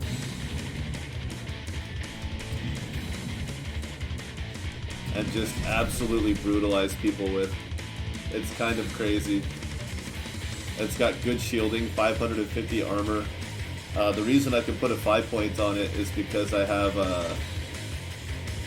for one thing, I'm a solo ship, right? So I'm using Space Pilot, which gives me +2 weapon space. And then I have nano components for +2. I just have to get Dogfighter for the last point to be able to put... The original idea was to put an ultra laser on it, but then of course you can just craft something better if you want to. You could also just run a heavy plasma cannon and a rapid PD laser. Nothing to stop me from that. It won't do as much damage. Well, I definitely... Well, one of the main things about it is that I can permacloak and have just enough power for my 1 repair drone day, which does 6 points. So it takes like a minute and a half to completely repair from 0, which isn't bad when you can permacloak.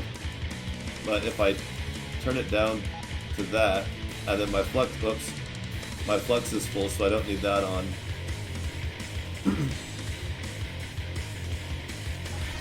So I can permacloak with just enough engine power to go about 60. As long as I don't hit anything.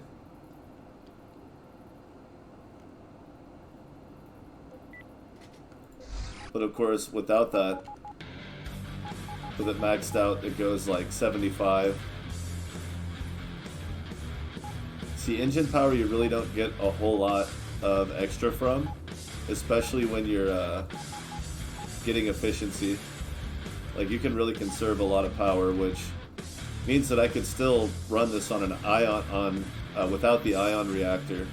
I just use like a solar and a booster for the extra speed, and it might go a little faster, but it's something I'm going to play with later. Exactly. Like, if I didn't already have Perfect Predator, I could get it with this, but it's not going to do me any good because, well, cloaking device energy cost is nice, but the weapon damage isn't doing anything because that... Oh yeah, it is, because it's a 5-point weapon now. I'm getting both Perfect Predator perks on a KombE. Whee! Unfortunately, there's just a lot about this build that wasn't set up for this. It's got decent gear, so it was fun to kind of see what could be done. But yeah, I gotta call it a day there. I'll be back tomorrow about the same time. and we'll do some more fun stuff with KombEs and mining fleets and whatever else we can get our hands on, and maybe we'll get some kind of a hint about what this this new mysterious ship is. He's never been quite so mysterious about a new ship that I can think of. If so, it's been a long time. So we'll see what happens. But yeah, we'll be back tomorrow. But thanks for stopping by, and we'll see you later.